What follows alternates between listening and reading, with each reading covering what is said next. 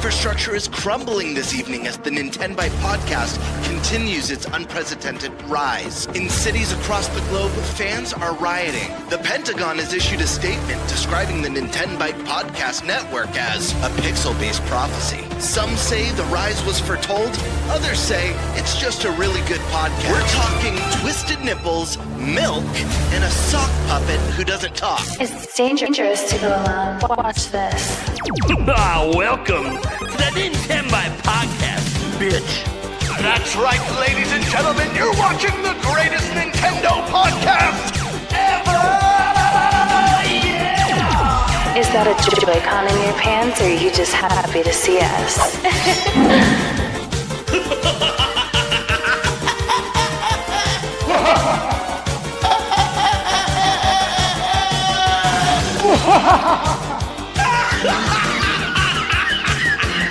Shut up! Now feel the power. Everyone, do you feel that? Oh my god, I feel it! I feel it too, Gamer. What is it? It's the power of our podcast. I feel it!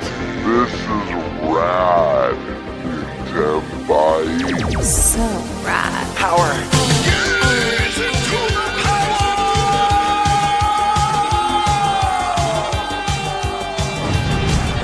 Now bask in their glory. I'm Nintendo Prime. Oh baby.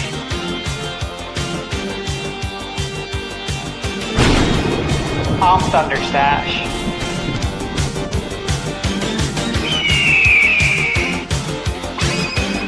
I'm Gamebird Classic.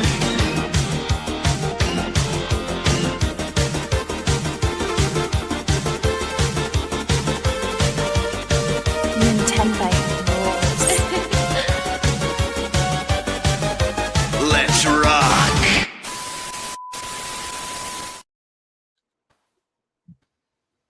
Hey everyone, welcome to the NintenByte Podcast, Season 3, Episode 46.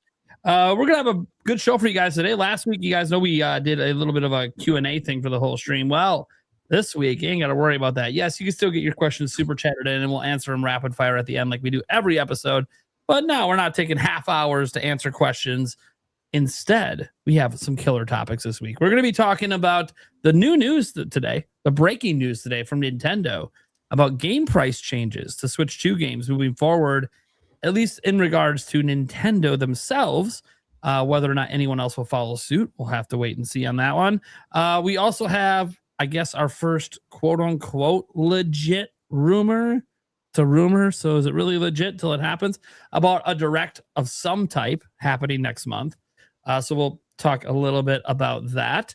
We have Bloomberg, had to get the negative headline of the week out there for Nintendo, talking about the 30% reduction in manufacturing. We'll talk about that as well. And a little bit of a dealer's choice. There's a couple ideas floating there. I don't know what's going to happen because it's a dealer's choice. Whoever chooses that one, they choose the topic. So let's go around the room, though, and introduce our guests. We have Tiger Time is here. Hello, how's it going, guys? Great to be back, as always. Excited to talk tonight. Yeah. Nice. We got Deacon Sandstorm McDowell. It's the Sandman. Good night. Just you're going to sleep out instantly. No, what is the Sandman. Good night. Click. Come back. It's not a joke. He literally just dipped out. What the fuck? Oh man, welcome, man. Nice to have you here. We have Andres Restart's back. How's it going, bud? You're muted. I'll unmute you. Maybe I remuted you. You're unmuted. Can't unmute because you choked.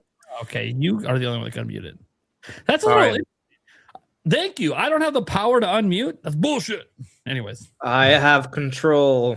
I've maintained some of my powers from when I used to co-host. Anyways, thanks for having me. I'm happy to be here. Nice. Happy to have you here too. We have our sock puppet / Spice Lord, Eric Moore is here. Hello, everyone. Hell yeah. We have the Gamebird Classic in the house. The legend. What is up, everyone? Happy to be here. Another Wednesday. Let's kick some butt. Let's talk some games. Hell yeah. And then we got Thunderstash Gaming, whose body is ready. Always. Yeah, happy to be here. Busy week. A lot of games coming out this week. If you haven't noticed. It's insane right now. The amount.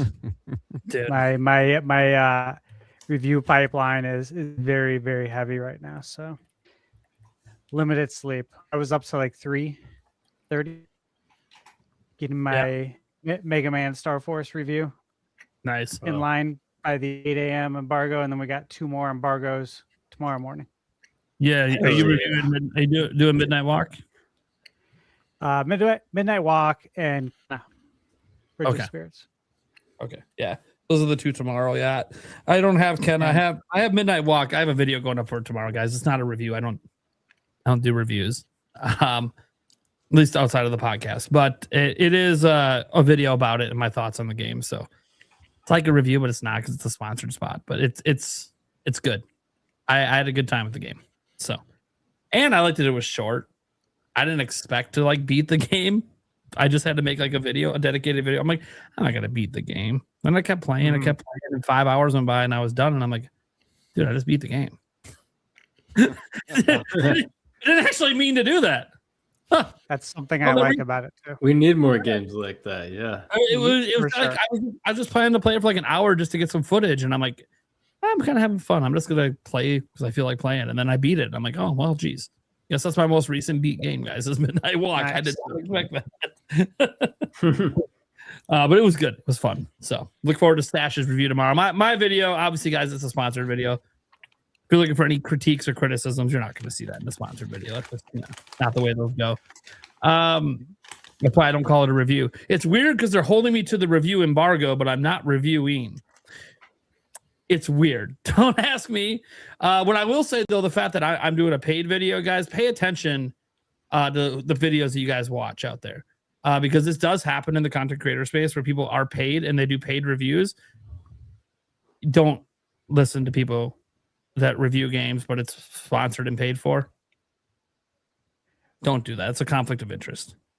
To be fair, I did review, but you guys already know this.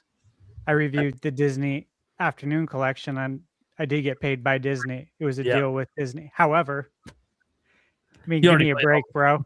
These Those games games- came out in the NES era. I've been playing them my whole life. Your opinions weren't going to change today. Those games, your opinions were locked in for those a long time ago. Those games have been on my shelf. Like literally, I've owned DuckTales since 1989. So I mean, come on.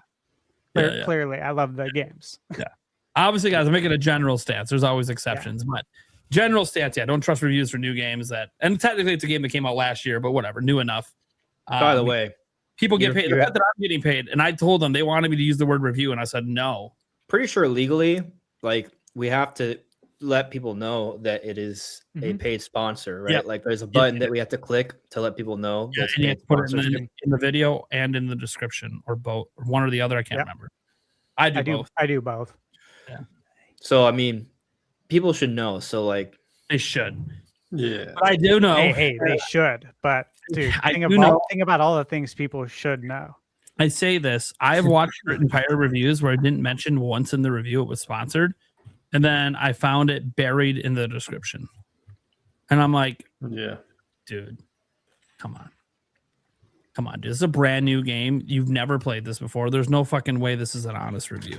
And here's what sucks is because like you can get paid. Like I got paid for Midnight Watch. It's not a review. I have a lot of positive things to say about it, but I have that to say anyways. But that's why I told them I can't call this a review because I am not taking money to do a review of a game I've never played before. This doesn't make any sense. Because then one, I don't do game reviews, and two, now I'm doing it because I'm paid, and I'm doing it because I can only say positive things. Like I'm just not doing that shit. But I have ran into other content creators, and I won't name any names, that have put out reviews that were definitely paid for. Who?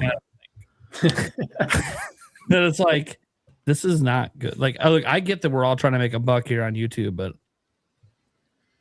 at some point integrity has to matter somewhere, doesn't it? I don't know. Maybe I'm off on that. No one seems to be agreeing with me. So I mean, you Listen, already know Prime- I do, but we know how the world works, man. Like a famous quote, everybody has a price. Say, get the check while you can get it. Who cares? Tell you what, Prime, you can do a Gamebird Classic sponsor on your channel, and you're allowed to critique me all you want. How's that sound? The problem is, it's hard for me to critique someone who's better than me. Oh, You heard it here, folks. So it would just be a suck up video. I think you just want me to advertise your channel to get more subs. I get it. That's probably it. There's always a motive. There's always a motive. All right, guys, I'm Nintendo Prime. What's up? You guys know daily news. Let's go ahead and get to our topic roulette. Who wants to go first? Any takers? I'll go. All right, Sure. Gamer, what one you want? What do we got here? No, boring. Not interested. He was involved in the whole discussion earlier today. This is boring. This is probably one of the ones he threw out there. Let's do topic 1. Nintendo Switch 2 exclusive game price change. There you go. I'll do topic 3. Well, look at that. Jumping at topic 3. Ooh. 3. I'm actually excited to see what Stash has to say about that topic. I didn't think that was the one he was going to take. I knew he wouldn't take the direct. Everyone's bored about the direct. I know I'm going to end up stuck with that topic, but everyone's bored talking about a direct until it actually happens. I get it. I was gonna say, are you sure you're not gonna get stuck with dealer's choice? Yeah, I might because you go next. Yeah, you're getting stuck with dealer's choice. Damn it. you at least had an idea. So Well, there's 2 ideas written down. I mean, neither of them were mine. yeah, there is that. just to put it out there. Okay, cool. So Eric's going to take the Nintendo Direct, and I'll do dealer's choice. Guys, I don't know what the topic's going to be yet. Maybe one of your guys' super chats that comes in ends up being the topic. I have no idea. Sometimes you guys have better ideas of stuff to talk about than me. In fact, I might eventually let members on my channel submit topic ideas. No promise we use them. Just in between episodes if people want to just throw some stuff out. Because sometimes we just need a list of extra topics we can just get to whenever. Like Fantasy Critic's been floating out there for a month. We just keep not getting it. Well, last week was the perfect week, except we did 6 hours of Q&A. Yeah. So what a shocker. All right, guys, let's go ahead and get to our first topic. Gamebird Classic. All right. We got a big one today. This is kind of breaking news today. Nintendo of America announced today that a pricing change for Nintendo published exclusive games on Switch 2. The reasoning behind this stems from the increased cost to make physical games. Thus, beginning with Yoshi and the Mysterious Book, it appears physical games will be $10 more than digital games. For example, Yoshi is listed for $69.99 physically, but is just $59.99 digitally. This change applies to all future Switch 2 exclusive Nintendo published games. Some view this as a discount, taking Nintendo's new $70 standard and offering a cheaper digital version, while others view this as a price hike. Is this? Sorry. I just got off work. Is this people actually saying this is a price hike? Yeah. Yeah, A lot. Yeah. It's all over the internet. Yes. That is so funny. I have a comment on that in a second, but first I want to finish reading this. Sorry. So while others view it as a price hike, taking a game like Yoshi that last gen would have been $60 and charging $70 physically. Concerns as well come up if Nintendo has any more $80 games. Will it be $80 digitally and $90 physically? Of note, Nintendo already has these price discrepancies in Japan and Europe, so this isn't a new move for Nintendo themselves, but is new in the United States. What do we think about this? And the big one, will this make the all-digital feature come quicker? Fun note, unrelated, but Prime 4 has been discounted by 52% in Japan, hitting discount bins after just 3 months. This is notably the number 1 or number 2 markets for the Switch 2 in the entire world. Flap? Question mark. So, real quick, I just want to say this part of the subject. I've had a very busy day, so I'm kind of catching up with the news right before the show. But reading this, that others are viewing it as a price hike. Taking a game like Yoshi that last gen would have been $60 is one of the dumbest things I've read in a while. I mean, and I can keyword only last compare gen. that. I could only compare that to cognitive impairment is what I'm gonna latch that onto. Difficulty with thinking skills, difficulty with reasoning, difficulty with understanding. Anyone could sit here, like if Sony announced tomorrow, after this big Nintendo, if Sony announced that going forward, all first-party PlayStation 5 games are going to be cheaper than the physical versions. If someone jumped out and said that's bullshit, that basically means we're paying wait, what did they say? Hold on. Let me see what they said.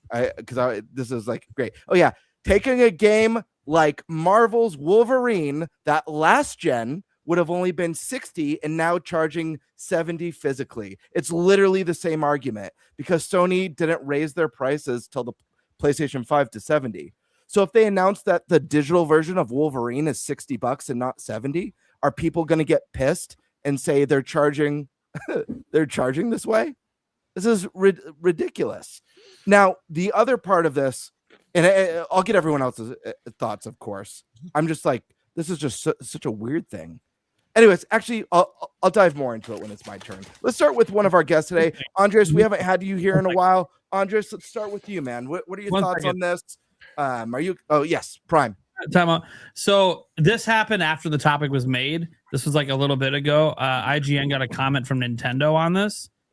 And basically they were, asking about that whole thing we just talked about. Sounds ridiculous, the increase in price, right? Like increasing price points. So it's found a confusion regarding whether this was Nintendo effectively concealing a quiet price increase by making physical Switch 2 games more expensive, or if it is in fact Switch 2 digital games getting cheaper. Here's what Nintendo had to say. The cost of physical games is not going up. This means that when Nintendo sells digital versions of Nintendo published games exclusive to Switch 2 to consumers in the United States, those prices will have an MSRP that is lower than their physical counterparts. Retailers obviously set their own prices, blah, blah, blah, blah, blah. So all this tells me is that with no official announcement that they're going to be locking in games digitally at $70, with physical being the new $80 being the new standard, this is a self-inflicted mental breakdown over nothing that's been announced. Now, if they made this announcement and Nintendo announced that, like, going forward, Switch 2 games digitally are $70 and the physical are 80, okay, you could be upset about that because they're making 80 kind of the new standard, but nothing of that exists. This hasn't even gone into effect yet. The only example we have is an example of a game that got cheaper digitally with the announcement. This is literally mental. Anyways, Sure. with that being said, Andres, what are your thoughts on this? Good, bad, exciting, and touch on the Metroid Prime big discount. So I find it fascinating that, of course, people chose to look at this in the most negative way possible. Nintendo saved money, and now that, how dare they? But that doesn't mean I think it's all good, just to be clear. I think it would be interesting if we could find like a comparable game to Yoshi already from Nintendo that would have also been priced at 70. I'm kind of having a hard time thinking of one. I mean, how expensive was Pokopia? $70. Okay. I don't think that's a high budget title.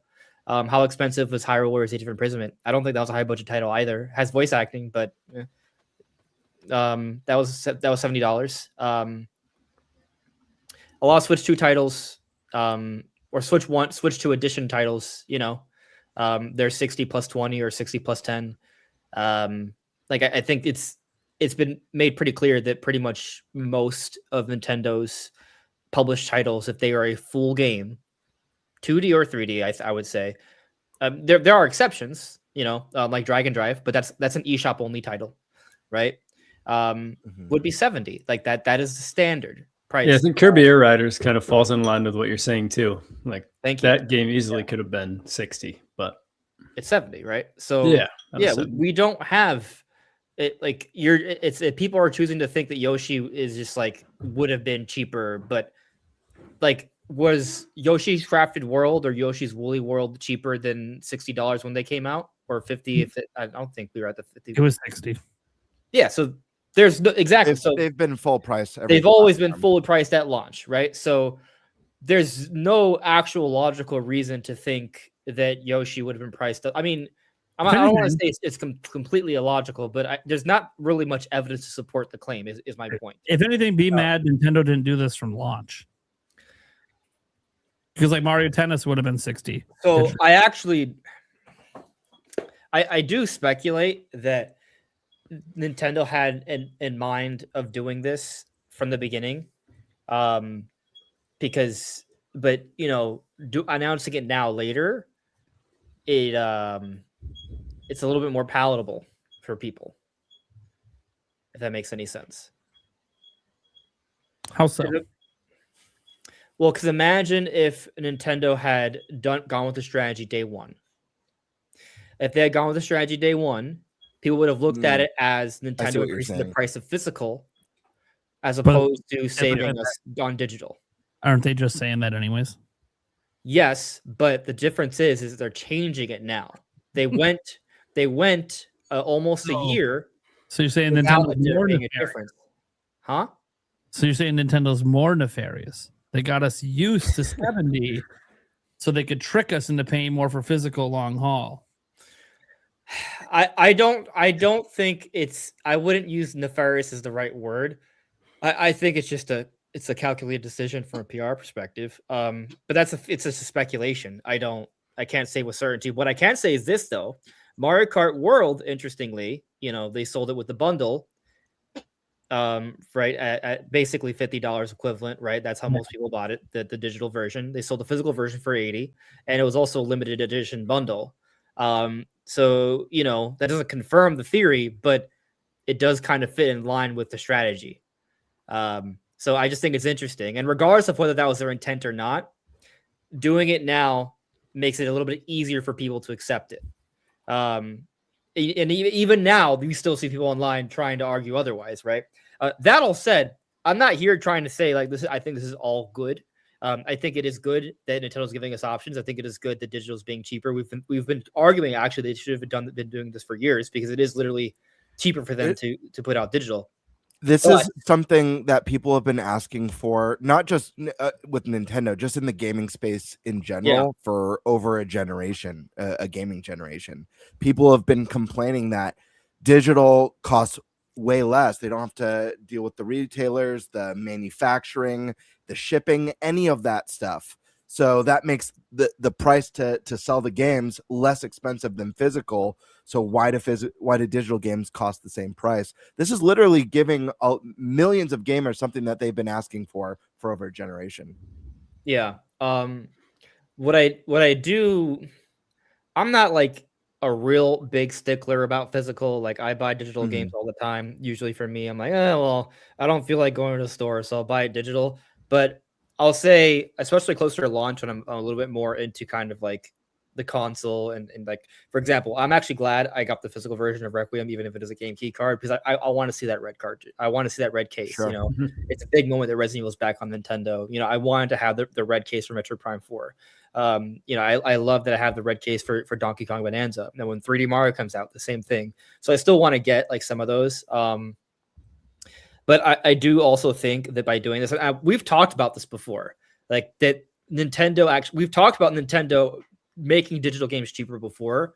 And we've also talked about how this would be a smart move to encourage people to buy digital even more, so get more accustomed to going more digital, leaning more in that direction, which I do think will accelerate what most of us acknowledge as an inevitability, not a desire, but an inevitability that the industry is going to go, if not entirely all digital, mostly all digital. Like this is going to push things more in that direction, which, you know, I recognize is not the best thing in the world, but also realistically, I think that's kind of what's going to happen. On the flip side, though, there's multiple perspectives here. By charging physical at a premium, that in a way, it's like kind of like, oh, okay, well, you know, if we're going to go through the lengths of, you know, putting out physical things that they do cost us more, there is a greater price for that, if that makes any sense. But yeah, so it's nice that we're going to see some savings, but also, yeah, this is definitely going to be pushing things towards more digital, an all digital future down the road, or mostly digital future down the road. All right. And what about Prime? What about the Prime news? Major discounts. So this is an interesting thing because they've been doing this in Europe for a bit. This isn't new for Nintendo. They've been doing it in Nintendo of Europe. I think someone told me they do it in Japan as well, but I can't confirm. Nate, can I pause you real quick? Let me be more specific. I meant to ask Andres, Metroid Prime major discount. Thoughts on that as well? Oh man, I wasn't able to get away. I wasn't able to get away from it. I thought I avoided the conversation. That was not intentional, actually. But afterwards, I was like, oh, I got away with it accidentally. Guess not. I was trying to help you out. I knew you didn't want to talk about. I mean, we already knew the game was selling poorly in Japan, so it's just kind of like whatever. Like, I don't think that. Huh? I think it's selling poorly worldwide. Sure, I bet you do. We'll see. I saw it discounted at Walmart today, so it's not a national discount. How much? It's $20 cheaper. So to me, that means that they're not moving it. I asked them about it. They don't know why it was cheaper. It was a decision. Just that specific one game, no others. Just that game, yeah. Huh? That is weird. But again, guys, because I haven't been able to confirm it outside of my Walmart, I didn't want to put it in my video today because I'm like, I looked it up on Amazon. It is $5 cheaper on Amazon. So that is interesting. And I looked at Donkey Kong Bonanza, which is not $5 cheaper, just to kind of like compare a game that I know is selling well. Also, Nintendo sold Metroid Prime Remastered when it came out in 2023 at a heavy discount also, and it still didn't sell extremely well, which was stupid. I just think it's weird, you know. I know there's a lot of people that don't like Metroid Prime 4, but I think it's really weird just how badly the game was slammed, because I don't think I think it's an underrated game. Like, I don't think it's a 78 on Metacritic kind of game. I think it's somewhere in the 80s, maybe not high. I think high 80s is probably wrong. Low to mid. It's not the best Metroid Prime game, but I still think it's a good game. And I think, you know, it kind of it got too much hate. But also, even if it was praised really well, even if it got like 95s to 99s on Metacritic, I'm not sure if that would have made much of a difference either, sales-wise, because Metroid Prime Remastered was one of the highest-rated games of the generation. Was discounted significantly more than any other major Nintendo title. Was the best-looking game on the Switch One, pretty much inarguably, or at least definitely in that conversation, right? You can't say it's not in that conversation. And yet, despite all those things going for Metroid Prime Remastered, you know, one of the highest-rated games, one of the best-looking games, you know, heavily discounted, it still didn't even eclipse 2 million. So, you know, I don't think Nintendo marketed it at all. You know, in hindsight, I don't think Nintendo really marketed Metroid Prime 4 that much either. They did the Metroid Prime 4 overview trailer, which is a more significant overview trailer than other other overview trailers. But it was almost a Metroid Prime 4 Direct, but it wasn't quite a Metroid Prime 4 Direct. And I think that was it's very strange. We know they care, but also, do they care? I'm not sure. I hope that when Metroid Prime 5 comes out, they handle it a little bit differently. But yeah, they didn't treat the game as good as they could have. All right. Nate, you were jumping in, so we're going to go to you next with your thoughts on this topic. That includes, is this, you know, accelerating the digital future, your thoughts on these digital discounts, as well as your thoughts on what's going on with Metroid Prime 4. My thoughts on Metroid Prime 4, I'll just get that out of the way quick because you was just talking about it. Look, it's not selling well. It is what it is. That's all that means. It's not selling well in Japan. It already didn't really launch well in Japan. It's not selling well there. Seeing a couple, just glancing online, a couple other retailers have discounted it multiple times over the last couple months. I'm On Amazon, I think it said it sold like 1,000 copies in the last month, or just over 1,000. And guys, that's some sales, right? That's obviously something, but that is so minuscule. I mean, let me just with Amazon, because Amazon actually gives us a little numbers like that's over 1,000. Let me see what Donkey Kong Bonanza said it did in the last month, just for like a comparison on an older Switch 2 exclusive.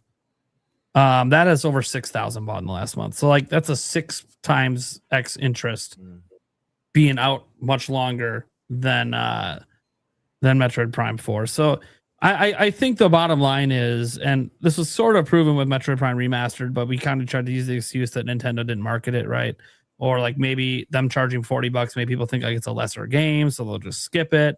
I know that seems ridiculous, but consumers can be dumb sometimes. They see a lower price, they think lesser game.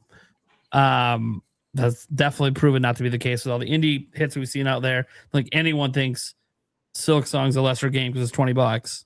But bottom line is, Metroid has had a hard time appealing to people, especially the 3D ones. The side-scrolling ones, you look at the history, they always do kind of decent, between $1.5 million to 2.5. Obviously now with Metroid Dread going above 3 million. Prime 4 is probably still going to sell. I mean, we already know it's sold over 1 million. Maybe it does get to 2. We'll see. Yeah. You know? I'm of mind that Prime 4 will probably not get to 2. I'll be happy if it does. I don't know if they'll ever update it, because Nintendo only updates when they sell 1 million in a quarter. And I don't think that's ever happening again for the games. I don't know that we're ever going to get an official update on, besides it selling over 1 million combined between Switch 1 and Switch 2. And it makes sense if it's not selling well. It would make sense if they just never talk about it again. They just kind of move on. I think if nothing else, this does one thing. And this one thing is not something I want to be true.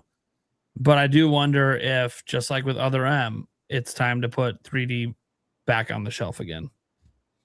Because it just isn't selling. The interest isn't there. And I know, guys, the budget was inflated because it started with one developer before going over to Retro Studios. So it wouldn't be $100 million to make a Metroid Prime 5.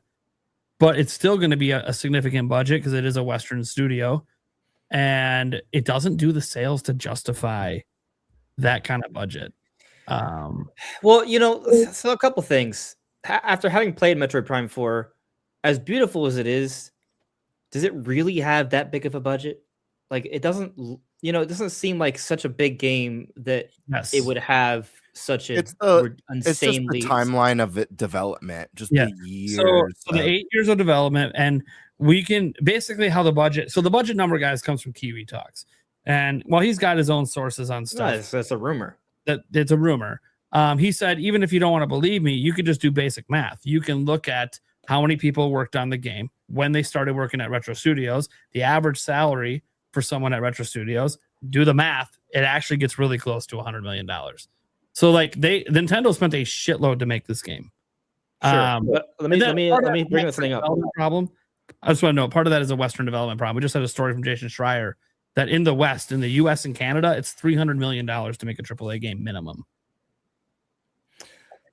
So something I want to bring up, Retro Studios went years without even putting out a game. Still had people that were on payroll that whole time. Sure. No game came out then, right? So I think that should be taken into account here. And I also should say, while I think the knee-jerk reaction is to like, oh, pull it, never make it again. I think what's smarter, and I think we've heard about this before from Kiwi as well, I believe, that the idea that would be best is to kind of be consistent with the series and build an audience, build momentum. So I think the mistake would be to not make Metroid Prime 5, especially after taking so much time and money to build the team and get an engine together, a modern version of the engine to make this kind of game. And if it's the size of Prime 4, honestly, if they already have the engine, the people there, shouldn't take them that long, cost them a ridiculous amount of money. Like, obviously it's expensive. I'm not trying to say it's not expensive, but this shouldn't be like a Zelda kind of expensive project, given what they did with Prime 4. If they want to go bigger, I'm all for it, but they better market it, right? They better do something that's going to make it worthwhile. I got a question for you. Do you think they can make Prime 5 on the budget of a side-scrolling Kirby game? Because that's the kind of sales it does. Well, there's a lot of Kirby stuff. Kirby has probably huge, great profit margins. That's what I'm asking. Nintendo likes to make money. They don't just make games to lose money. Yeah, Pokopia probably was cheap as hell to make too. They don't have to make a ton of money, guys. Nintendo's not one of those companies that just chases the highest profit margins. Like they'll continue to make a series even if the profit margins aren't super big. Like I don't think the Xenoblade profit margins have been big for them, but it has been profitable. So they keep it going. Hence the lack of an endless chase of games of service from Nintendo. Yeah. So like they'll settle on games that aren't as profitable but are still worth making because they are profitable. The reason I bring this up is because like it's the side-scrolling Metroid game clearly made them some money for Mercury Steam. Don't know what the budget was for it. Don't know if Nintendo doesn't publish budgets. You can do math like I just did, but Nintendo is not a traditional budget company because they do salaried employees. But I do think that when I look at Metroid Dread and I see, okay, 3+ million side-scrolling, highest ever. Then you see highest budgeted Metroid ever drop. Might have lost them money. Might not even been profitable. And struggling to have any legs. And obviously the reception wasn't as good as it was for Dread either. And obviously there's been your last two 3D Metroid games. I don't know if it's too early to say this, but it feels like Prime 4 and Other M were a flop. And they did have consistency from Prime 2 to Prime 1 to Prime 2 to Prime 3 and saw no during the GameCube era. So and Wii. Yeah, which was not hardcore centric. But GameCube was, and there was only 20 million of that. It's easy. That's a weak excuse. Metroid Prime Remaster was on Switch 1 and couldn't sell. Are those not hardcore gamers? Like what? At some point, we got to stop making excuses for why 3D Metroid doesn't sell. You didn't realize it just doesn't appeal. And that sucks because I think the games, even 4, I think is really good. I think the first 3 are excellent. The first 2 especially are excellent and peak Metroid. But they can't find a way to appeal to people beyond this really, really hardcore 1 million to 2 million people. And honestly, it's not the only game that struggles with that. Fire Emblem, Xenoblade, they don't get past 3 million usually. But they're a lot cheaper to make. Way different situation. And Fire Emblem almost got canceled. Remember, they had to publicly come out and say if Awakening doesn't sell well, we're done with it. And then Awakening went on to be the best-selling one. Yeah. So 3 houses. I want to point out, though, Samus Returns, the prior Mercury Steam Metroid title, had poor timing. As far as 3DS titles go, it was one of the most ambitious. Didn't get to 1 million.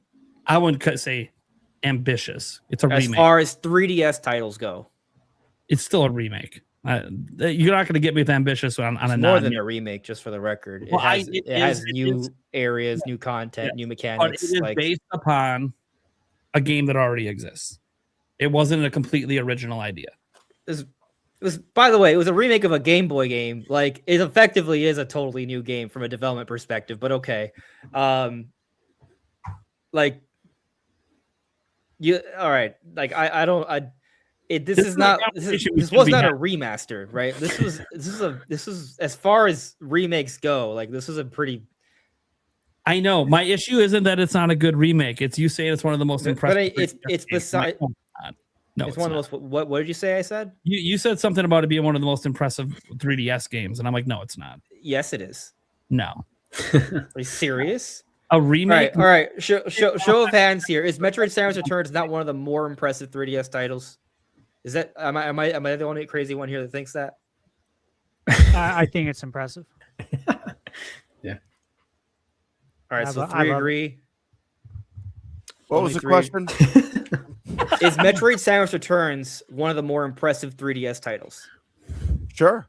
Yeah, I think it looks great. So we have 4 people who agree, 5 people who agree. Eric doesn't know.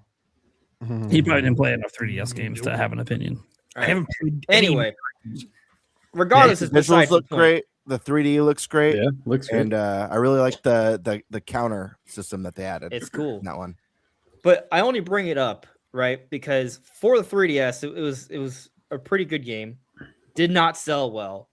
But they come out 4 years later, put out Metroid Dread, best-selling Metroid to date. So, I don't know if Nintendo's going to think, hey, we should quit on Metroid Prime 4, especially after we already have the resources together to make another one. The funny thing is, you keep bringing up the side scrolling, and I said they should continue the side scrolling, and the sales tell them they should. Well, Samus Returns was not a reason to continue. Depends. It could have been still profitable, Andres. It wasn't that expensive to make. We also don't know, like, for example, Metroid Prime 4, if it gets past 2 million, right? If you account for Amiibo sales, the art book sales, is it really that far off from being profitable? So, you know, we got to see. If it's close, I feel like Nintendo would think they can definitely make a more profitable Prime 4, with a much quicker turnaround. Prime 5 with a much quicker turnaround. So, all right. Well, this was my take. And my take is that Metroid Prime 4 is obviously not selling well. I don't think if it does cross 2 million, we'll never know because it'll never be updated. Because again, they only update million sellers, not when it hits a new million, when they sell 1.25 million.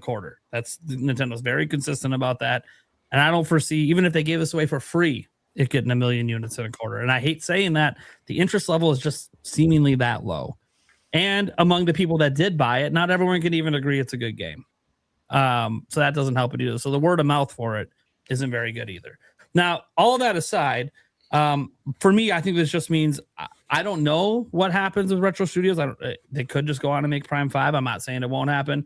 My opinion is we're just very lucky Nintendo is not a company that lays people off and closes studios, because that's what everyone else would have done in this situation, is already have closed Retro Studios. But Nintendo isn't that kind of company. They see talent. They think they can get that talent to do something profitable for them. What it's going to be, is it Prime 5 or is it something else they put them on? I don't know. I don't think they go back to side-scrolling Donkey Kong, although maybe. But yeah, we'll see what happens. So that's just my opinion. I think Prime 4 is obviously not selling well. I think it's kind of a fact, depending on what your expectations were. It's not selling well. With that heavy discount in Japan, especially.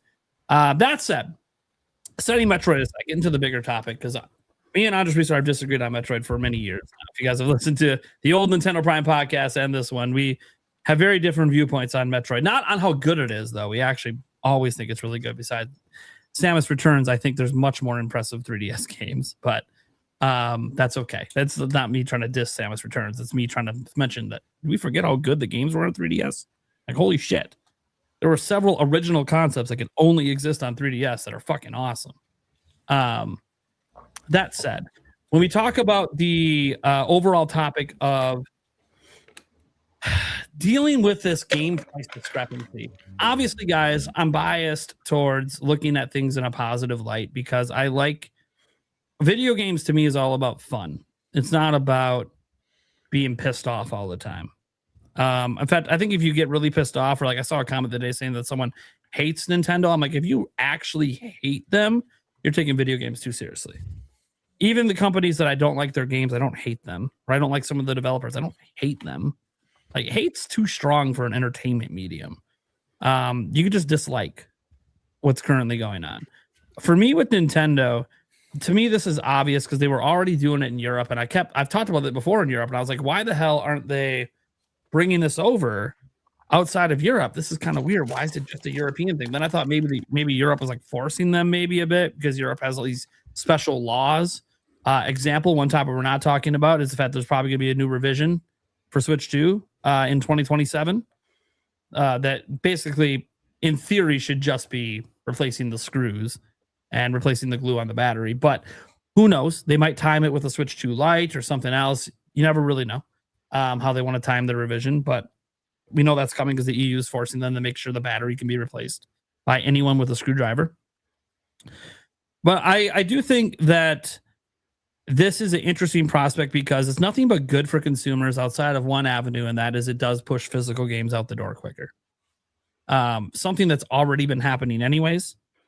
I went over the percentages in a live stream the other day, but this is just, I don't have the sources on my hand, but so off the top of my head, it was like 90-10, the overall industry is buying digital versus physical, and that includes mobile and PC, of course, which is all digital.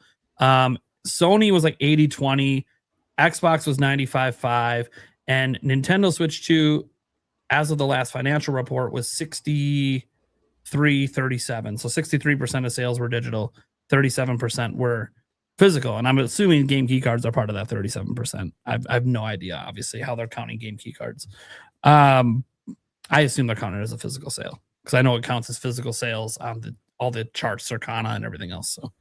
So my thing is, when I see them do this, I just think, well, this is their game voucher replacement program, except it applies to every game they publish. I don't see how this is a problem. You think about the voucher program. What was it? Spend $100, you can get 120 worth of game value, right? You save $10 a game. Same thing here. Except now it's every game. Who needs a voucher program if you're just gonna straight up just say they're cheaper? Look, it is gonna spur the digital age quicker, but the digital age was already coming anyways. So honestly, this is better than the voucher program because there were games they wouldn't count in the voucher program that were published by them in first party. This is for every exclusive Switch 2 Nintendo published game will be cheaper digitally. All of them. They said it themselves in plain black and white. That's a good thing. I don't know how this could be spun to be a bad thing outside of, yes, it's spurning physical going away quicker. There's also a counter to that. Nintendo's setting this precedent that it's okay to charge more for physical. Obviously, we've already seen a couple indie games doing the same thing, charging $10-$20 more for physical. What if this actually spurs, and look, I don't think this is going to spur a lot of them, but what if it spurs some of these AAA games that can fit on a cartridge to be like, you know what? Nintendo's saying it's okay to charge more, so let's just charge more to put a physical copy out instead of a game key card. I think that is something that now might be a conversation at some of these companies. I will tell you, I do not foresee things like, let's say, I'm trying to think of a game that would fit. Like Indiana Jones is fitting, and I think they're charging $70. I don't foresee them charging less than $70 for digital. I think it'd be more like they charge $80. I don't think the question is, do we charge more for physical? I think the question is, do we charge more for, or do we charge less for digital? And I don't think that's I don't think anyone's gonna, any of the AAA companies are gonna take it that way. I think for them, they're gonna go, oh, we can increase physical price because it looks like a good deal digitally. So you think third parties are going to charge $80 for physical and $70 for digital? If it's a physical cartridge, not the ones already announced, guys. Like I used Indiana Jones already announced. That's already announced at $70. That's not changing. Interesting. I mean, we'll have to wait and see if that happens. I feel like that would be to the detriment of those parties. Yeah. AAA industry has not always been known to make the smartest consumer friendly decisions. I just think we have to leave. There is a price drop that has been announced, so I don't think, and I'm not saying you, Prime, but I think people need to not fixate on the price of physical went up. There is no announced increase in physical games today. There's announced decrease in digital. It's just like finding out if you've been charged the same price for a screenshot as a framed photo. And then a company being like, you know what? We're going to charge you less for the screenshot. No one's going to sit around and be like, oh my gosh, the cost of framed photos just skyrocketed.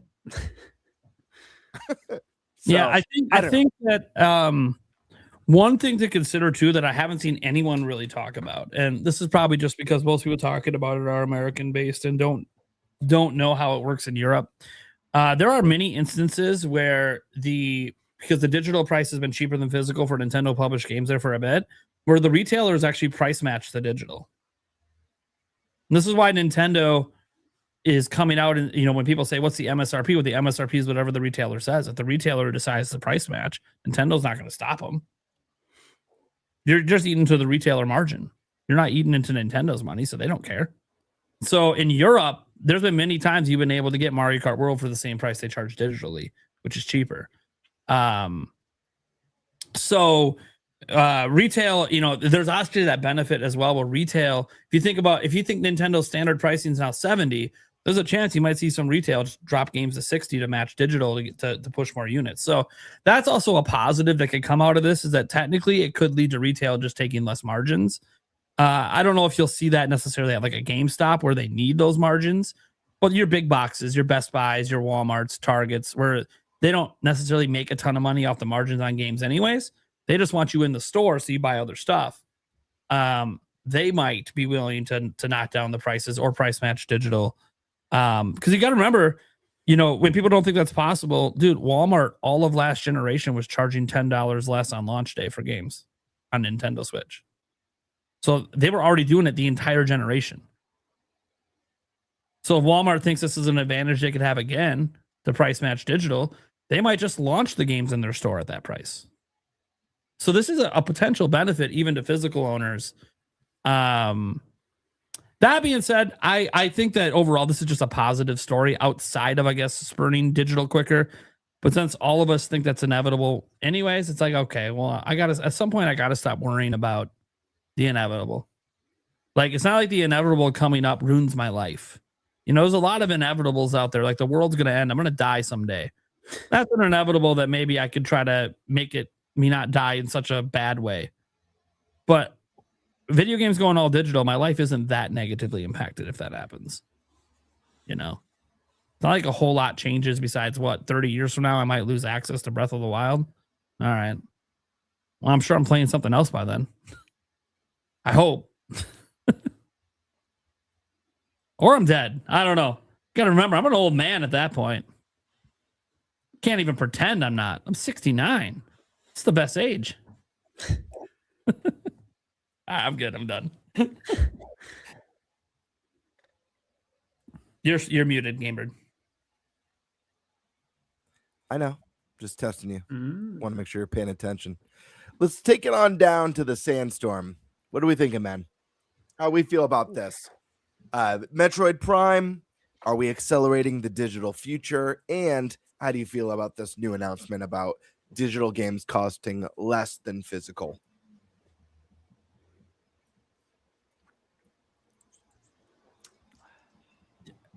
He's bullshit. Get the fuck out of here. His mouth's moving too fast. Or he's not. Yeah. No. Am I good now? Am I good? Yeah, you're good. It did look like you were faking.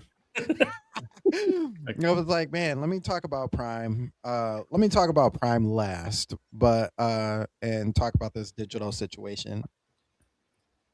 To be honest with you, I think this should have been how digital and physical should have been anyway, to begin with. I agree with the whole sentiment that there's no extra cost to manufacture cards, middleman, get it to a retail, all of that stuff like that. Even taxes are different. And I just don't buy the whole needing to have digital be the same price. Like it just doesn't make sense to me. So having two different prices for them, I'm all for it. I think it now where we have physical, I definitely think it works, and I definitely think it will push the digital world a little bit faster. I don't know how that looks in the future though, because if games for Nintendo are all sitting at, let's just say, $70 is the cap from now on. We're not increasing any prices, anything like that. If $70 is the cap and Nintendo is putting all their games out for $60 in the digital space where everybody else is going $70, how does that look for like the rest of the industry? You know what I mean?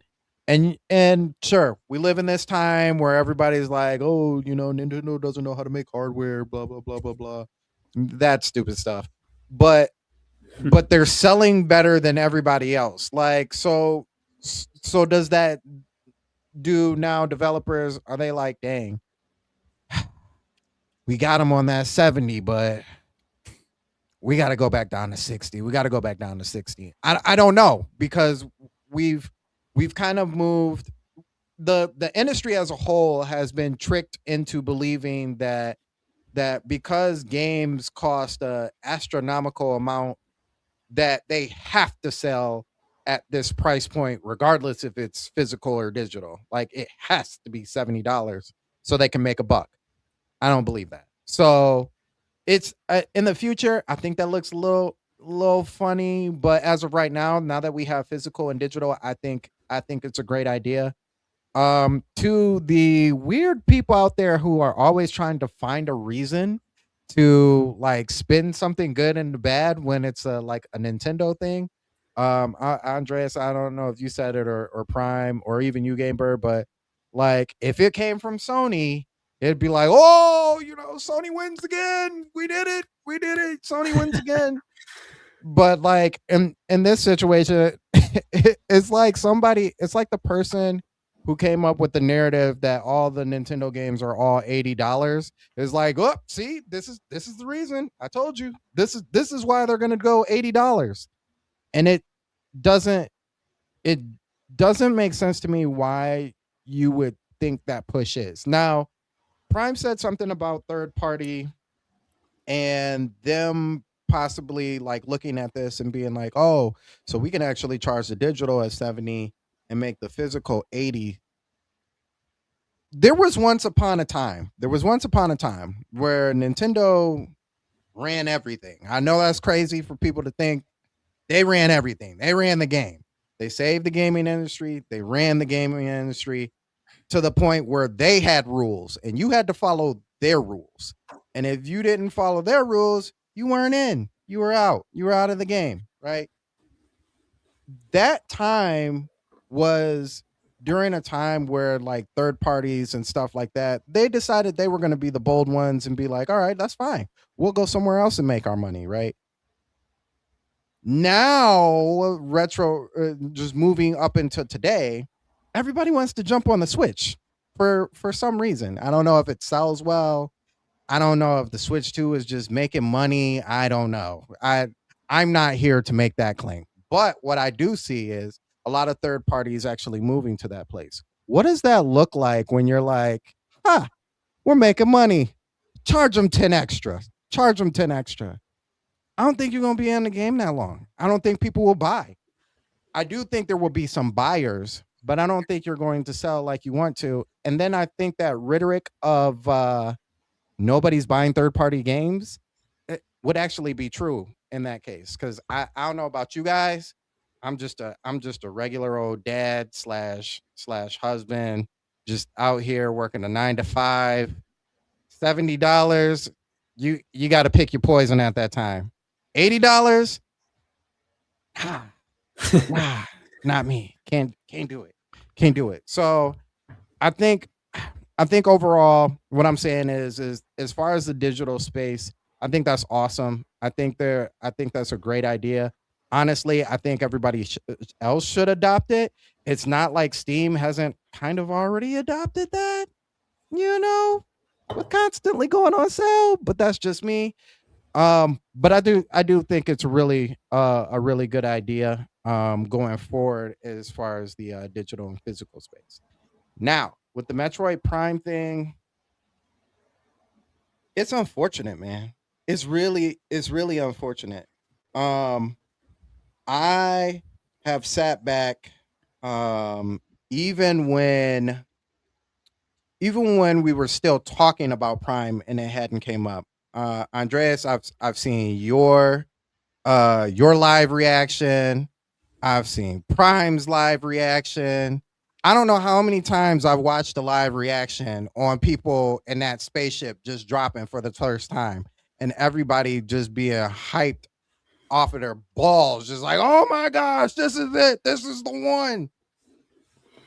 And I feel like I know you guys, you guys are all hardcore gamers.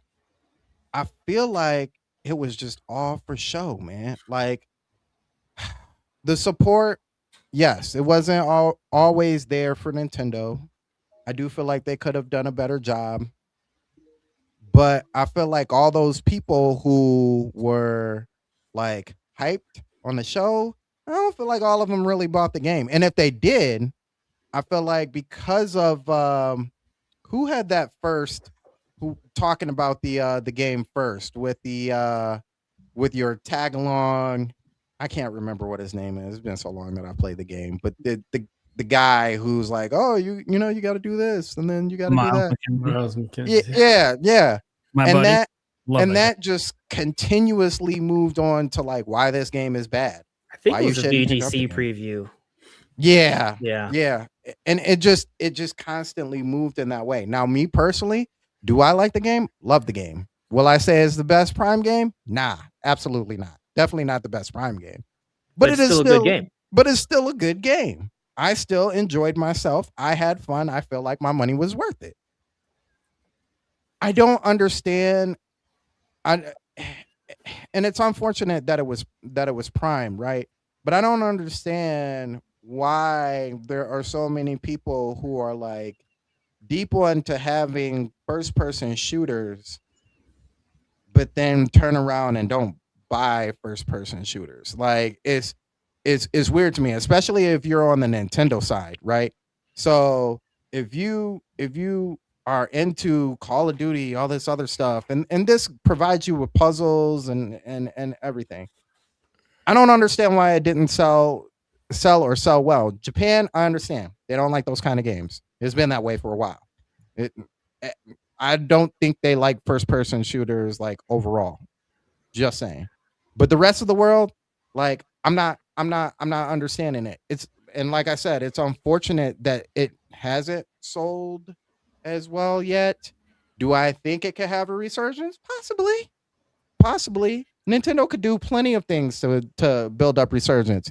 Watch them drop a Metroid Prime area in Orlando, and then everybody start buying, right? Watch them put on a 20-minute episode like they did with Star Fox of Metroid Prime, and watch people start buying. But it'd be crazy if they had a Lemoore Lab section added to the park. That'd be so cool. Yeah, you know what I'm saying? Oh There's God. so many Cool. ways. There's so many ways for it to for them to build. Unfortunately, just at this time, I mean, Prime looked it up. The game's being discounted. This is what I really don't want to happen, is that this is like a telling sign of them being like, well, you know what? Like F-Zero, y'all weren't buying, we ain't supplying. Move on to the next thing. We'll have Samus show up and Smash, give her just dues, and outside of that, y'all ain't getting no love. But the side scroller did good, right? Or Metroid 5 did good. So maybe they just leave it to 5. What I also would like is for Retro to maybe just part of that was their problem, right? Part of that was their fault, and Nintendo being like, yeah, go ahead and do that. We need the Breath of the Wild stuff in. I think once they move away from the Breath of the Wild stuff and take that mechanic out, I think we're back to it. But I would also like Retro to finally just make that game that they wanted to make, that they had in their mind this whole time. Finally put that down. People get hyped, buy it, don't buy it, whatever, and then come back to Prime 5 like, hey, yeah, we're not done. This is the one right here. And that could also generate Prime 4 sales, because if they build right off of that, it's like, okay. I didn't buy that before because everybody was talking about my mans. I'm gonna go back and now I'm gonna buy it because I need to know what happened before this. So that's a really good point, actually. Yeah, that could help. So I'm thinking Prime 4 situation. Yeah, it sucks as of right now, but there's always still time. You're still in your first year. It hasn't even been out a year yet. I know sales kind of change between different games depending on what shows up and what doesn't show up. But I know personally, a co-host of mine, shout out to Trey Vito, he just picked up a Switch 2, and he's actually playing the I'm catching up to you guys game. I'm not going to jump into current games that are out for the Switch. I'm starting off with my Mario Kart, my Donkey Kong. He's like, next is Prime. So there are going to be other people who are going to be similar to him, where as the Switch sales move up, as people start buying, they're like, okay, I missed out on some of these games. I need to go check on these games before I just jump into what the current is. So that's my piece, Gamer. You're silent awesome. again. Yeah, I know.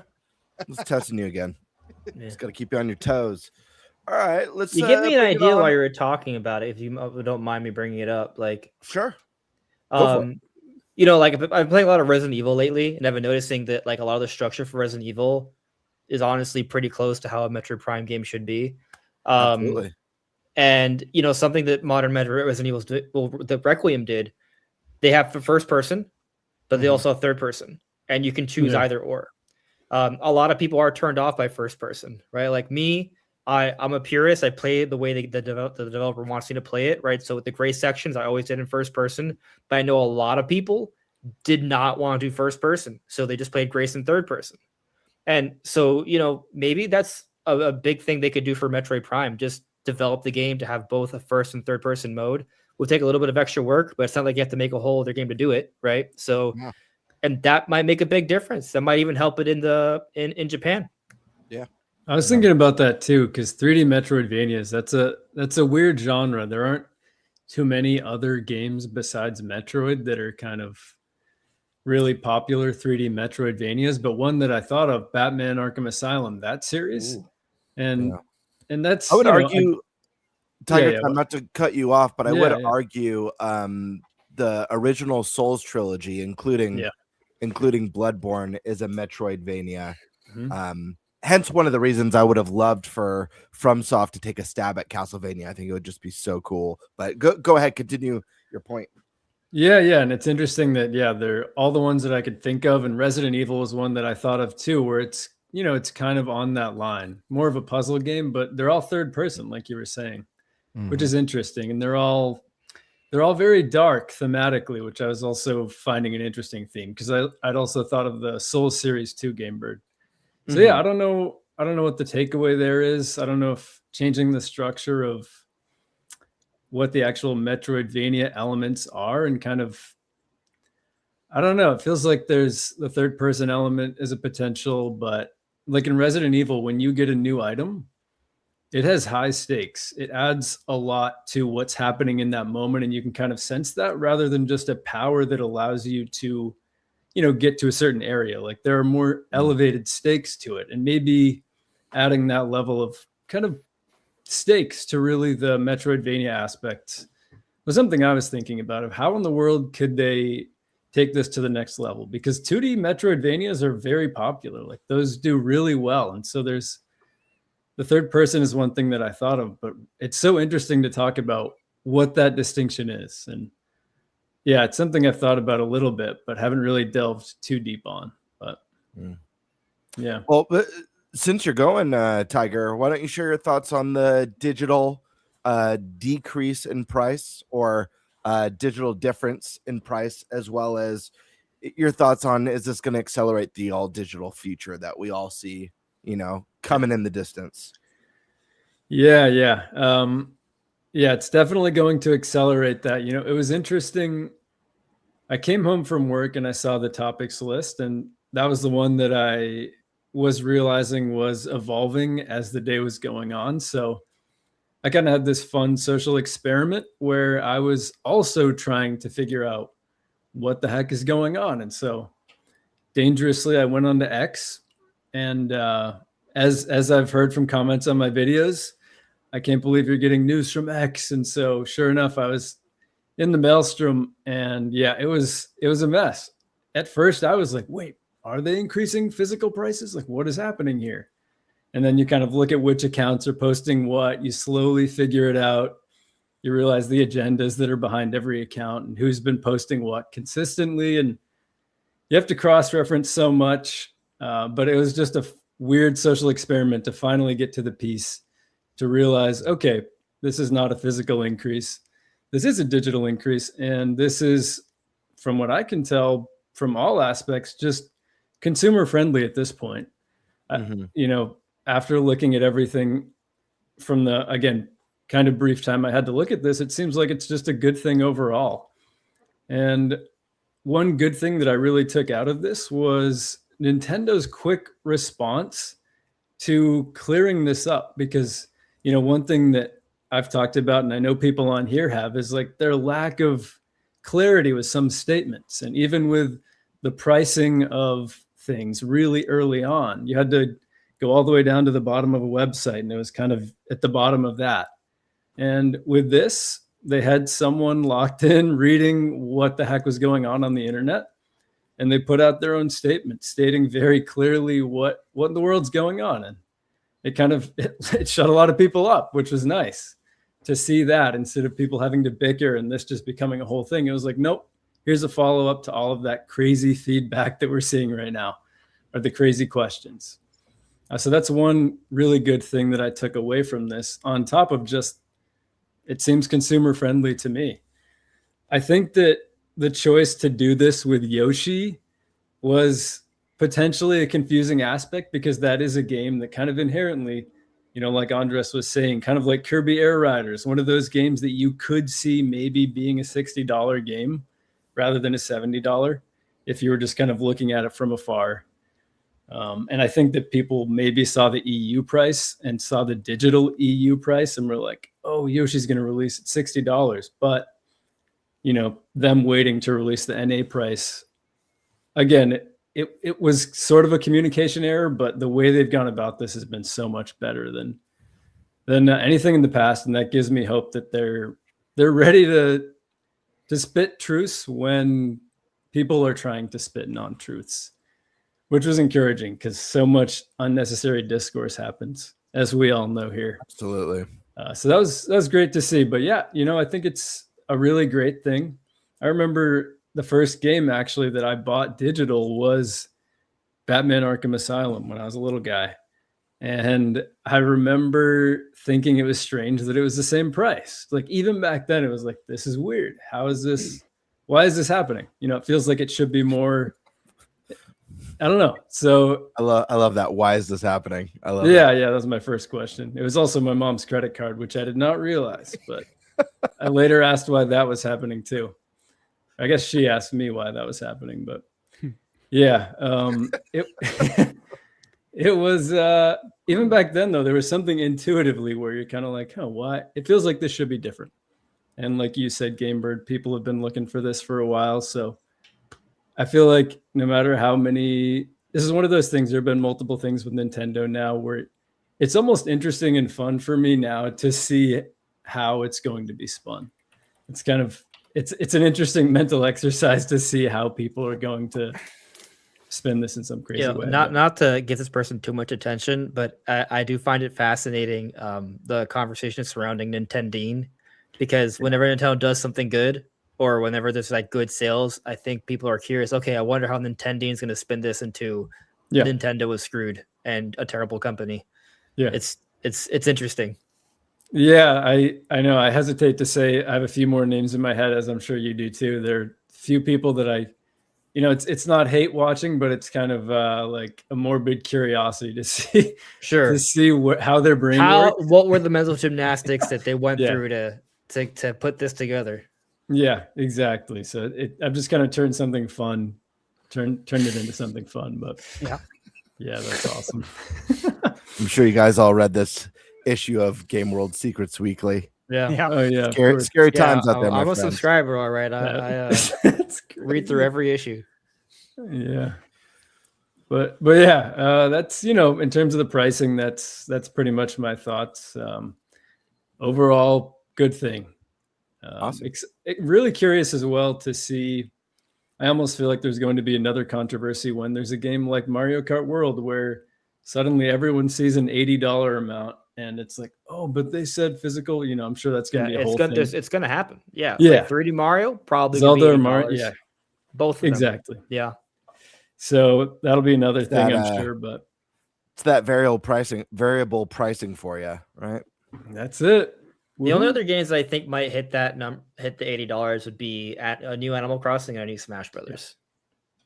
Right. Pokemon Winds and Waves is all actually maybe those. Like basically, if Nintendo thinks they could sell 20+ million copies, 8-0. Yeah, and then there's going to be the following freak out. Yeah. But where if you're paying attention, it's sort of expected, really. But yeah. On Metroid Prime, that's again, what I was going to talk about was what I mentioned kind of organically there in terms of just, my first thoughts when I saw that were obviously disappointment, but just trying to think of what it is, just my brain curious why Right. 3D Metroidvanias, why this series hasn't caught on, because so many of us enjoy it. It always, reviews really well in Metroid Prime 4. As we've seen with Crimson Desert, not every 78 is, or whatever it is now, is created equally. I know that's true for a lot of us here. So Yeah. Definitely sad, but we I hope there's that another one. Requiem sold a little over close to 1 million, right? On Switch 2, Requiem. Requiem? Yeah. I don't know if I saw. I think we heard from Paul Gale that it at least sold 900 to 1,000 within like the first week or something. So it makes you think that if Resident Evil Requiem can sell 1 million on Switch 2, obviously it's not the exact same kind of game, but there's a lot of similarities. There are. We talk about the third person element, but here's another thing. Like, what if they just went full rated M? Like, maybe Nintendo should do that, because I think most Metroid players would play it as a rated M title. Metroid rated M would be sick. That's Put out a sick title, yeah. Put out a movie right next to it, rated R too. Oh yeah, because the thing is that's another interesting thing. Like, what if they just went for a Metroid movie that was like Alien? Yeah, what the series was inspired off of. Definitely watching that. That'd be sick. Holy cow! Yeah. No, I Maybe think you're right. I feel Nintendo's like most scared. Yeah, I do feel like most of the Metroid Prime player base is mature, so I feel like they'd appreciate that. But yeah, Awesome. Let's move on down to the man who makes Thunder. I don't know. I have got nothing. Thunder Sash. Well, what are we feeling on this? Digital prices? Is this accelerating the digital future? And thoughts on this big discount for Metroid, and kind of just your analysis of that, I suppose. Yeah, so I saw the takes. I saw the news right when it came out. I look at it as a win, right? Obviously, there's nuance to these things, and Sure, and people do spend for a living. I think you guys mentioned Nintendine. I've never seen one of his videos. I have zero. Same here. He reminds me of that guy that Prime debated. I already forget his name. You remember? No, but I'll tell you, I don't watch Nintendine. Vigilante? Yeah, that guy. Oh yeah, as a Game Bird debate. It's too, funny yeah, because he's on my channel on Saturday, but More of a talk. I never I actually click on a do. Nintendine video, by the way, because I don't support it. But I still am sometimes curious about the headline. I've never seen it in my feed. Nothing. Yeah. I've I've seen never on seen it I've either. seen on X people talk about him, but this is his brand.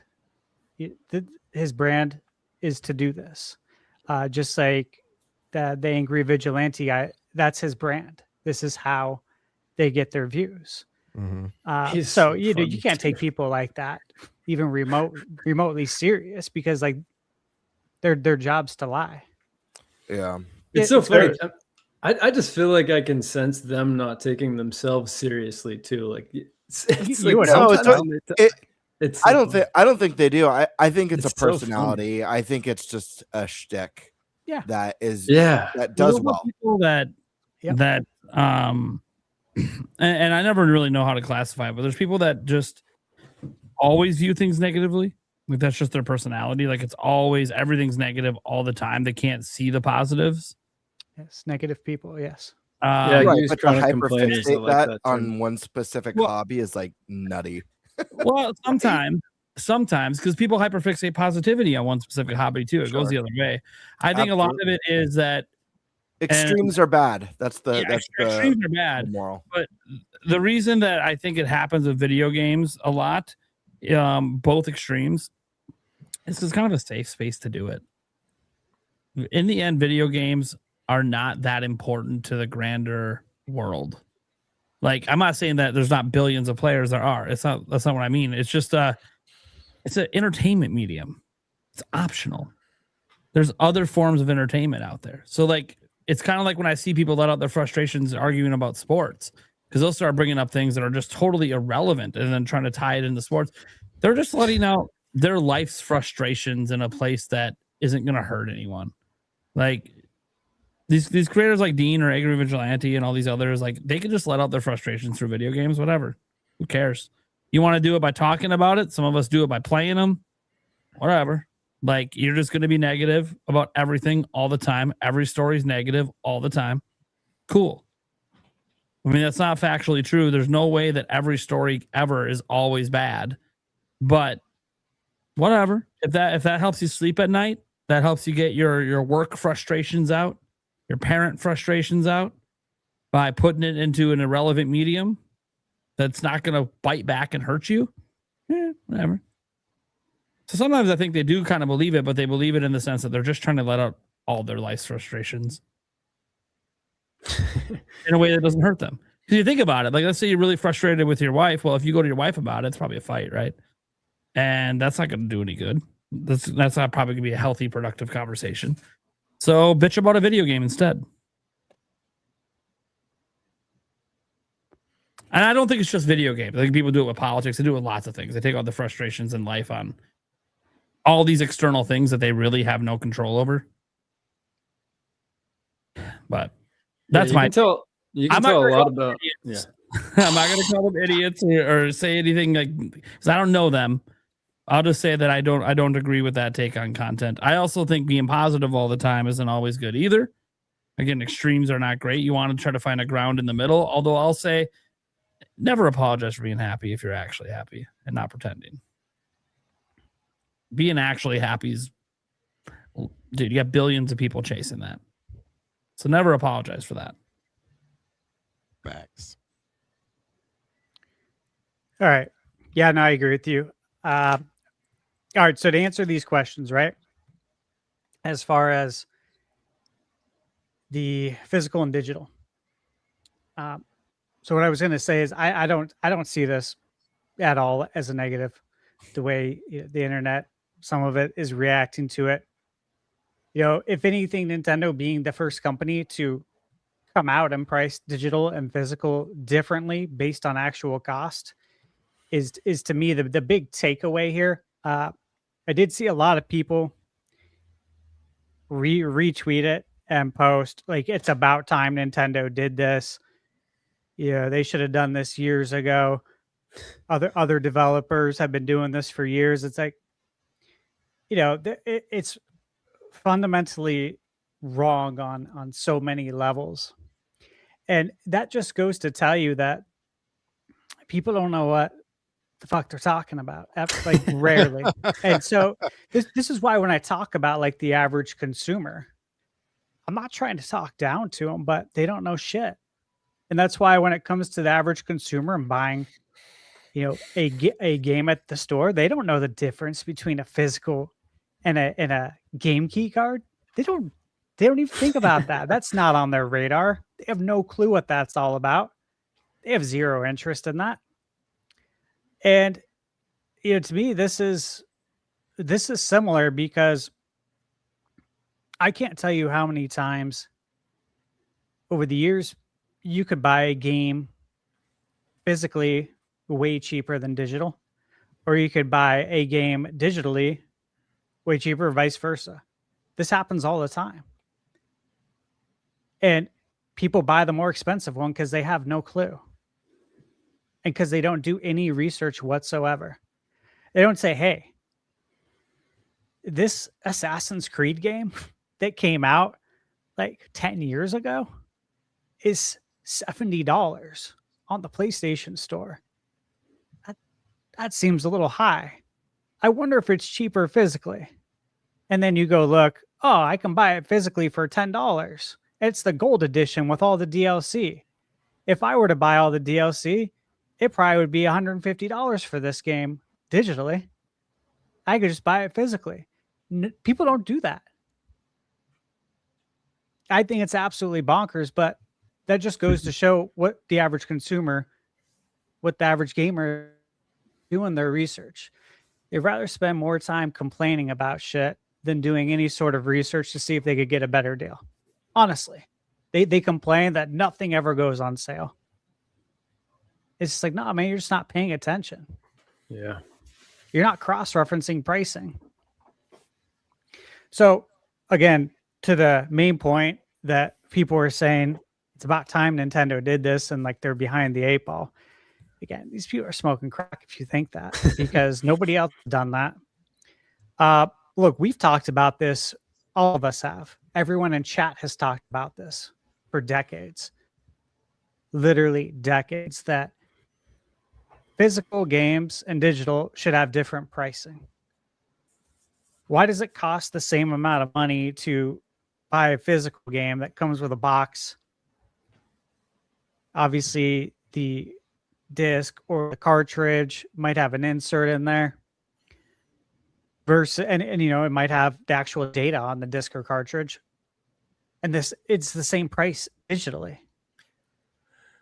And obviously, there's a lot of people who've never understood that, how it could be the same price.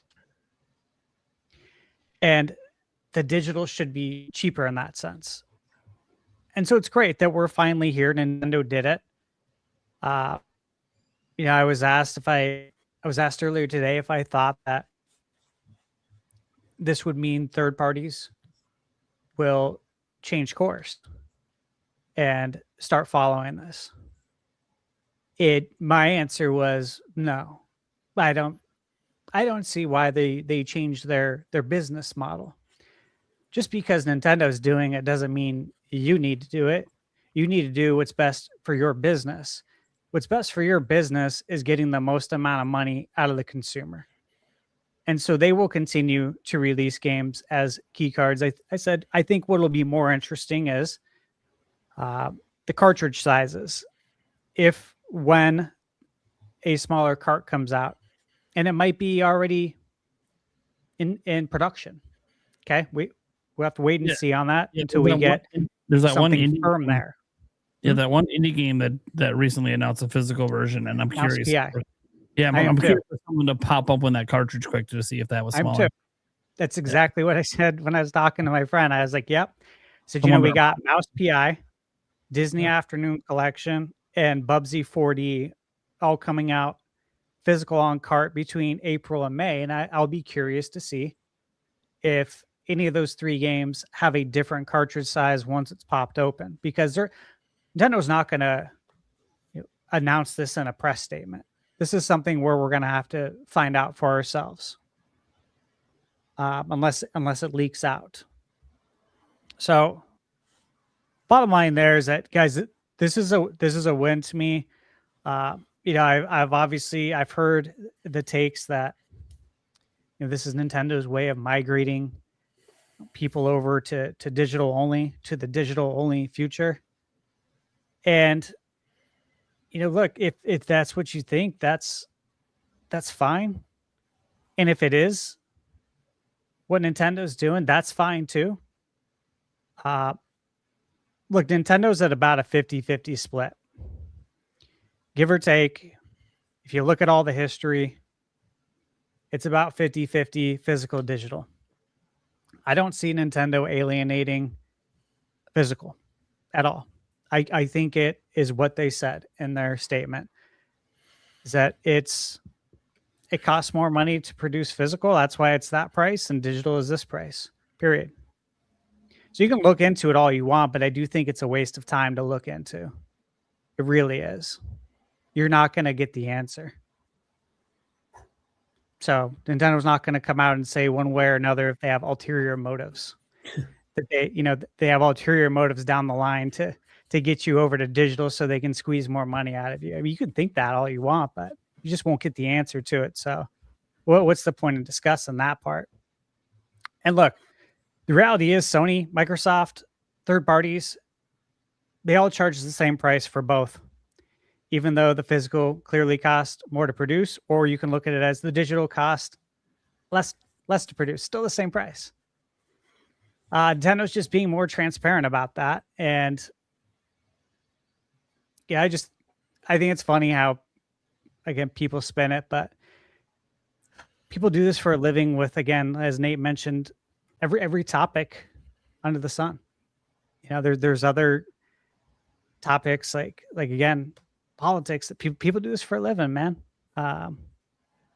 Sick, but it is what it is. So that's where I'm at there. I take this as a W. Now, as far as Metroid goes, right? Yeah, I have a lot. I have a lot on that.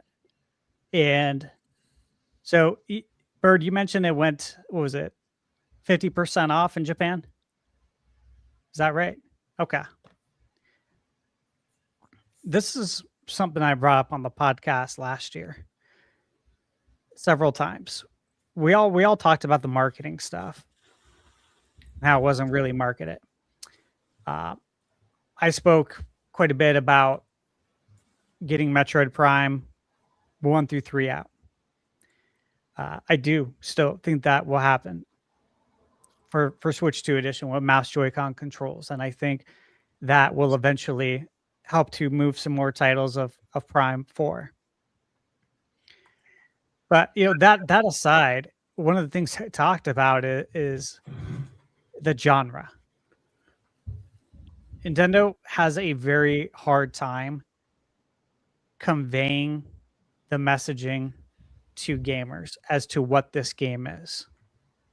I had talked about that quite a bit here on the podcast, and that, look, this is a first-person adventure Metroidvania that also happens to be a shooter. You are shooting in first person, but this is an adventure Metroidvania game. And then this one so happens to have a lot in common with Zelda, Ocarina of Time as well, depending on how you want to look at it.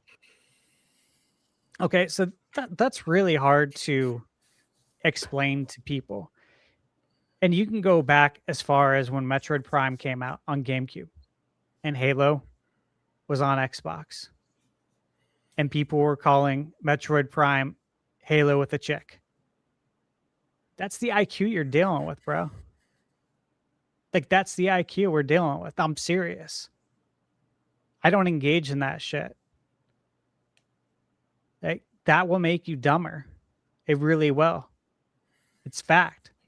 And so when people simplify it like that, Nintendo's got a big job in front of them to try and get some clear messaging. And we all know Nintendo's messaging so far hasn't been the best, right? When you look at Japan, though, first-person games don't do well there. And that's what I mentioned quite a bit last year. And I thought they would be very wise to put a third-person mode in there. That's what everyone's doing. That's what everyone likes. That's what the kids like. Okay, they want to see the hero. And when you're in first person, it's harder to do. Now, I also argue that it's kind of tough because part of having that game in first person is the visor. It's like if you play a RoboCop game, like the actual RoboCop game that came out, right? The visor's badass. Sure, third-person games, they're fun. I love them too, but it's really good as first-person because of that. Andres, you mentioned Resident Evil, right? I've played all the Resident Evils right when they come out. I love them. Lifelong fan. I was there day one for the first-person games. Do they feel different? Yeah, they do. I played Resident Evil 9 the way the developer intended us to play it, with grace in first person. Even though, generally I prefer third person. I do, and I think a lot of people do. But if you just look at Japan, though, man, they don't play the first person games, and obviously the 2D games do better in Japan. I think it'd be interesting for Nintendo to maybe look at a case study and ask Ubisoft for some data on it. They are pretty close with Ubisoft because you look at Avatar Frontier of Pandora, right? This game comes out, beautiful looking game, plays good. I enjoy it, but it's in first person, and it didn't sell well. And that IP is extremely expensive. It's Avatar, dude. That game should have sold like hotcakes, especially with how good it looked. Here's the problem. It's first person. They added a third person mode. They just basically relaunched the game in December with that third person mode and the new DLC. But they added the third person mode because people aren't buying these first person adventure games as much. Especially when, like, if you look at Metroid, the other problem, and again, we all talked about this, multiplayer. This would have been a really good opportunity to add some multiplayer there to help increase the sales. When people, like, generalizing it, when people think first person, they think multiplayer, right? First person, they think GoldenEye, Perfect Dark, Halo, Call of Duty, all these games with multiplayer. And then when you get a first person game without multiplayer, people feel like it's missing something. Why isn't there multiplayer? We all saw that. A lot of people asked, why isn't there multiplayer here? And it was an assumption that it should have multiplayer because it's first person. Because a lot of those people asking for multiplayer had no idea Metroid Prime 2 even had multiplayer and didn't even play Metroid Prime 2. They just assumed that it should have it because it's first person. Look at Indiana Jones. Amazing game. Love it. Yeah. It would have sold so much better, though, had it had a third person mode. That's the first thing I thought of when you said that. Because people want to see Indy. That's the hero. You want to see him. Yeah. Now, look. Good point. Yeah. It was a great game, though. It was. Yeah, and once you play it, doesn't the first person feel actually good? Because, like, it almost feels more like you're Indy because it is in first person. However, people aren't willing to give it a chance because it's not the way they envisioned it to be. And so they don't even give it a chance. And that sucks. Yeah. But that was their decision. I think it would be interesting if they went back and they added a third person mode to Indiana Jones. Yeah. I think if they did, it would actually sell quite a bit better. They would see a bump in sales. Now, a couple more points here at Metroid. Look, again, mentioned this before. Samus, she is one of the first female protagonists in gaming. There's a lot to be said for that. A lot to be said for that market. And I think Nintendo's proud of that.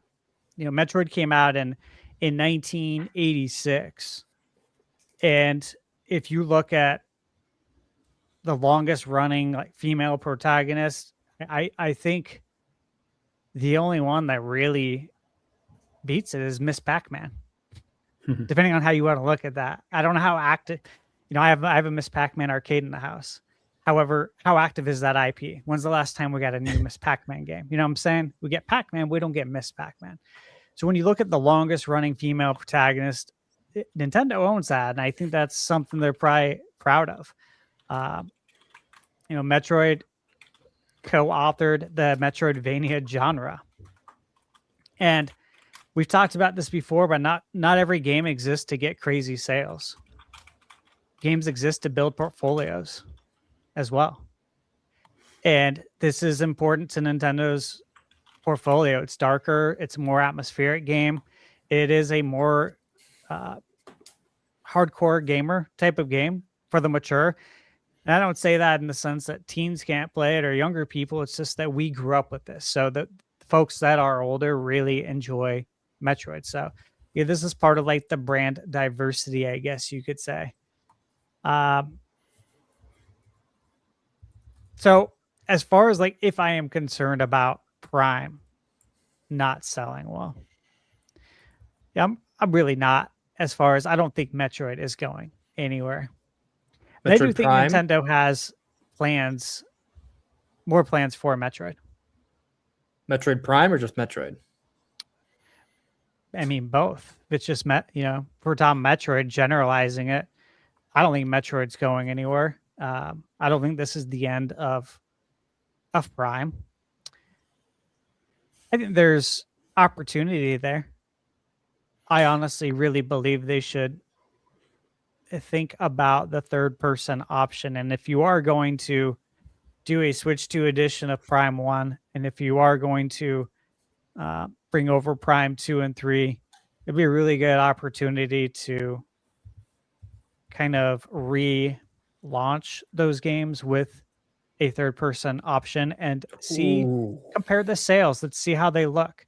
I bet you anything, they're going to sell better. Dude, with the if they third-person launched option. Metroid Prime Remastered Switch 2 Edition with a third-person mode, Be a that would game changer, wouldn't it? crazy. It would be crazy. That'd be sick. I really Yeah. think they should, because look, give us both. Again, Avatar just did it. Ubisoft did it. If Ubisoft did it, you can do it. Okay, give us both. Everyone's happy. Both the first person and the third person crowd gets fed, and you bring in so many gamers with that third person mode. Yeah. You know, like you look at Requiem, best of both worlds. You can do whichever view you want. There's the views that the developers intend for you to do, which is, hey, half the game's first person, or however you want to look at it, the gray sections. And the other part is in third person with Leon. And I thought it was great, man. It felt like you're almost playing two different games, having these two different characters, and the difference in play style. Like with Grace, I was much more stealthier, and I planned on doing that when I was playing the game. I knew I was going to be stealthy as possible with Grace, and with Leon, I'm gonna absolutely annihilate and whoop some ass. And it was a lot of fun to have those two different gameplay styles, and the views really helped with it. It does make it more intense when you're playing with Grace because you can't see as much. Your field of view isn't as wide. And so I think you could do that with Metroid. And look, we all know like the Nintendo cinematic universe and what's going on here. I do believe Metroid will be a part of that. I do. And again, it fills out their IP and their branding and their portfolio. And so all you need is a hit show. Honestly, all you need is a show, and all these games take off and just start selling like crazy. I mean, you look at the Fallout show. Again, I said this when Fallout Season 1 came out, that I expected Fallout 4 to get a PlayStation 5 and Xbox edition, and it did. And it sold like crazy because there was a want for it. And now here we are with Season 2. I said this last year that Fallout 4 would come out for Switch 2 to coincide with the finale of Season 2. That's exactly what happened. I said that probably a year in advance. Here we go, though. You could do the same thing with Metroid. So I do think there's bigger plans here. This is why I'm not concerned about Metroid. Slash the price, man. Get Prime off the shelf if that's what you need to do over in Japan. And Nate, you said you saw it for $50 here. That's great. If you need to get it off the store shelf, get it off the store shelf. But I'm not. Hey. I'm just not concerned with the sale price. I played Other M for $7. Yeah, dude. I remember when that went on sale, heavily clearanced. Yeah. If I mean, what's interesting is like we turn this into a big negative talking point for Metroid, right? I'm not, everyone, but like this stuff happens for PlayStation, Xbox all the time. Their games get discounted immediately across the board. Yep. So maybe it's not really that big a deal. Yeah, this is nothing new, man. I mean, this is like Ubisoft's playbook for every game. You know what I mean? And look, it is. I enjoy a decent amount of their games. I do enjoy some Assassin's Creed. You won't catch me playing Skull and Bones. There's a lot of games I don't play, but hey, man, even though their games go on discount, a lot of them, good amount of them I do enjoy, regardless of if it goes on sale. That doesn't matter to me. If anything, that's good for me because I'm now getting it cheaper. But again, to go back to that first point, man, people don't check the difference in price between physical and digital. I think we give the casual, the everyday consumer too much credit because they don't think like that. That's a Todd. good point. Yeah. Yeah. That's all I got. Awesome. Um, Eric, Mr. Moore. Yeah. Mr. summoned. Moore. Yeah. Man, I don't. I think there's people out there that like to bitch just to bitch. So there's that.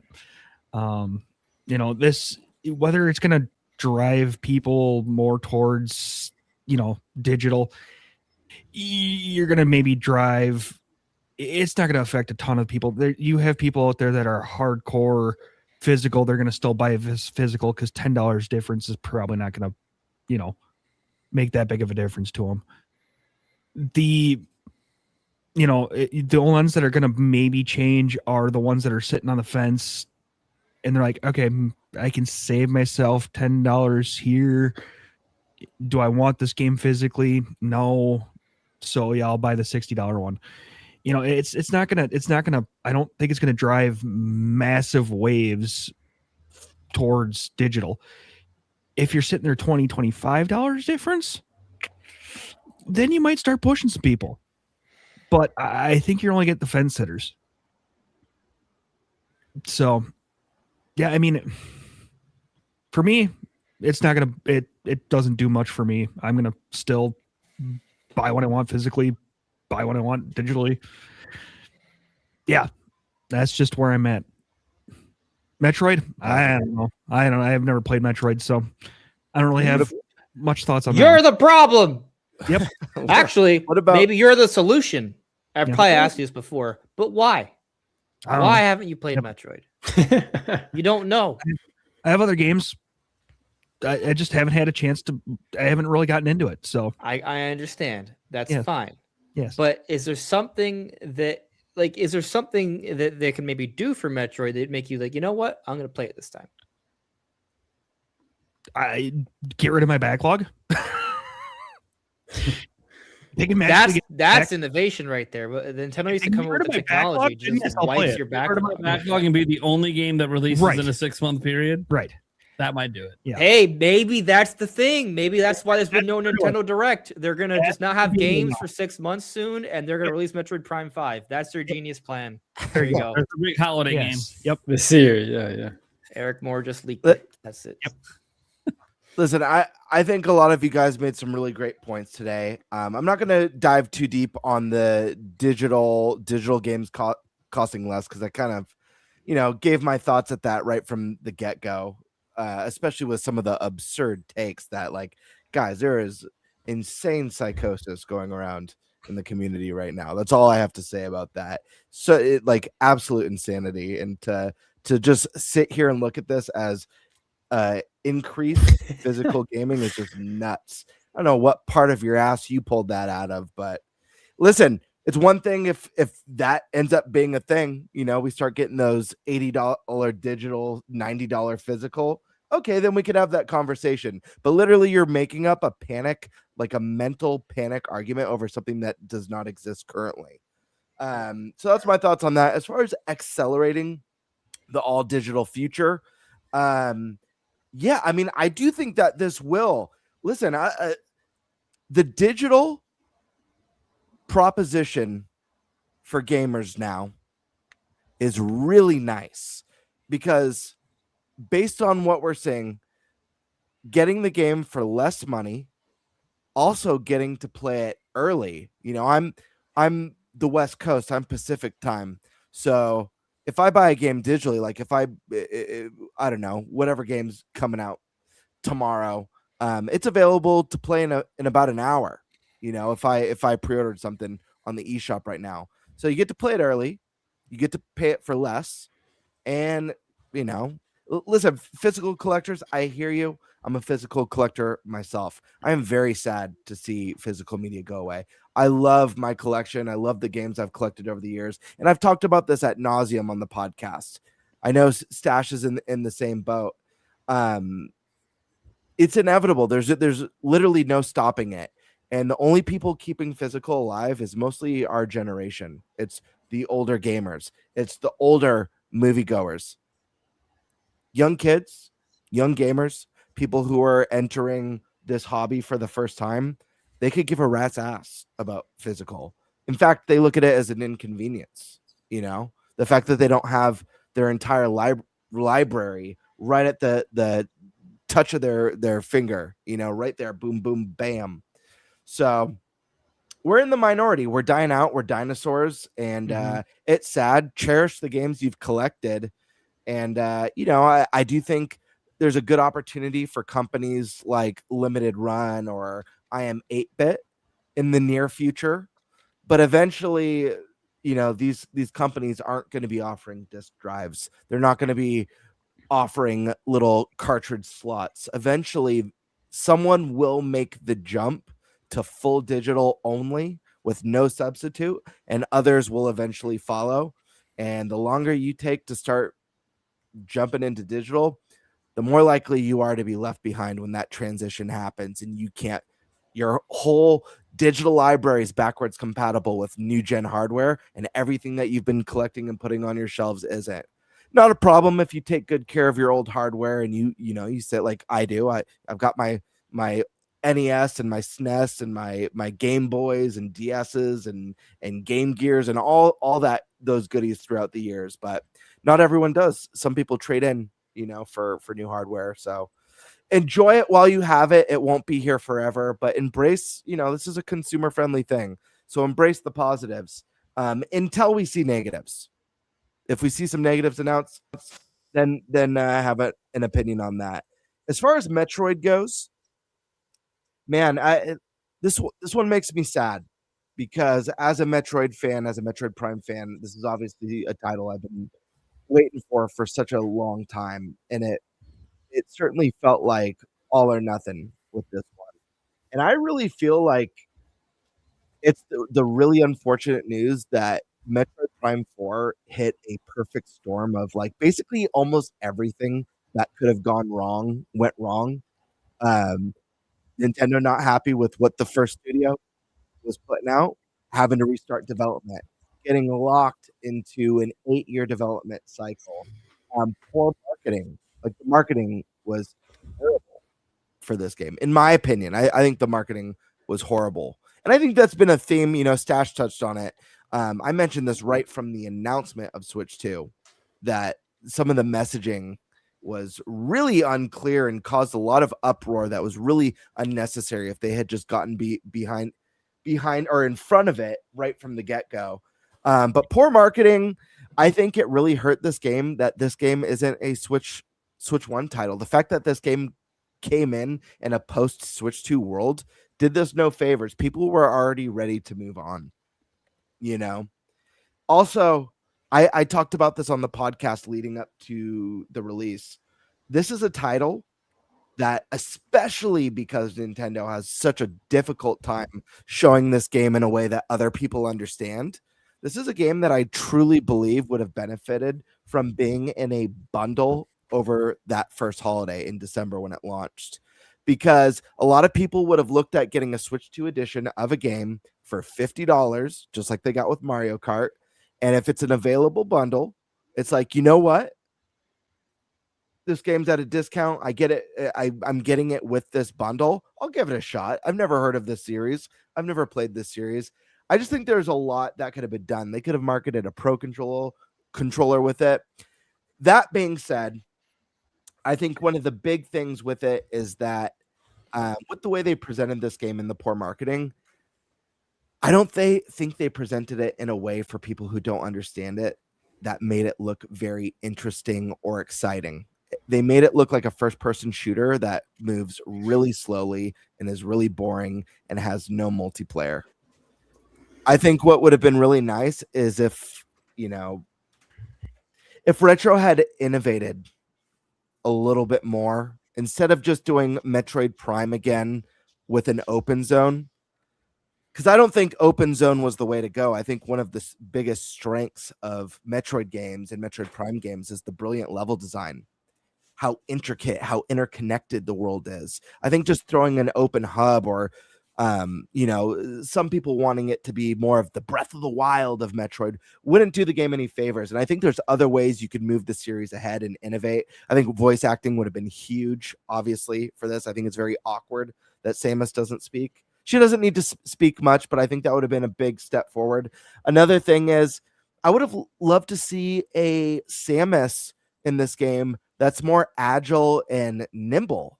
I think about Metroid Dread. I think about Samus Returns on the 3DS and how badass and nimble with that counter ability. Like, this is something that would have been sick. If Samus had a sick melee counterattack that pulled the camera into a third-person view where you see Samus doing these rad executions. And the game I think about, and I do understand what you guys are saying about making Prime third person or the option of it, and I do think that's really cool, but I think having more cinematic moments that pull you into that view would balance really well with this full first person. And I think making Samus faster, the game that comes to mind, or the series that comes to mind for me, is the modern Doom games. Doomslayer's fast. You are flying through these arenas and through these levels, doing melee attacks and doing quick, cool counters. Like, I want Samus to feel agile. I want to play, and I understand such a big part of Metroid Prime is the quiet and the isolation and the exploration and discovery. You don't have to lose that. But the most silent killer. Yeah, absolutely. Like a puma or something, But there's no denying that in this game there are moments where you're just surrounded by a shit ton of enemies. It happens multiple times throughout this game. And how exciting it would be to feel that epic and get over here like Scorpion grappling people towards you, melee, putting the blaster up to someone's chin and blasting them and counterattacking. Like, there's a lot of really cool stuff they could have done that would have made people go like, oh shit, what is this? This looks epic. And then have that really cool, quiet isolation sense of exploration. I mean, Stash, you nailed it. Like Resident Evil Requiem teeters, like it almost feels like two different games. You're more creepy, scary, more isolated, feeling like afraid of what's around the corner, to this like I'm a moment where I'm a badass and I'm going to take all these guys on. So I just think they needed to push the envelope a little bit. I think they needed to innovate, do something new. I don't think the motorcycle was it. I think the motorcycle is really cool. I think that open zone was a dud, unfortunately, for most people. And a game like this, the multiplayer would have been smart. And I don't know. I feel like the messaging needs to be better. The marketing needs to be better. I think they need to innovate what it means, make a game that appeals maybe to a little bit wider of an audience, but still maintains the core roots of what makes Metroid special. And then, I don't know, man, bundle it, cinematic universe. I think that sort of stuff could only do good things for the series and for characters. Is this the end of Prime? I don't think so. But I think Retro or whoever will take the mantle at taking another stab at this really needs to revisit the drawing board and think about what made the first game so critically acclaimed and so great. But then how do we evolve this and take it to the next level and update it for a more modern audience or a new audience that's maybe Switch 2's your favorite or your not favorite first Nintendo console ever. So work to be done there, but those are my thoughts. So if you don't mind, I just want to kind of speak a little bit on this, and then I gotta leave. I got up in now less than 8 hours.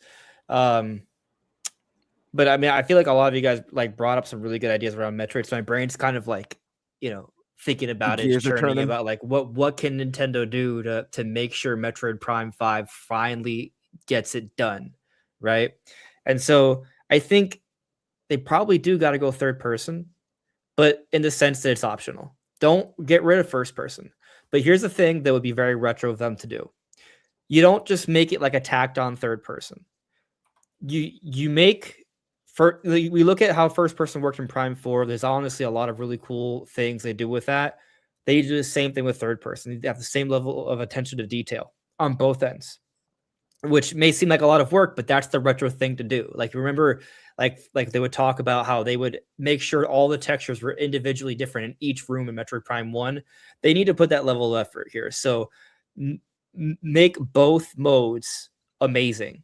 And what that means is, Gamebird, you brought it up, like having these interactions where Samus is grappling and playing around with the camera perspective. Maybe when you are playing in third person mode, there are going to be moments where you'll zoom into first person to blast the spacebar in the face right after you grapple it. But then vice versa, if you're in first person, as they already do with Metroid Prime 4, they find moments to put Samus in third person and show some cinematics. Vice versa, play around with the cinematics with both, so each mode teases the other, but have both as options. And that can appeal to a large audience. That's one thing. Another, I actually liked the openness, but I also agree that if they bring it back, they can, but it needs to be done in a way where it is still that interwoven world. That needs to be back. I think we can all agree on that. And maybe what they should do is not make as big of a game. And that may sound bad at first, but I think one of the strengths of Metroid is just making it feel like a really cool, awesome experience. Like, you look at Dread, you can beat that in one relatively long sitting if you really wanted to, if you know the game well. But it's so replayable.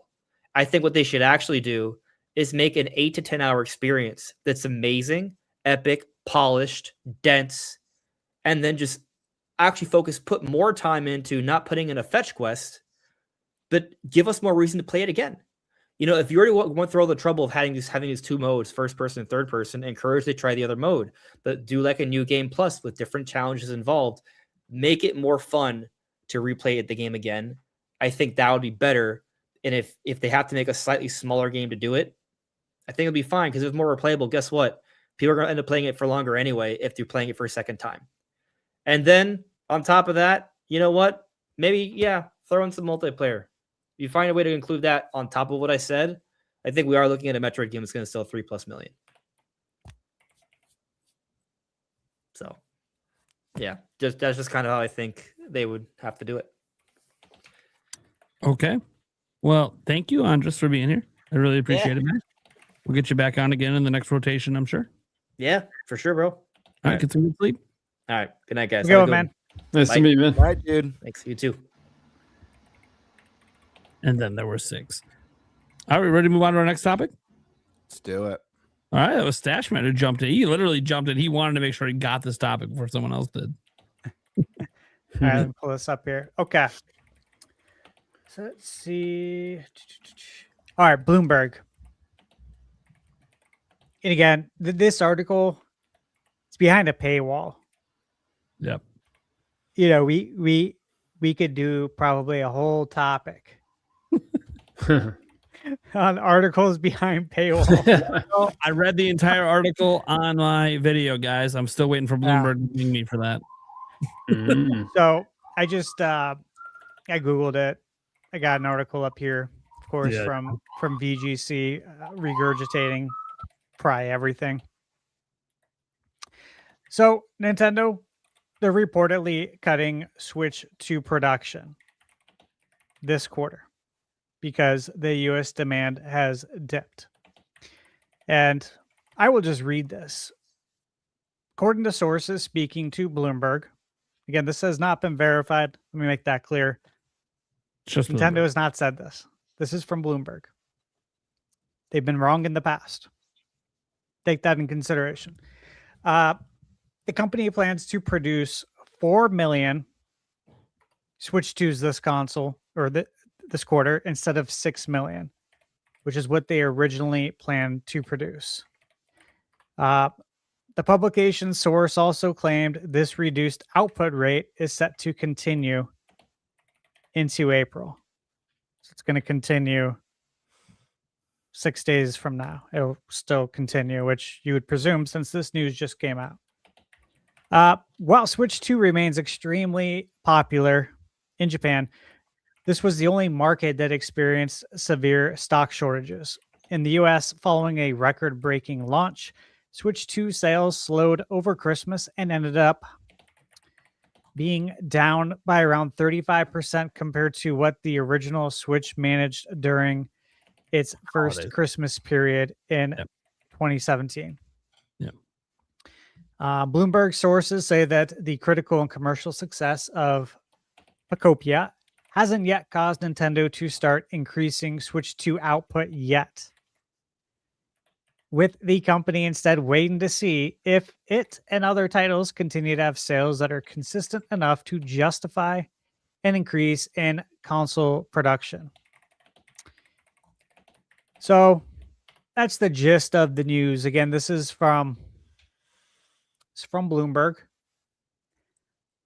is what they're saying.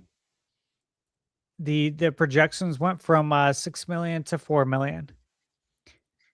Of course, I have my thoughts on this.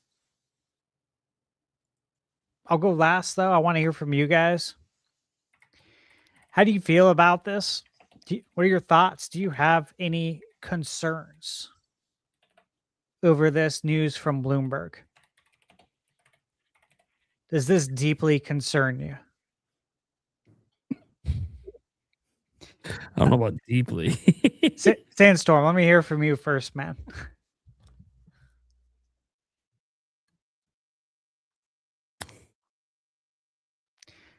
This is perfect time to remind everyone, including ourselves, that we need to much. I was just testing you guys. Gamebird told me to do it. I was just having a whole conversation with somebody about this earlier.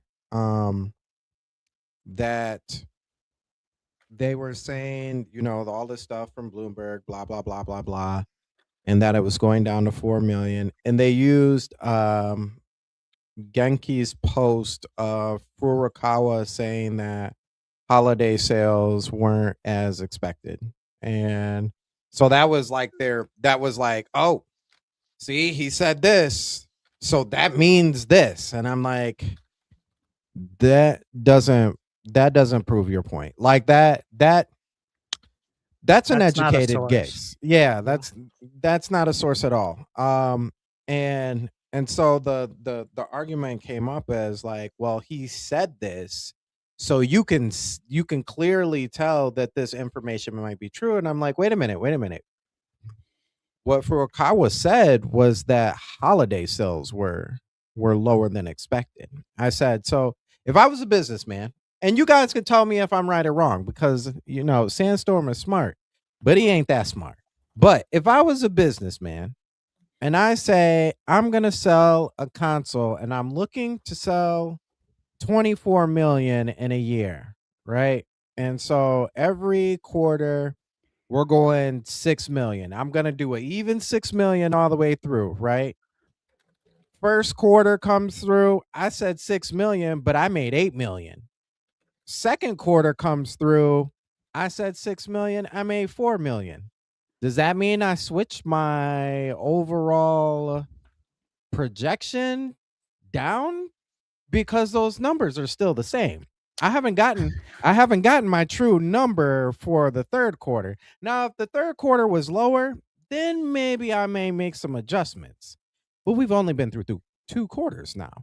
So is it logical for my holiday sales to be a little bit down? And then I'd be like, yo, change it all, move everything around. I think one thing, I've said this time and time again, and I don't know if it maybe, I don't know. Maybe Americans don't really think about this, which makes sense because I feel like we pulse by during this time. But holiday season is, yes, a big time for people to buy items, electronics, and all the other stuff. But people forget there is another time of year where people impulse buy like crazy, and that is tax season. Yep. March, April, May. And some people who are lucky to get it February, and dang it, if you get it in February, I wish I lived like you. But that is another time that people impulse buy. Now, the range is much wider, so you can't expect sales to be as high because people are buying everything out the wazoo at that point in time. But you're still getting a significant amount of sales during that time as well. Now at the end of the day, whether it's real, whether it's fake, really doesn't matter to me because I'm still gonna play the games. I already own the system, so it doesn't matter. I'm gonna play it, and if it turns out it can't be the Wii U 2 at this point because we're not even a year in and we're past 14 million sales. So we can't throw out that narrative. Yeah. But if it's at a point where it doesn't sell nearly as great as the original Switch, so what? I got all I at this point need is software. That's all you got to give to me, baby. All you need is software. Right. But like I said, there's not enough evidence here, especially with 17 million. I mean, that's still nothing to scoff at. At 17 million, and like you said, Stash, Bloomberg has gotten it wrong a lot of times, and even to the detriment of Nintendo themselves, because a lot of shareholders and stock and they believe it as to be, when they say reportedly, apparently that also means that it came directly from the source, I guess. But as soon as that is said, stock starts to shift and starts to move. And unfortunately, like, Nintendo hasn't said anything themselves, and stock already starts to move and shift. And I hate when that happens because I'm a stockholder in Nintendo. I own some stock in Nintendo, and y'all messing with my money. I'm just saying that. You guys are messing with my money. But overall, yeah, man, I'm not even worried about it. Listen. Think about this. When you have a company like Nintendo that has so many aces up their sleeves, for the last month, you can even say the last month, never ever have we had 5 weeks in a row of directs. Like 5 weeks in a row, boom, you get a direct. You want a direct for boom, you get another direct. And those directs talked about movies. It talked about the indie worlds. It talked about third party. And it talked about one of the things that I never thought was going to happen, at least not anytime soon, but Pokemon finally coming out with Fire Red and Leaf Green, like, as actual games. I didn't think that was going to happen anytime soon, but that's an ace up the sleeve. You know what I mean? Yep. Pokemon Champions, as much as people want to call that mobile slop and blah, blah, blah, blah, blah, regular consumers don't care about none of that. All that slop word, all that, they don't care about none of that. They're buying, they're going to play the game. Those are aces. Those are what people, and then when they find out, like, oh, I can actually play this on the system, they're going to buy the system. So I think it's too early to come up with the deduction that they're moving from 6 million to 4 million just off of the really essentially holiday sales. Yeah.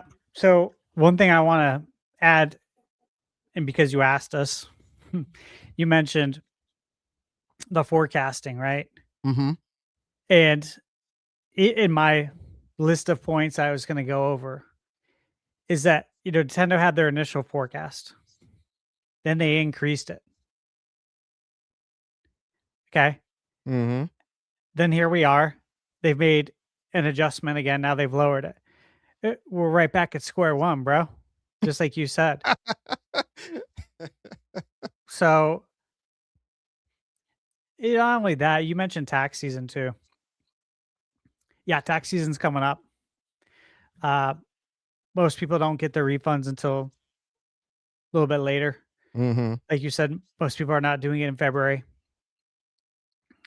But retail in general is terrible from January to March until the tax refund comes in. Every part of retail, everywhere. Restaurants, they get destroyed. Obviously, I worked in the industry for 10 years. Mortgages, they get hit. People have a hard time qualifying in the first few months as well because they use so much credit around the holidays, and now their debt to income ratio is too high, or they have late payments. Now you don't qualify for your loan, for your mortgage, for your purchase, or for your refinance. these are the slowest days of the year. To me, it is fiscally responsible. It's a sound business decision to adjust the forecast, adjust the production right now, as they're doing. That's smart because this is a slow time. Why would you keep it at the same right now? You got to make those adjustments accordingly. And again, we don't even know if this is true because it's Bloomberg. I have no idea. It's not going to affect my day to day, whether it's true or false, though. I'll tell you that much. I'm still going to wake up the same in the morning and go to bed the same way. Yep. And it's not going to affect me in between the day either. I care less. You know, and you mentioned about Switch 1 numbers. Like, if it doesn't hit Switch 1 numbers or anywhere close, yeah, who cares? Look at the NES and the Super Nintendo. I love both systems dearly, but I think we can all surmise that and agree that the Super Nintendo is a better system.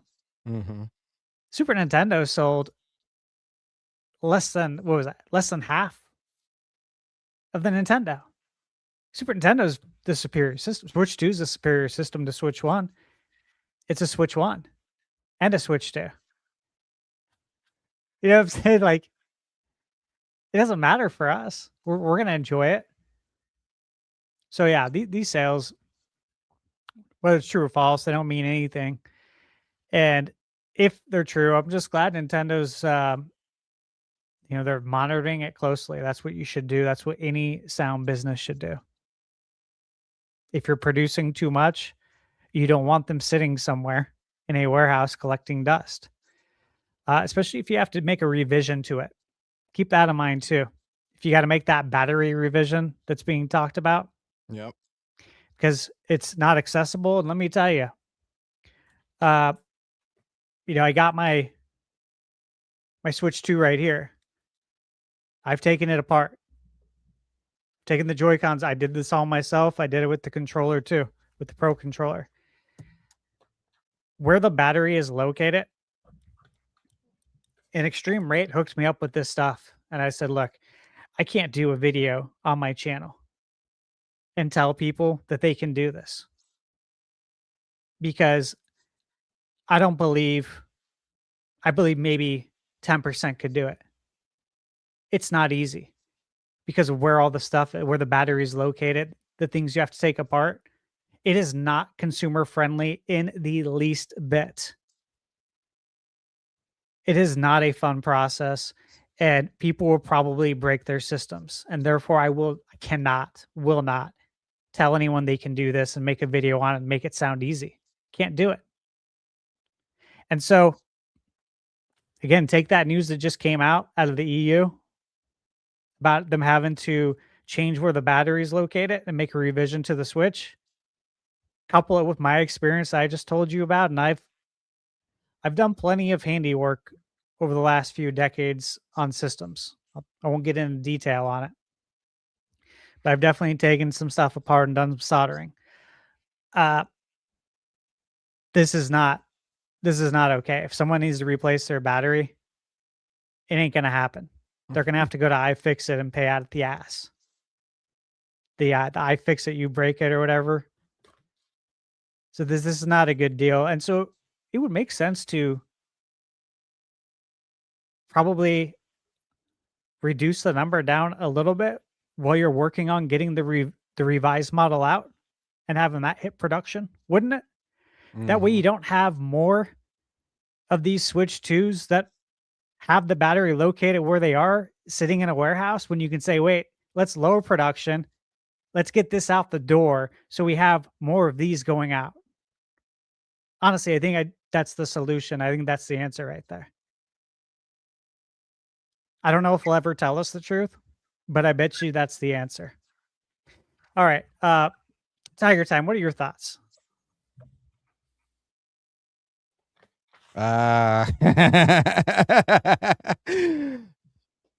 Mike. My turn, I guess. Yes. There we go. Thanks, man. This is another one of those things where you kind of have to parse through some information to see what's really going on. But I'm not too worried. Kind of like you were saying, Stash. I separate my mental state as much as I'm a Nintendo fan, a gaming fan, as much as I'm on a podcast like this because I love Nintendo and want to talk about it. I do separate my emotional state from these things.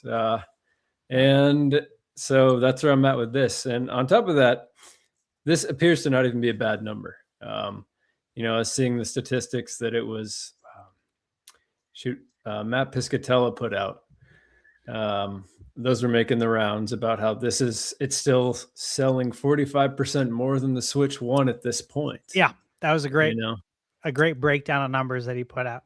It was, yeah. I think the only Nintendo console that it wasn't was the Game Boy Advance at this point in their life cycles. And so, I mean, just seeing that comparison to Switch 1 is already 45% insane, especially when you start thinking about how, Switch 2, the games that have been released, there haven't been anything like, I think at this point, the numbers of Switch 1 were starting to creep into the Mario Odyssey territory in terms of the time frame in which it'd be reflecting. And Switch 2, DK Bonanza, it hasn't really had Pocopia now, probably in terms of a system selling game. It's had a great lineup in my opinion, but it really hasn't had that massive appeal game, Mario, Zelda, like we talked about, that really moves units, and it's still 45% ahead of the Switch 1. So I think that's pretty insane. I think that's a good thing. I just think I'm not too panicked about it, really. It's pretty simple thoughts with that for the most part. But yeah, well, I mean, I think you're in a good state then. Like you said, you separate your emotional feelings about that. Yeah, I'm just curious to see, forecasting is it's an interesting thing. It's something that I kind of have one foot in operations, one foot in fulfillment at my job. So forecasting is something that I spend a decent amount of time looking at spreadsheets, looking at previous numbers, trying to forecast that because you have to tell investors, it's a weird thing, right? It's a science, but there is a bit of an art to it as well, because you can use the past data to try to determine this, but ideally you're increasing those numbers and you're setting a goal, but there's some optimism there too. And you want to tell these people this certain number because that's how much money they're going to give you. But you also need to make sure that number is, you don't meet it, it's going down to a realistic number so that there isn't panic. Like what you were saying, Stash, where the number is now at a realistic number where they were overestimating. Now that there's kind of a solid baseline to go back to,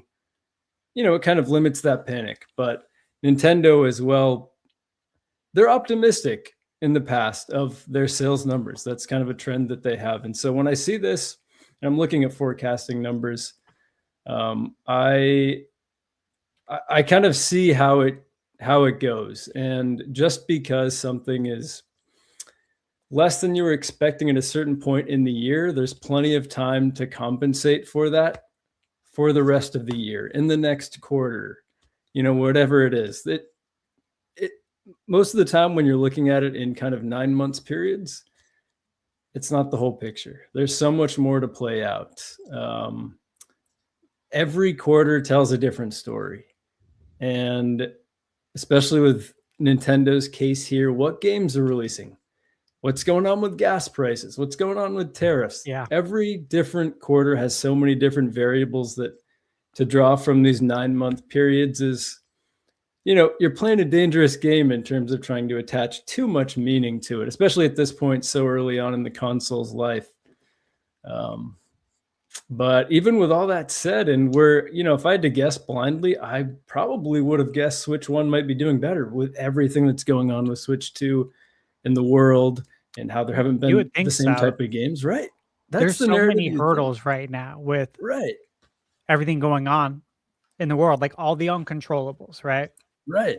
And that was again, that was something I was going to bring up. And now that you have to kind of mention what I had to say, but Yeah. being in the restaurant business too, obviously with mortgage, you do tons of forecasting. Every day I'm forecasting. And then in the restaurant business, I mean, you literally have to forecast your meal counts, right? You have to forecast your labor. And of course, labor rules are different in different states. Like when I managed the same company in California, it's different than Arizona because they have labor laws. And in Arizona, we don't. You can work 12 hours straight. And I love that about Arizona. Because I used to do that. But, Cali's completely different. And so you have to forecast your labor, the meal counts, all that. And then you have to place your order. And, I was telling Michaela, because I don't think she knew. I don't know if I ever told her, but at the restaurant I was at, we would get 60, 70, 80 sacks of potatoes in on an order. And we get orders three times a week. And these are huge 50 plus pound potato sacks that you're just lugging around. And she's like, yeah, that's a lot. I'm like, well, that's not even accounting for the other like 1,900 items that are on the truck that you have to unload. And it's just, you put so much wear and tear on your body, but you have to forecast all of this also based on what's going around, what's going on. I remember when The Dark Knight came out, and I was managing the Islands restaurant location at Mira Mesa in San Diego. And it's right next to the only IMAX theater in San Diego. Do you think we had to adjust our forecast for ordering that week? Hell yeah, dude. We did an insane amount of meals. You know what I mean? And you also have to adjust it if nothing's coming out. And you look to that movie theater to provide business for you. And again, gas prices. Like I went to get gas today here in Arizona. It's $4.99 a gallon. Okay. I put in my phone number. I got 5 cents off. Yeah. $4.94 a gallon. Yeah, I put I think I put like eight gallons into my Jeep Wrangler. And obviously it's expensive. It's like, I think it's like $80 to fill up.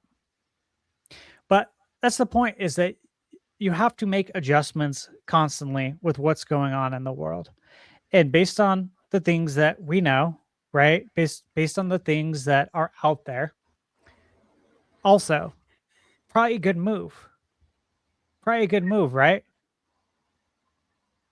There's a lot of things that are going to be going up in price. Yeah. If the strait's not opened up, there's going to be shortages. Prices are going to go up. Do you think there will be as much demand for a video game console if that happens? Probably not. And that goes for everyone. So this is just smart. This is smart business, man. What it comes down to. I think But so too. people don't look at the big picture. They think doom and gloom, Nintendo doom, as they say. And it's funny. Growing up, I remember on planetgamecube.com, back when Billy Berghammer was running the site. And he used to cover Michael Pachter, Pac-Man, Pack Attack. And Michael Pachter is a video game analyst. He's still doing it, which is The insane to Pachter me. factor. Yeah, because this guy's wrong all the time. And I remember being in high school, bro. Hosted by And- Stupid Games, baby. Dude, I remember having my girlfriend in high school. I'd show her this guy and tell her, like, back in the day, this guy's such a whatever. Very foul The guy mouth back predicted then. the end of Nintendo so many Dude, times, man. So many times. And Oh my when I was in God. high school, guys, I've already Yeah. been to my 20-year reunion and back. This is a long ass time ago. I'm talking like freshman, sophomore year, watching this and being like, this guy's an idiot. Yeah, he thought the Wii was going to But how flop. does he have this job? How does he have this platform? He was the worst. I know way more than him. Like way more. This guy's an idiot. And it's just crazy though, because people like this exist. They have a platform. They make money. He's been doing it since I was longer than me being in high school. He's been doing it since the 90s. Yeah, I don't think he makes money doing this. Because he not only does it for the Sifted network, which barely makes enough money for one person. I think he just does it, one, because he's friends with the guy at Sifted. And two, I think he was doing it at game trailers just because he was buddies with people. Because he's an actual like stock analyst and does like actual detailed reports and gets paid for it. This isn't what he does for a living. Thank God, man. It shows. But It shows in his work. It's no different than sports analysts, though, that say the dumbest shit ever. And you're like, how's this guy have a job? He says the dumbest things. It's stuff like this all the time, but there's a lot of just doom and gloom over this, and no one looks at the big picture. Nobody does. They just go straight to the negativity. Because look, that's where people gravitate. I always say this, and it's sad, but the world is, regardless of how many positive people might be here on the show and in chat, the world gravitates more towards negativity. Mm-hmm. I do not. But I know most of the world does. That's the way it works, sadly.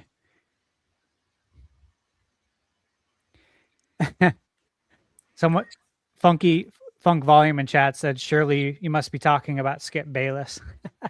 Yeah. Him too. Skip too. Yeah, across Skip's the board. Wild. But It's so many of them now. Skip's take, though, I like them because they're so wild. It's entertaining. I'm like, dude, that's the wildest thing I have heard in sports in a month. Thanks for that. Yeah. I stopped watching years ago. My cousin will text me and be like, hey, did you see this? I'm like, Jim, I told you I haven't. I stopped watching ESPN maybe 10 years, closer to 10 years ago. It's the same regurgitated bullshit. It's all LeBron's cronies trying to build up his reputation to be the GOAT when he's not. It's all these people on the payroll. It's just manufactured headlines, which is like so much of what the world is today. YouTube, cue the magazine game, bird. You know what I mean? Like, this is what it is. Yep. Can't take this shit seriously. Yeah. It's all the National Enquirer now. Everything is. Just to get some thoughts out on this. One, I do think the report's probably accurate. I don't really feel like there's any reason to doubt it. I think Nintendo and all these companies, Sony, anyone making hardware, Apple, they're making quarterly adjustments on production numbers all the time. Like there's nothing to panic about or abnormal about it. Z Huge X, Daniel Ahmed, he works for a really big firm out there. Although he has since deleted this probably because it was getting way too much traction. And he wasn't trying to like insult a fellow person in the industry. But he did say the article was poorly framed. Even with a cut in production, this is still extremely high for a quarter one. It's like, did anyone bother to do the research to see that this is really high for Nintendo in quarter one, even 4 million? Like, they normally don't produce 4 million units in quarter one of any year, like ever. So it's kind of crazy that Nintendo might have had even higher internal projections. And I say this because, and you guys can speak to this obviously a little bit more, because I never really worked with like having to project things out for other people, only ever myself. Like my YouTube channel, I have my own projections, but like they're just for me. It doesn't really matter. But Nintendo's a publicly traded company, so they have to have public numbers, and then sometimes there'll be some private internal ones that they're not sharing. That's what Kit said. He was aware of this when he worked at Nintendo of America. That they had the public number, but then there was the internal one, and the internal ones he made it sound very pipe dreamy on almost all of their products. Like the internal numbers were quite high at what they wanted to do versus what was actually happening, and then there's their public conservative numbers, which are usually below, but because it looks good for investors to overperform than underperform, which obvious. That's all obvious stuff. Like when they projected 15 million, Nintendo's internal projections might have been 25 for all we know. But 15, they're like, well, that's safe. We should be able to hit that, and obviously they've exceeded that. And probably will hit the revised 19 million. So like, I don't even think like this reduction's affecting the revised 19 million. I think it's just affecting their internal they probably were projecting somewhere in the 20 million range, 22, 23 million, and they're not going to get there. They're probably going to be right around 19 to 20 million. So they look at it as, hey, let's reduce our numbers now because we didn't perform as well during the holidays as we expected. And people might go, well, why does that matter for now? I'm like, well, because there's more units on store shelves, more Mario Kart World bundles that they thought wouldn't be around right now. They thought those would be all sold out by now. And they're not. They're still on store shelves. So we probably shouldn't just keep slamming pedal to the metal when we have a bunch of units still sitting on shelves. And you might go, well, that sounds like bad news for Nintendo. And I said, well, no. They are probably selling within their expectations for this quarter. It's just they have more left over from holidays than they planned. So because of that, and I don't know what they were thinking this holiday. I don't know how they thought Kirby, a spin-off Kirby game at that, not even a mainline one, and a spin-off Zelda game were going to somehow be the driving factors of holiday sales. And I know Nintendo internally was probably thinking, oh, it'll be Legend ZA. You mean with the bundle you stocked one time? Or Metroid Prime 4, maybe you thought that was going to be a bigger deal than it was, and these were both on Switch 1, so you didn't have to buy a Switch 2. So you had two games come out this holiday you had to buy a Switch 2 to play, and neither one of them were high-demand games with, like, huge audiences. So while they sold well for what they are, like Kirby Air Riders has outsold the original already, and I think Age of Imprisoment's on pace to be, like, the fastest selling that they've had so far, the Muso series, and probably will beat Age of Calamity overall.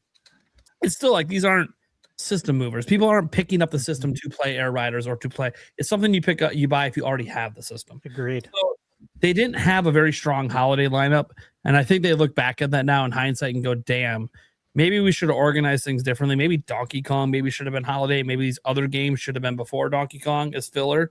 Go Mario Kart World, then Donkey Kong holiday, then Pokopia in March. I think that probably would have been a better overall layout of the games they did release. Obviously, besides just saying, get another game out.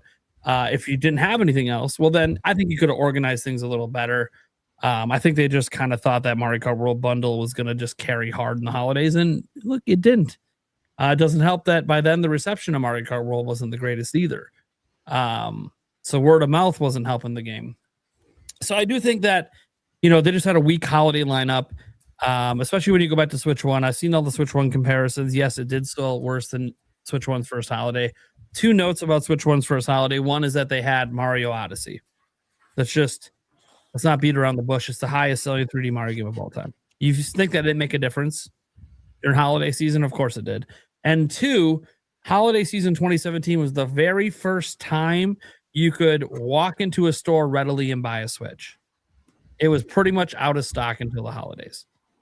Nintendo didn't do that this time around. They overstocked intentionally because they didn't want scalpers to rule the day. And guess what? Outside of Japan, scalpers didn't rule the day. They were definitely able to curb that. So they successfully did that. That also front-loaded sales a bit. But I also feel like Nintendo's just being smart. That overloading and overstocking, that was always temporary.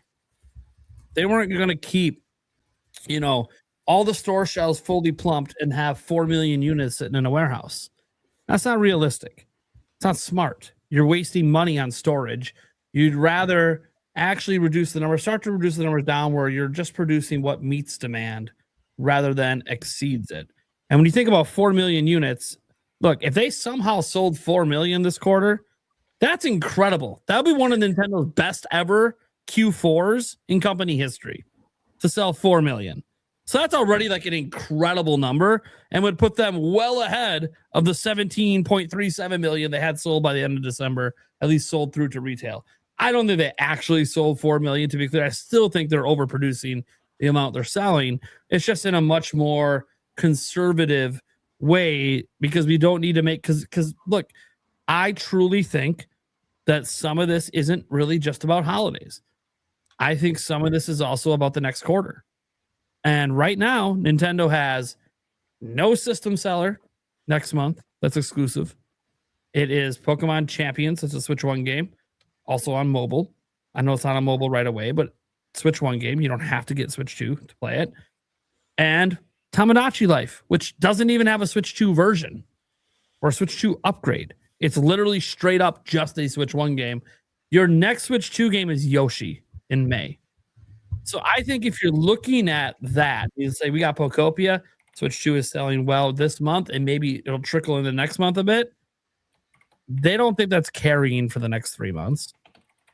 So they just don't think, they just look at their own lineup and they go, yeah, the next 3 months of sales aren't going to be that great. Which, look, traditionally Q1 of every fiscal year for them, which is literally the spring months, usually aren't that great for Nintendo. Usually March will have a pop, not just because of tax returns, but because Nintendo usually has that one game to sell right before the end of the fiscal year. This year it was Pokopia. But then, yeah, they're usually kind of done till about July, sometimes end of June. So Nintendo's just being smart and being like, look, we're not, even the amount of units we're selling now in Q3, we're not, or Q4 of their fiscal year, we're not going to sell even that amount in Q1 of our next fiscal year. And we're okay with that. I think it's all about what happens in the 6 months after that, which is the second half of the year. And that's right now what a lot of us don't know. We know Fire Emblem and Dustbloods are somewhere in there. But outside of that, we don't really know what's going on in the second half of the year.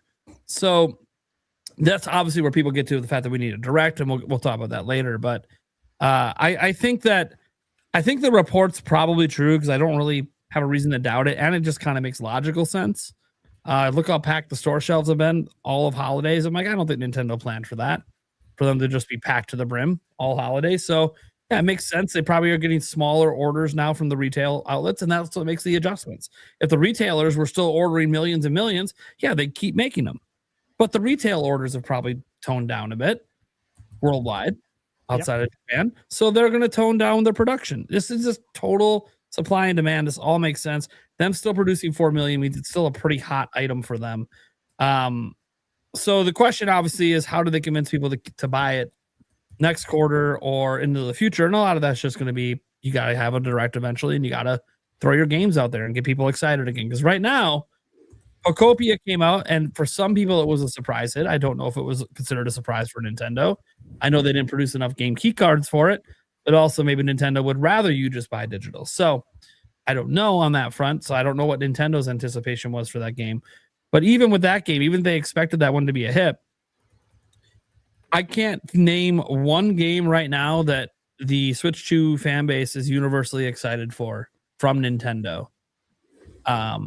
Now, like, I'm excited for Fire Emblem. I know Gamebird is excited for Fire Emblem, but I don't think the general audience that owns Switch 2 is excited for Fire Emblem.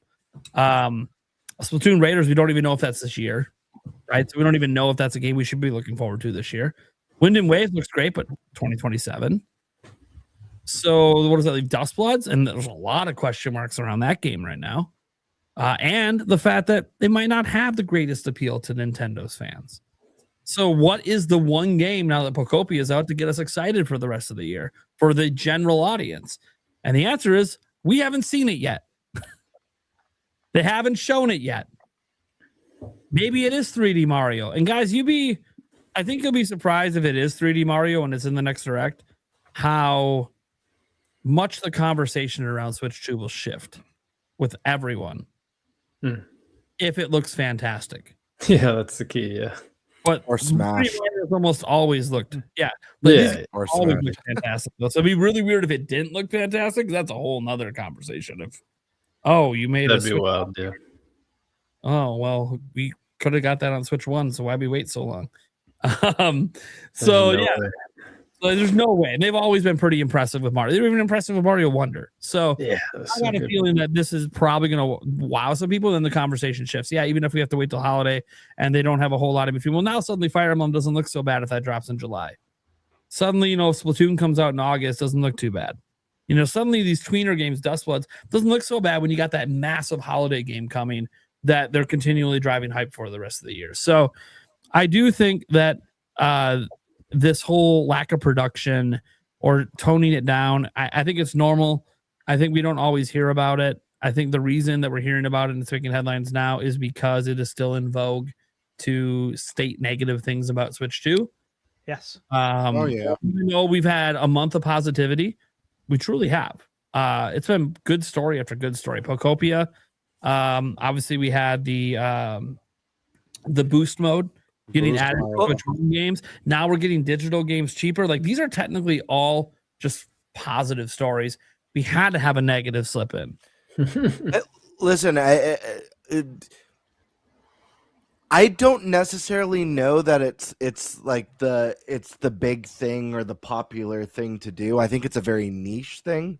I think when you zoom out and you look at whether it's your casual gamer, someone who's curious about this new Nintendo hardware, I think the average gamer isn't thinking about any of these hyper fixated negative points. I think they're just looking for the next great console and next great games to have fun and play with their friends and family. And Disney because then they market. Obviously views are doing well on this stuff, but still, even within that, it's like when you're on Twitter or whatever platform, it's still within a bubble, and the things that people lose their shit over, whether it's game key cards or whether it's digital suddenly costing less than physical. Like, these aren't conversations that like your average person is freaking out over or obsessing over. But I hear what you're saying with that. Listen, go ahead, Brian. No, you're good. I'm good. I'm done. I was just gonna say, I don't have too much to say about this topic. For me, the two least interesting things to discuss with video games, or for me to read about, is one is tech. I don't care about the tech. I don't care about power levels, and that's great if you do. It's just like when I opening up a brand new console to me is probably like, it's exciting in the moment, but after that moment passes, it's all about the games. It's not about anything else. It's not about anything that's inside of it. It's about the games. It's about the great games and great experiences that I hope I'm gonna have for years to come. So like, tech stuff is really boring. Hearing about teraflops. They got to use the tech too, right? The what? They got to use the tech. Like, terrible. Yeah. what about PS5 when we played it? And you played, I mean, we all played the packing game, right? Sure. Yeah. Astrobot. Oh my God. The way it took advantage of the controller was insane. But how many games are doing all of that? Right. Not It's a like, lot. I mean, HD Rumble was very incredibly impressive tech when it was brand new. Yep. And playing 1-2 Switch and feeling the marbles and milking cows, my personal favorite, was it was an experience, let me tell you. But that was very impressive tech, and then we just never really saw it again. The tech side, it's cool if you're a tech head. For me, I care about the games. That's what's most important to me. It's always going to trump everything else when it comes to a new console. It's one of the reasons why Switch was 155 million plus seller. Wasn't because of its tech, wasn't because of its power. It's because of its insane lineup of excellent games. The second thing that's really uninteresting and boring for me as someone who's in this space and talks about video games is sales numbers. Listen, I want consoles to do well. I don't care what platform it is. If it's Microsoft's platform, Sony's platform, Nintendo's platform, I hope they all do well. I hope they all kick ass every single generation. I could give a rat's ass if PlayStation 5 outsells Switch 2 or Switch 2 outsells the Xbox Series. Who cares? Big what? It hasn't won a month in the US this year. It's the end. I didn't jump into this hobby to look at spreadsheets and compare sales numbers between the different platforms. I joined this hobby to play games, have fun, talk about it with friends, talk about it here on YouTube, and share my thoughts, share my predictions and my experiences and memories and all that good stuff. All the great things about gaming. The only time I care about sales is an instance like Wii U, when it's like there's such a problem with the sales that this console is going to come to an end, or this company like Sega is going to come to an end. The sales concern me with Microsoft because there's going to be a major shift. Even though I'm not the biggest Microsoft fan, they're at the bottom of the three juggernauts for me. It's scary and sad what's happened to them and what's happened to a lot of the studios. So anytime numbers are bad, I do care and I do hate to see that. But as far as like nickel and diming and cherry picking and who had a better January, who gives a shit? Unless that's your job, if that's your job, if you're a news channel, Prime, I get why you discuss it. So I'm not trying to downplay that. You're a news channel. Like that comes with, and if you like numbers, be my guest. For me, it's uninteresting. What I can tell you, as someone who doesn't read up on sales on the regular, I see the articles, I see the headlines, but I don't study it. What I can see from this is a few things. Number one, Switch is selling faster than anything Nintendo's done before, and that kicks ass. The other part that I see is they overprojected some expectations based off of the initial launch, and they cut it back to a more realistic and original expectations, which were already fantastic. So that's great news. Not really seeing anything bad here. Obviously, you don't want to see that production's cutting, but they obviously way overproduced. Prime, you hit the nail on the head with, over manufacturing to make sure everyone can get this console in their hands. I love the idea of actually marketing that stock is limited while also overproducing just to get like the scalpers like super giddy and buying as many as possible, just to get a nice little launch day boost. But it sounds good. I think the biggest issue I've had with Switch 2 so far, and I do think this does affect sales, because as fast as Switch 2 is selling, I think it could have sold better. Prime, you touched on one of these things, and it's something I was, kind of anticipating all year last year. And what's the big holiday game? I've mentioned it so many times. The lack of that definitely affected holiday sales. I mean, you got to have a big holiday game. I think the other thing too is the cadence of releases has been a little bit unusual this gen, alongside some of the messaging and marketing that we've seen from Nintendo this gen. But it was very interesting getting 2 kart racers within the same 6 months between Kirby and Mario Kart.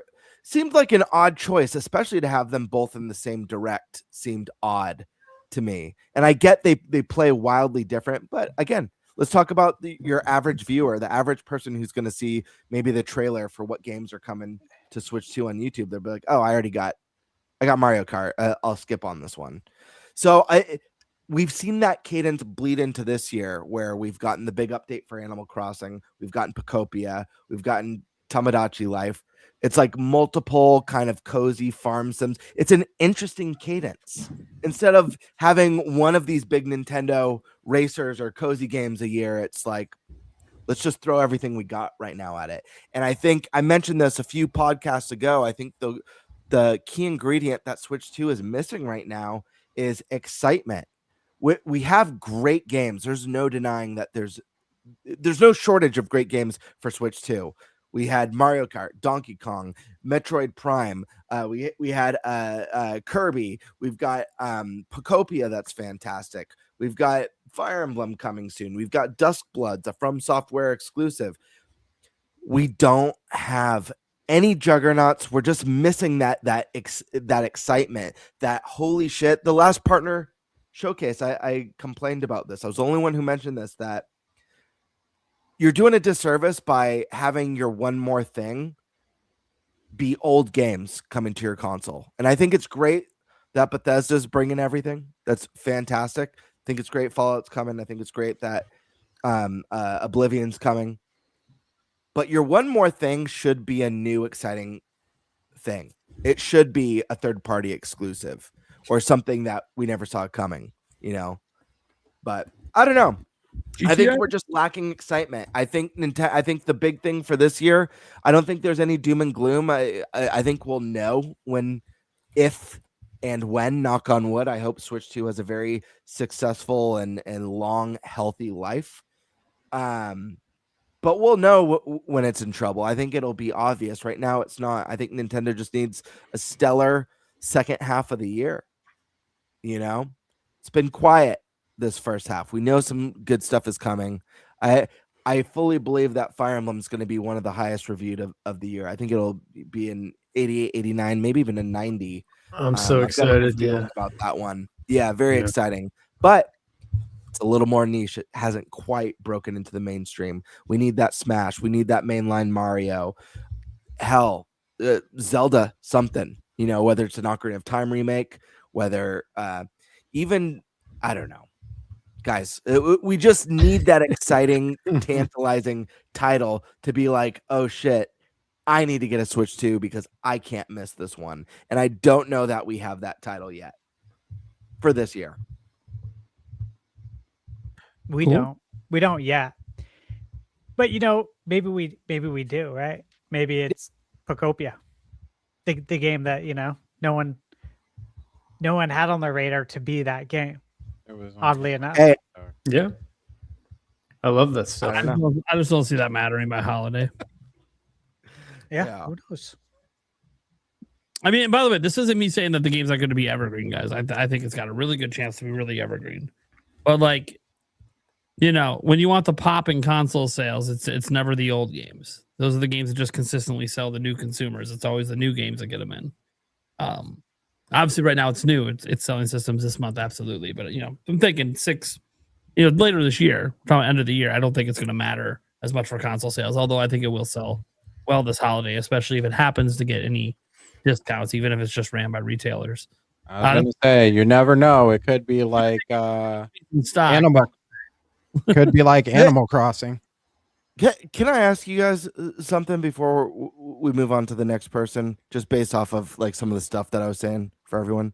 Like, I know Nate's stance. I know, Nate, you're interested in numbers. I know that you run a news channel. So this is like important stuff for you to cover. And there are people who care about it. But is anyone else with me like that, like the numbers side, unless something's failing, really isn't that interesting? Or do you guys care who has the better month? Or who has the better haul? Like top, that doesn't matter to me. Sure. Yeah, it doesn't. I use that metric purely for trolling other people. Sure. Sony is the best ever. No. Fair enough. Own that. So he's one of the trolls out there, guys. Yeah, best believe. Yeah, no, I don't really. I like video games for the art and sure the video games themselves, but it's important to talk about, I think. But yeah. But I mean, it's fun to talk about briefly. But I mean, that's why we talked so much about Metroid Prime 4. Like, it was one of the few individual games we're talking about on the show, and it's like, okay, well, yeah, people are going to go off on that because we do want to talk about games, and this kind of gets back to the point of being like, hey, where's the big exciting games? Because that's what we would be talking about instead of talking about Bloomberg 30%. Give us some exciting games to talk about. I think that's a good distinction. I think game sales, yes, I do feel a connection and curiosity and interest there, but console sales, I'm more detached. I think competition is good, parity is good. I don't want, as much as it sounds crazy, I don't want Nintendo to blow the competition out. I'd love them all to be up here so they're all keeping each other honest, so that someone's hot on Nintendo's heels, urging innovation, urging them to be a better company. That's the best spot you can be. Absolutely, guys. You know what? Would it be if Sega was still in the game? Go ahead, Stash. Sorry. To say for anyone who grew up watching wrestling, compared to 90s wrestling, Monday Night Raw versus Monday Night Nitro. When they were going head to head, we got the best wrestling back in the day. Like, it was extremely entertaining. That's what we need here. When Madden was going head to head with NFL 2K and NBA Live was going head to head with NBA 2K. These are the things we need to keep each other honest. So yeah, dude, I completely agree with you on that. 100%. Heck yeah. Cool. Well, speaking of needing big surprises, probably go on to our next topic, Eric. Eric, you didn't go. No, he can talk and go on to the next. And I do want to hear from you. That's rude, dude. Nah. I think the audience wants to hear from you too. I'm used to it. I kind of get forgotten. Well, then he gave me food. I did. He handed me food, and then the rest didn't matter anymore. Yeah, right. No, it's wrong. I'm not overly worried by it. That's because you haven't had these games. Oh, they're freaking great. You won't think it's wrong. I can't see you more in frame for me. I will put it in premium chat. Korean sweet spicy puffs. They're a cop. Whoa. Oh, nice. Where'd you get that at? Oh wow. Whoa, that looks Private good. chat. And Private chat? they're like shaped like mini chicken wings. What the hell? It looks like pork rinds almost. You're pretty good. Or am I just not seeing it right?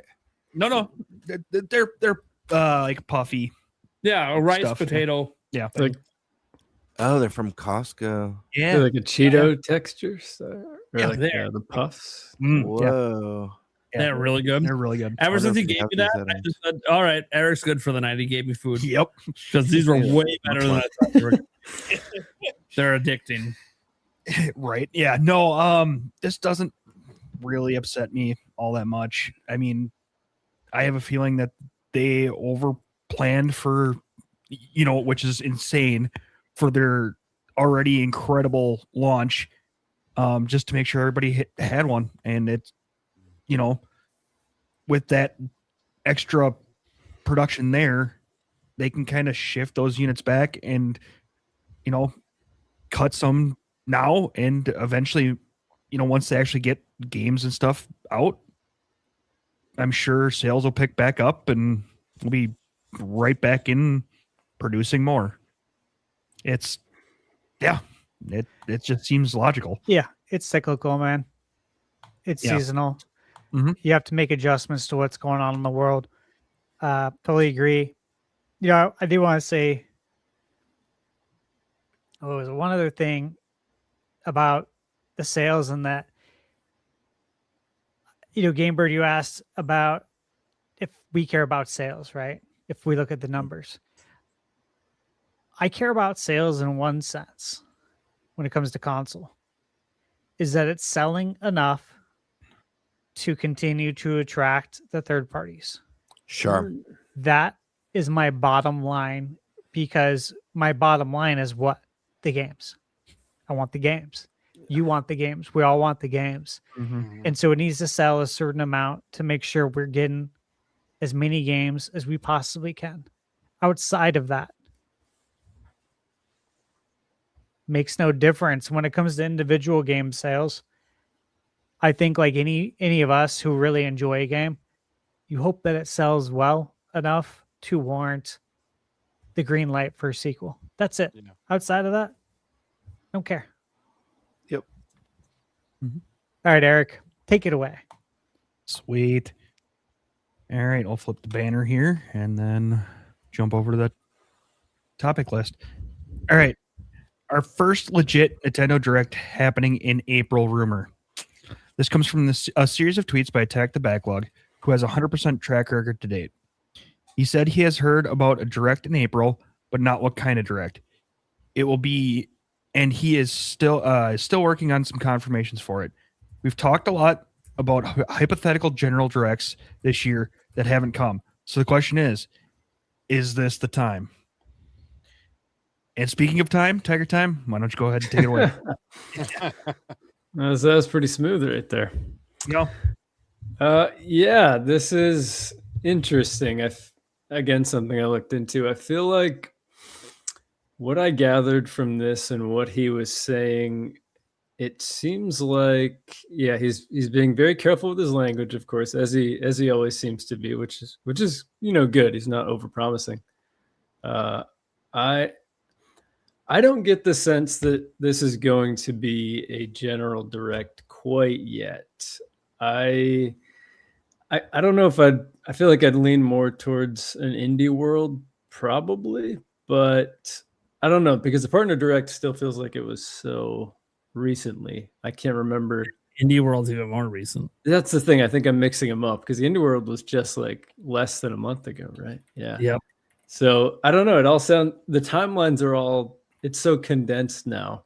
So messed up. Yeah. So I don't know. I don't necessarily, I feel like I've been on the June general direct train from everything that I've been seeing, from what I think makes the most sense, because they still have a lot of clarity to give people about the end of the year. And if there's any, particularly big holiday game and some release dates, it still feels too early for April, still feels too early for some of the stuff that I think they'd want to talk about. But June is kind of the last point where it's like, okay, there's stuff like Splatoon Raiders, Fire Emblem, if Mina's going to be in there, all these games that still have yet to come out, Duskbloods, like they need a proper direct. And so, that April, May, June, it's got to be, there has to be one in that time period. Again, I still think it would be June. Attack the Backlog is someone that seems like he doesn't say things unless he feels good about it, though. So it's been a really conflicting thing trying to figure out what it could be. I still lean towards, a partner showcase for me. That's obviously the other option. I just feel like I'm not sure. They showed a lot of stuff at the last one, and obviously, the Switch 2 is more and more attractive to third parties. So, I'm sure that they would have some more stuff to show. And I think there may be a personal bias. As much as I love to see them all, the partner showcases they're exciting because it shows that Switch 2 is, again, becoming more attractive for third parties, but they are also the least exciting as someone who plays all the other consoles. I just can't deny that. So again, I like to see these third parties being on the Switch too, but I don't know. The partner showcase in the indie world still feel like they've been so recently. So I don't know. This is a weird one. I feel like I would almost say nothing's going to happen is what I'd lean more toward. But just because of the recency of those two, I feel like the direct is going to be in June. If I had to say a date, I want to be wrong, to be clear. I don't know. Again, I feel like even though we just had an indie world, that would be the thing. There's so many cool indie games to show out. I feel like they could have an indie world like every other month or every month, really. There's so many cool games out there. It's a great opportunity for developers. So, I would say Indie World in April if I had to pick one, and I don't want them to be wrong, but that's where I'm at with it. Love there to be a general direct. Again, there's so much to talk about. There'd be some awesome reveals. People are desperate for this, but that's what I got. Awesome. Sandstorm. All right, man. I'm kind of the same way with Tiger Time, man. I'm leaning on the June piece. It's just like April is like so close now to our annual Christmas time. I feel like if it was some sort of direct, that's so crazy. I finished mine. Mine was a little baby one. I got it. Well, what are the late night? Like, what is their? Sorry to interrupt. They're being shown pretty powerfully here. So I'll just ask that in chat too. So they're the loaded taco flavor. Oh, those sound great. And they are bomb. Yeah. They were very. Let's just put it this way. I'm glad they didn't exist in my heavy drinking days. I would have plowed. Yeah.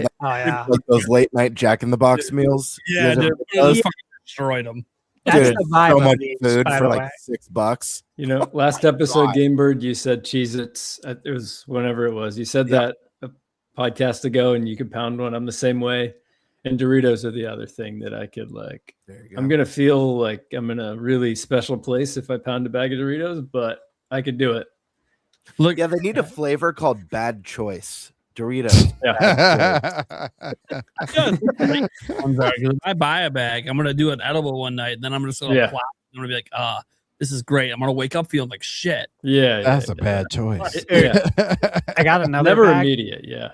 I got another flavor I haven't opened yet, but it's golden sriracha. Oh, those are the bomb. Those are so good. Oh yeah, I was Those like, I are gotta get these. So good. Yeah, they were not as good as I wanted them to be, but they were fine.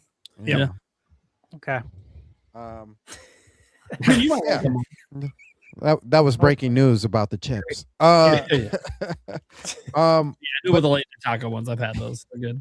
if I had to choose really what kind of direct it would be, I would say that it would probably be another partner.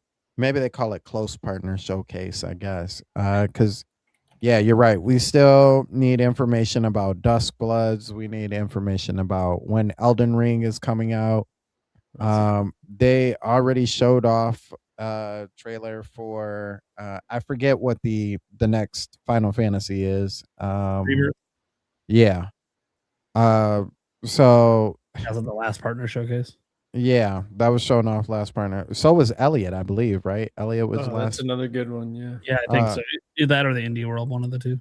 So there's still some games out there that still need some kind of addressing. But with that being said, between that last partner showcase and this one, we have had a couple games already come out. So, start bringing out the next wave of the third parties that you are planning to, drop at the right time. I think a partner showcase makes more sense than a general one, because I really feel like the next general showcase general direct that we get from Nintendo, Mario has to be there. Like it has to be there at this point in time.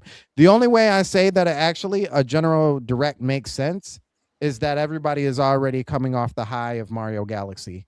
So it's like, oh, and now we just had Mario Galaxy come out last week. Now we got a showcase like right around or a direct right around the corner. That's a general direct. I wonder. And then we see, Mario Galaxy 3 or whatever the next Mario game. Mario, whatever. What was the rumors? The superhero Mario superheroes. We finally get to see Titans. Yeah, we get to see Mario Titans and all of its full glory. But outside of that, yeah, man, I think they hold on to the best of the best for June, and I'm gonna be honest, even if it is a June direct, I feel like they do us like they did last time, where they waited like way towards the end. Not this, not the direct that had the Switch 2, but like I think it was the year prior to that.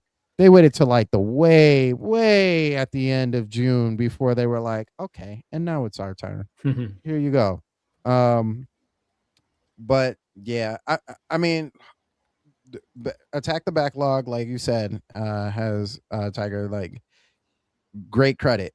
So it's when you have a track record like that, if you're hearing it, where there's smoke, there's fire, they say oftentimes. But I also do feel like sometimes like Nintendo is like, who let that out?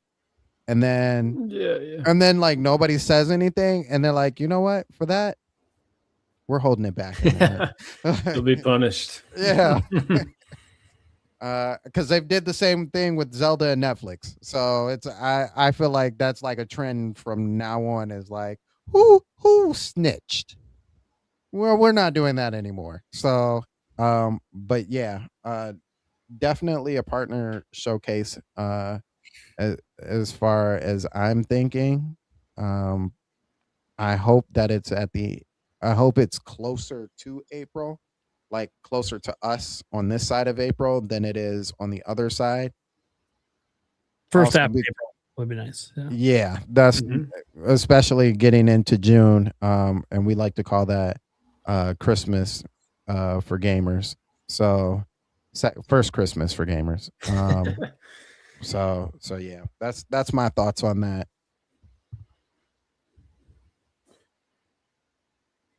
Hell yeah. Birdman.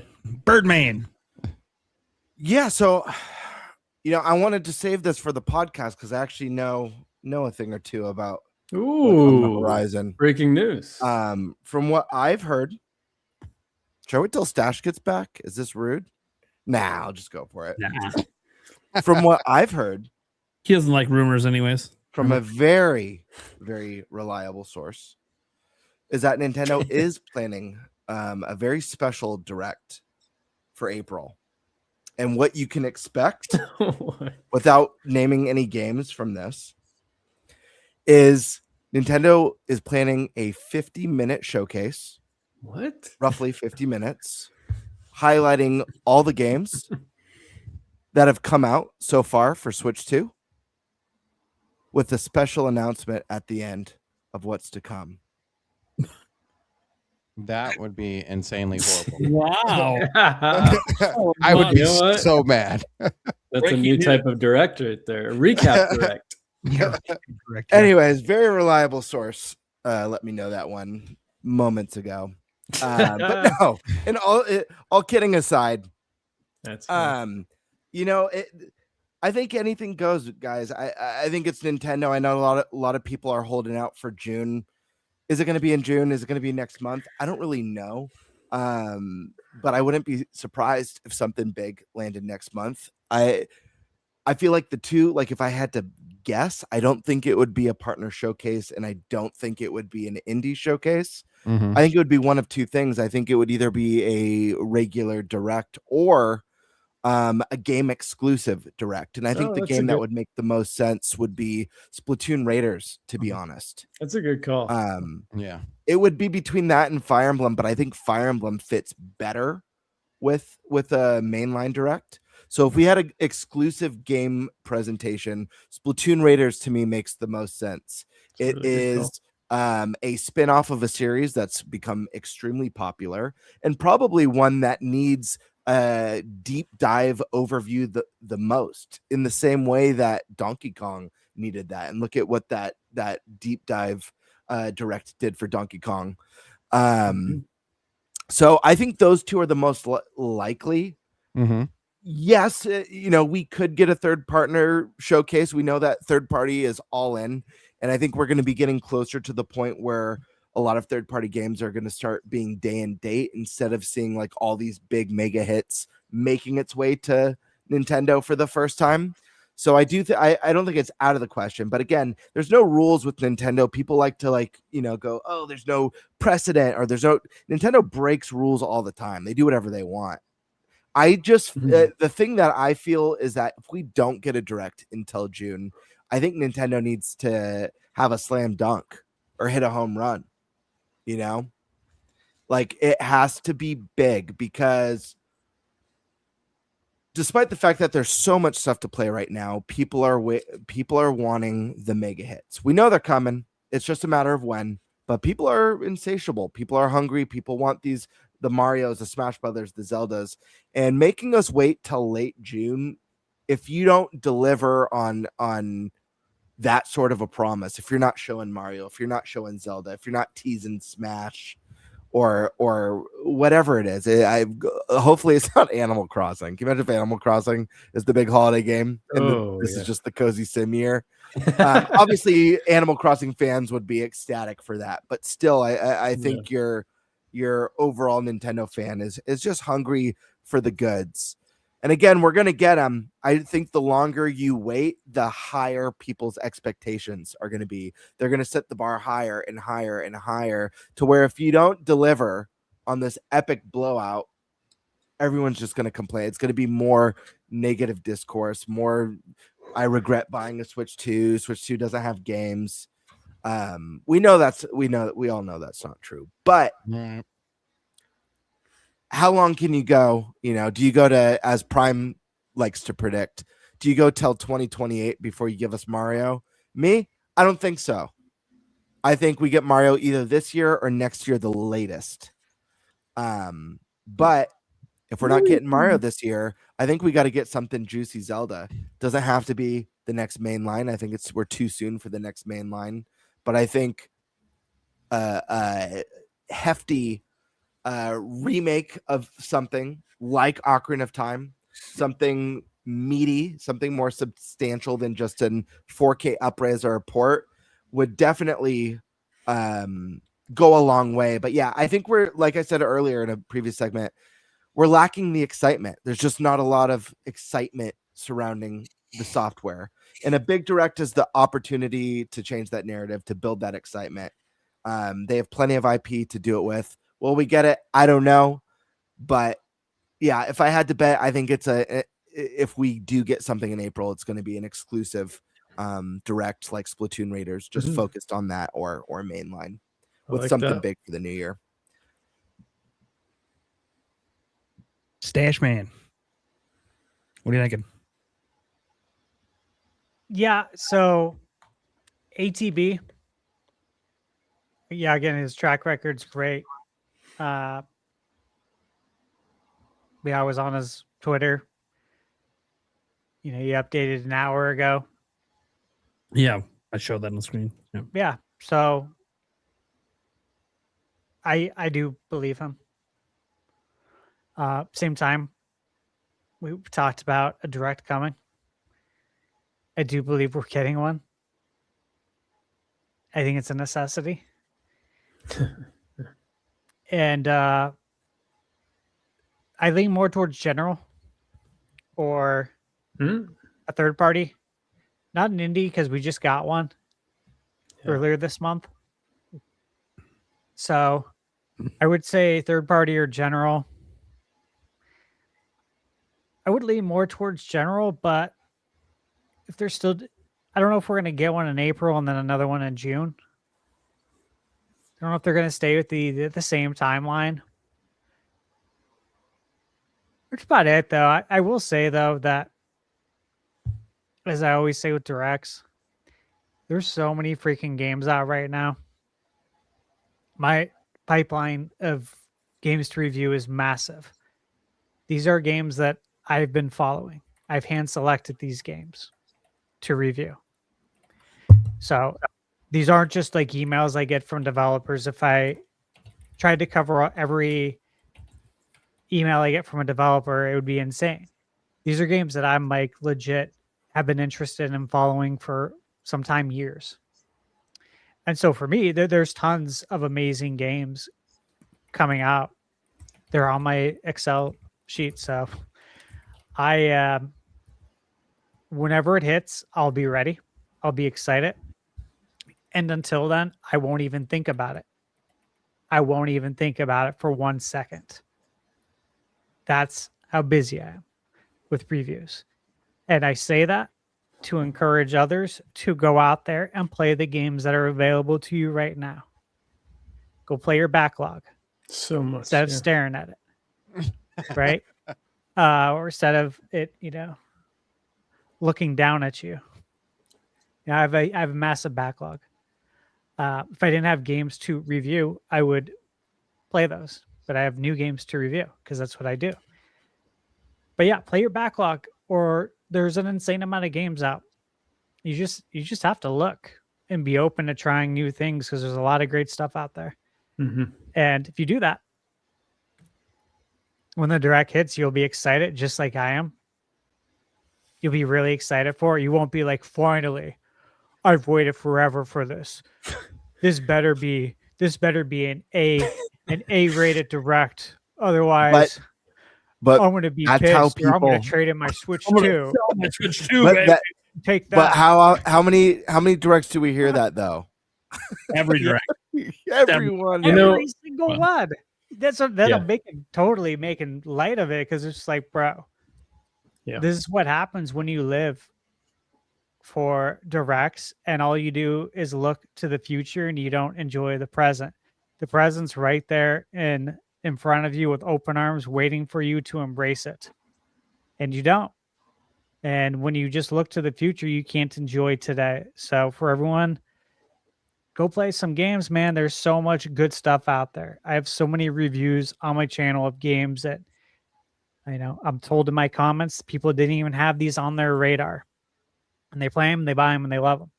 I'm not the only one who does this stuff. There's other reviewers out there too. There's good stuff out there. So you don't need to wait till the next Mario or Zelda to have a good time.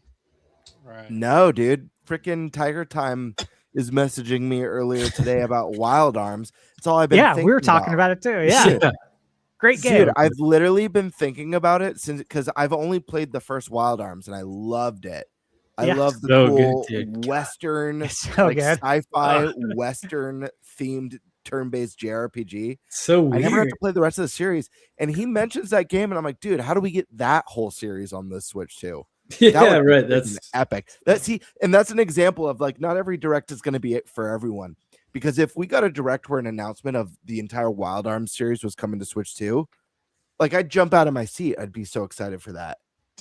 But like a lot of people would be like, okay, next. right. But, And that's yeah, the thing. Like I'm but going back to there's play a lot to play. PS1 game, and like Yeah. I'm having a blast playing this game, and the direct is going to be so much better when I know if it isn't exactly what I wanted, I can go play Legend of Dragoon or like all these games. Like I can go crazy That's with so all funny. these games. I was thinking when you guys were talking about Wild Arms of Legend of Dragoon, and Yeah, when it's it a great hit game. the PlayStation Premium, like that was a big deal because a lot of people were really excited to play it, and so many people hadn't played that game. And it's like, this is a really good game, but just a lot of people hadn't played it. We all have so many games like that other people love, and for some reason we just didn't play it back then. So that's what I'm saying. Like there's games from 20 or 30 years ago that you could play and have an amazing time with. So freaking good. If you want to sit down and actually play video games and not just complain about shit. Yeah. I feel like we spend too much time complaining about people who complain. We want them to enjoy it, man. We want them to actually participate in the hobby the way it was meant to be participated in, which is a controller in your hands playing. Yeah. Playing None games. of us are saying this is going to change that. They're all going to keep doing it tomorrow. Hey, if I help one person, that's a W. Yeah. That's a W. Making a difference. Yeah. Those kind of people are just watching this show to find more things to bitch about tomorrow. Do you know what Prime said yesterday? Can you believe that? Nothing controversial to someone else, and I get blamed for it. Yeah, Prime's gonna get harassed for discussing cognitive impairment on his podcast. Right? I And probably that was will. all me, baby. There'll be one person in a comment on my video tomorrow being like, Prime's such an asshole. Did you hear him talk about cognitive impairment? I'm like, I don't know where the fuck you heard shit about that. I honestly didn't even know about that fucking term until Gamebird said it. So Yeah. like it's not a word that's ever been in my vocabulary. I was reading through that topic. And I'm like, dude, if this is true, people are dumb. People are It is dumb. true. Which I already knew, but like, it's getting bad out there. Sometimes you're surprised by new levels. New levels. Oh my god, what are you eating, Stash? Here's the deal. Fuck you. Fuck you. God damn it. No. So like, what a surprise. He has the late night taco chips. So of course he's got a fucking quesadilla. My God. You must have went out for drinks tonight and you're having a taco party. Shit. I guess that's me next. Or? Yeah. Okay. So look, guys, I'm not gonna go on some like big rant or whatever, like I've done in the past about how regardless of backlogs or regardless of all the great games coming out, look, reality is obviously a lot of Nintendo fans buy Nintendo consoles to play Nintendo games, and Nintendo first party has nothing announced. So I've already done that rant. I've done it a couple of times. I know some people love it, some people hate it. In the end, it doesn't really matter because Nintendo's going to do what Nintendo wants to do, right? And obviously, as a content creator, for me, it's really nice to have those big games to talk about because that's what people come to the channel for. When I talk about the smaller stuff, people don't come. I do this for a living. But I still talk about it. It just gets tied in with bigger stories because in the end, I know that people aren't here for that stuff for my channel. I'm not a review channel either. So you're not really going to get heavy opinions on me on some of the smaller games because I'm not here to do that. It's kind of weird. I'm like the one channel here that like I talk a lot about games, but I just talk about the news about the games. I don't really dive into the detail of the game itself. You guys see it happen sometimes on live streams, but for the most part, I don't because technically playing games is not required to do my job. It's something I do for me. But if I didn't love playing games, I wouldn't do this job. Like I obviously love discussing games and news. I'm kind of weird. It's weird where I'm passionate talking about video game news, even if games I'm not playing. It's weird. I know it's very weird. No, I can't explain to you why I enjoy it. I just know that I do. And it's weird. Yeah, like talking about games you're not playing. Very weird job. Oh, so you play games? I'm like, not for a living, but I do play them for fun. Everyone assumes I play games when I tell them I'm a YouTuber. I'm like, no. I mean, I do, but not for YouTube. There's some science behind like people get more dopamine from anticipating something than actually doing it. That there's kind of that. thing, you know? Yeah, sometimes I mean, and we've all experienced games that we've highly anticipated that we play. Yeah, exactly. As exciting as we anticipated. Yeah. Then some games that exceed it and some games that meet it. But I just like talking about the stuff. I find it to be entertaining. This is why, like, you'll see me more active on like Twitter than Stash. Yeah, part of it's part of the job, and part of it's just because I enjoy just the act of talking about this stuff. It's fun to me. I've been doing it since the forums and the chat rooms back in the 90s. Like, I just really enjoy the conversations around gaming, not just playing the games. Because when I play the games, it's for me. You know, I'm usually by myself unless it's like a sports game and Eric's over. Otherwise, I'm by myself or maybe my significant other's in the room, but I'm on my own screen doing my own thing, playing and getting engrossed in the game for myself. I don't do it necessarily for others. That's why I don't like live streaming games, because it's not how I play games. I have to like pay attention to the chat and interact to be entertaining for them while I'm trying to be entertained by the game. I don't want to provide you entertainment when I'm playing games. I want the game to provide me entertainment. So that doesn't mean I'll never live stream games, and I will, and I have, but you're never going to see me do it on a consistent level because it's just not how I prefer to play games. If I'm going to stream, I'd rather shoot the shit with people like I do on this show here. I like to shoot the shit with the fans. I find this to be fun just to talk about this stuff, even if in the end, yeah, I know none of it really matters that deeply. It's still just fun.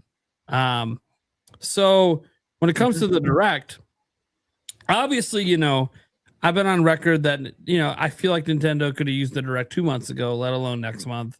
Not just for themselves, but for also third parties. Think about all the third party games. I mean, they just had a playable demo at GDC of Elden Ring, and we still don't know when it's coming out. Mina is at PAX East. We still don't have a release date.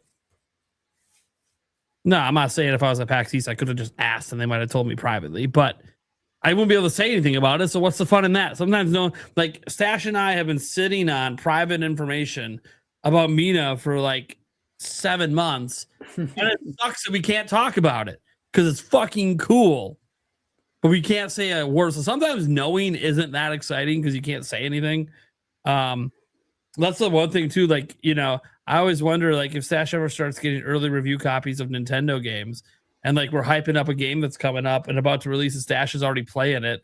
It's like, because he's under NDA, he basically can't fucking say anything.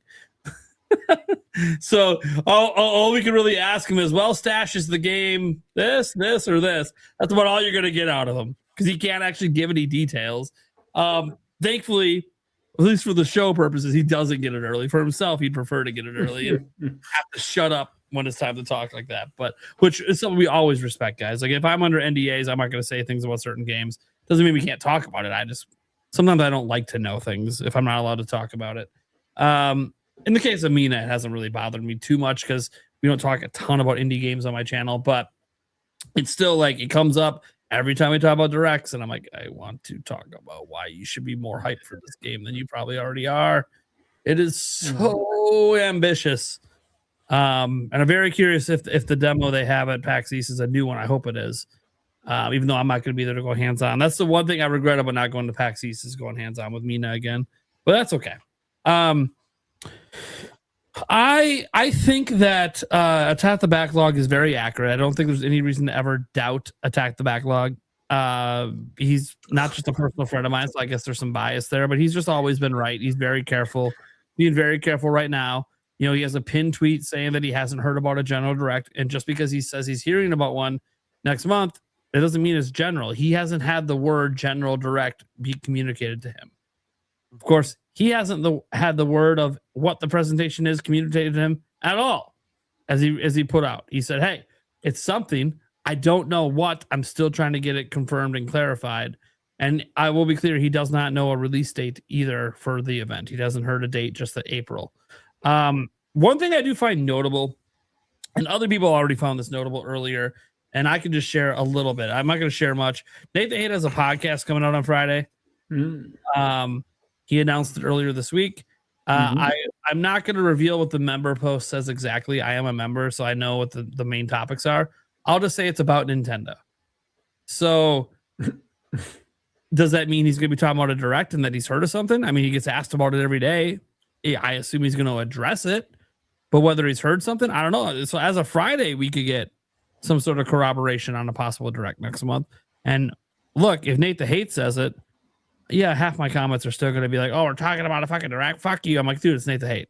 I'm probably have to put him directly in the headline and make people shut up. So, like, you know, it's one of those, like, if he says something, that's what it is. So, as of Friday, we might have even more clarification on if there's any sort of Nintendo event happening next month. Because if he's heard of any sort of direct, and now the rumors out there quite publicly from Attack the Backlog, and he's doing a podcast episode, he would probably say something if he's at least heard of a Nintendo event coming. Even if he doesn't know what type it is. Because sometimes if it's later on in April, then he might not know the type of event yet, which sucks because I like Sandstorm. I would love it to be first half if we are going to get something. Maybe not next week because of the movie, but the week after sounds good to me. Especially since we know, like, yeah, Pokemon Champions comes out, but I have no excitement for that game. It's a microtransaction. I'm good. And they literally just said today that as long as Pokemon's around, this game will always exist. I'm like, yeah, okay. This is a forever microtransaction money sink game. I'm good. Yeah. I'm good. My excitement is out the fucking window. Yeah. I'm not saying that you guys can't have fun with it, and plenty of people have fun with it, and even the TCG game has like microtransactions that people are buying fake virtual packs, and I just don't understand the spending money on something fake. Go buy a real Pokemon pack. Exist. You can't find them in stores. You can't find the ones you want in stores, to be clear. You can find some of like the older sets, but like, no, we want the newer ones, the new stuff, the new pack that just exclusively dropped this week, and everyone's limited to one pack a person. I'm like, dude, for starters, if the demand is that high, just make some more. But then if you do that, the value goes down. So I guess it's a balancing act when they're considering collectors.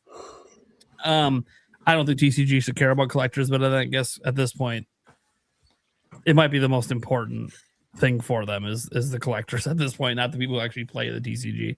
Yeah.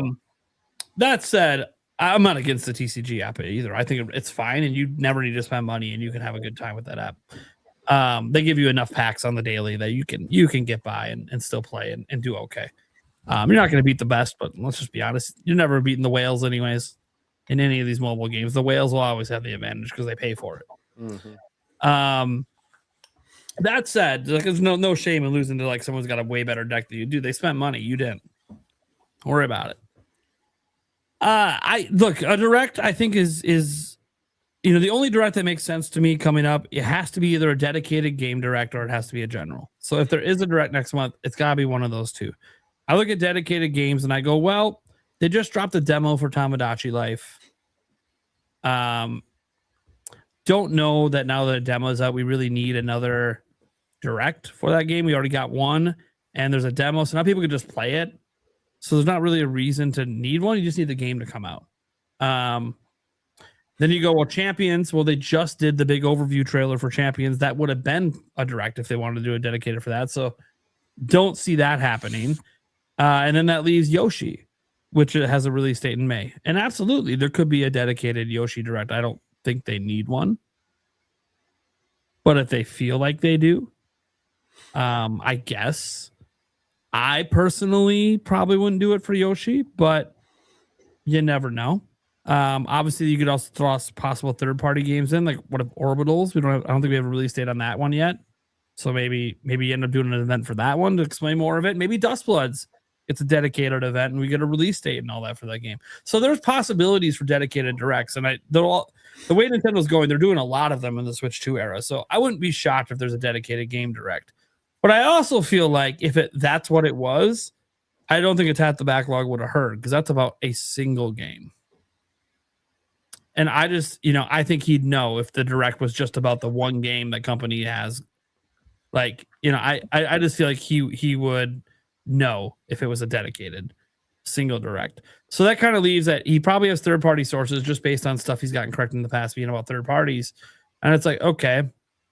So that kind of leaves in, and usually it's AAA. Like, I know he knows stuff about Capcom. So it's like, okay, so maybe it's, a partner showcase and or a general at that point. And it's like, okay, well, which one makes more sense? Well, a general makes more sense to me because anything that's in a partner, you can put in a general. And then you just have more. And people don't think about this. April is the 1 year anniversary of the first ever Switch 2 Direct. Maybe April might become the new month they do General Directs in. They just decide, hey, we're not doing that February stuff. No, we're doing April. And then I don't know when they do the next one to be September, I guess. But I'm hoping You never know. But you never know with Nintendo. And here's the thing: There's no rules. If there's going to be no rules, the last couple of directs were like an hour long. So what if their thing is we're just doing 2 a year, but they're going to be really long? I'm cool with that. April, September, I'm fine with that. Then you have your partner showcases and individual directs in between. I think I'm cool with that. I think between those 2 directs, you can pretty much get most of the lineup out that you want to hype up. It just means that this April direct would be beefier than what a February direct would be, because this is the one revealing the rest of the year. Okay. I'm actually okay if that's what they want to do and change things up from their usual February, June, September ways for generals. I'm actually fine if that ends up being what this is indicating, because that's exactly what they did last year. Guys, we didn't have a general after April until September. It's literally what they just did last year. So they did have other directs, partner showcases, indie worlds, and yes, tons of individual game directs. A lot of them. I think every game that came out. Dude, Kirby had 2. I think every exclusive game but Dragon Drive and Welcome Tour had their own dedicated direct last year. It was kind of nuts. Mario Kart did, Donkey Kong did. Did Age of Imprisonment get its own? I can't remember if that one got its own. But then we got 2 for Kirby. Did we go for Metroid? Yeah, I don't think any of the Switch 1 ones we got dedicated ones for. But either way, I do think that there is a chance it could be dedicated, but I just don't think he would have heard about it, because he would just know straight up. If it was, look, his source would know straight up if it's just about one game. So it could be a partner, even though they have one in February. It's been a couple months. There is a lot of third-party games that we need release dates for, and just new announcements in general. And we've got a lot of the big ones behind us. There's still a couple coming up, like Indiana Jones, Rebirth, obviously. So there's still a few big ones floating out there, but there's just ones that we don't know about. Elden Ring's the big one that obviously they just had an updated demo at GDC, so that one's got to still be coming. Borderlands 4 has been canceled. I'll be honest, I feel like of all the direct types, the one that will irk people the most is a third-party showcase. I think that would by like a landslide. I think even like an indie one, I don't think people get over still be hungry. I think a specific game, if it's a game we haven't really gotten to see, like I mentioned, Splatoon Raiders, people are like, okay, well, I'm hungry for the direct, but I am curious what this game's about. I think the third party showcase is going to be the one that would be met with the most backlash. The most backlash for sure. The only way they could avoid it is if they did this. Would be, two things. One would be a GTA 6. That's fair. People would literally, if that happened at all, then if it was day and date too. Yeah. If it would happen, it's over. It's over. Dude, people, they would instantly forgive it and be like, okay, well, they obviously did it dedicated to GTA 6. That's your showstopper. You're not going to announce Nintendo games next to GTA 6, right? That I could get. Or I'll say if they announce a partner showcase, but they announce that including a 5 to 10 minute feature on Dustbloods. Okay. People might then be okay with it because that's an exclusive that we do need more information on. And now 5 to 10 minutes of that direct is dedicated to that one really big exclusive game coming. But even then, people might still be like, yeah, but I don't care about Dustbloods. So they might just get mad. I don't think you can avoid that with a partner showcase. You could avoid that with a general direct. Now, if you don't bring the goods, then you can't avoid anything. You got to bring the goods. And no matter what, people are going to be negative because they always are after every direct. But you just got to have that big game. 3D Mario is the one that seems to make the most logical sense. But look, that's been 7 years since Luigi's Mansion. So LM4 could easily be on the table for that. You assume we're going to see more of Fire Emblem, probably more of Dustbloods, maybe Splatoon Raiders. But there's got to be more. So to me, I'm on the train that I just don't expect a direct until summer. I've been on that train for a little bit now. Most of that is just to keep my expectations in check. This doesn't affect the coverage I do at the channel. Like, I'm still going to cover the rumors when they come in from people I think are worth covering. You know, Nate the Hate says a general direct is happening on Friday. He says it's happening in April. I'm going to be like, well, shit, of course we're talking about it. And now, if he says it, yeah, okay, I might start to shift from summer a bit because Nate the Hate is just too reliable for me to be like, oh, yeah, it's still going to be this summer. All right, hear me out. What's the discourse if it is a third-party direct, but the big one more thing is Grand Theft Auto 6, but the caveat is it's a timed exclusive for Switch 2, and its first year will be Switch 2 only. Well, what's the discourse? Nintendo fans are super stoked and shitting all over the console warriors that said the game isn't coming. Yeah. Wow. Everybody, Master Race included. The rest of the world is pissed. Everyone else is pissed. Only Nintendo fans are happy. Everyone else is just ready to fucking burn Rockstar to the ground for making that deal. I mean, on the bright side, it will be on the most affordable next-gen console. My question would be, how much money did Nintendo have to pay them for that to happen? Oh, so much money. I mean, the whole value of the company, $10 billion in the bank. So much money. Dude, that'd be so much to convince Rockstar to do that. And it's Rockstar, and you know they don't like Nintendo, so they're asking for extra. They want to own 51% of the company in order to make this deal happen. Yeah.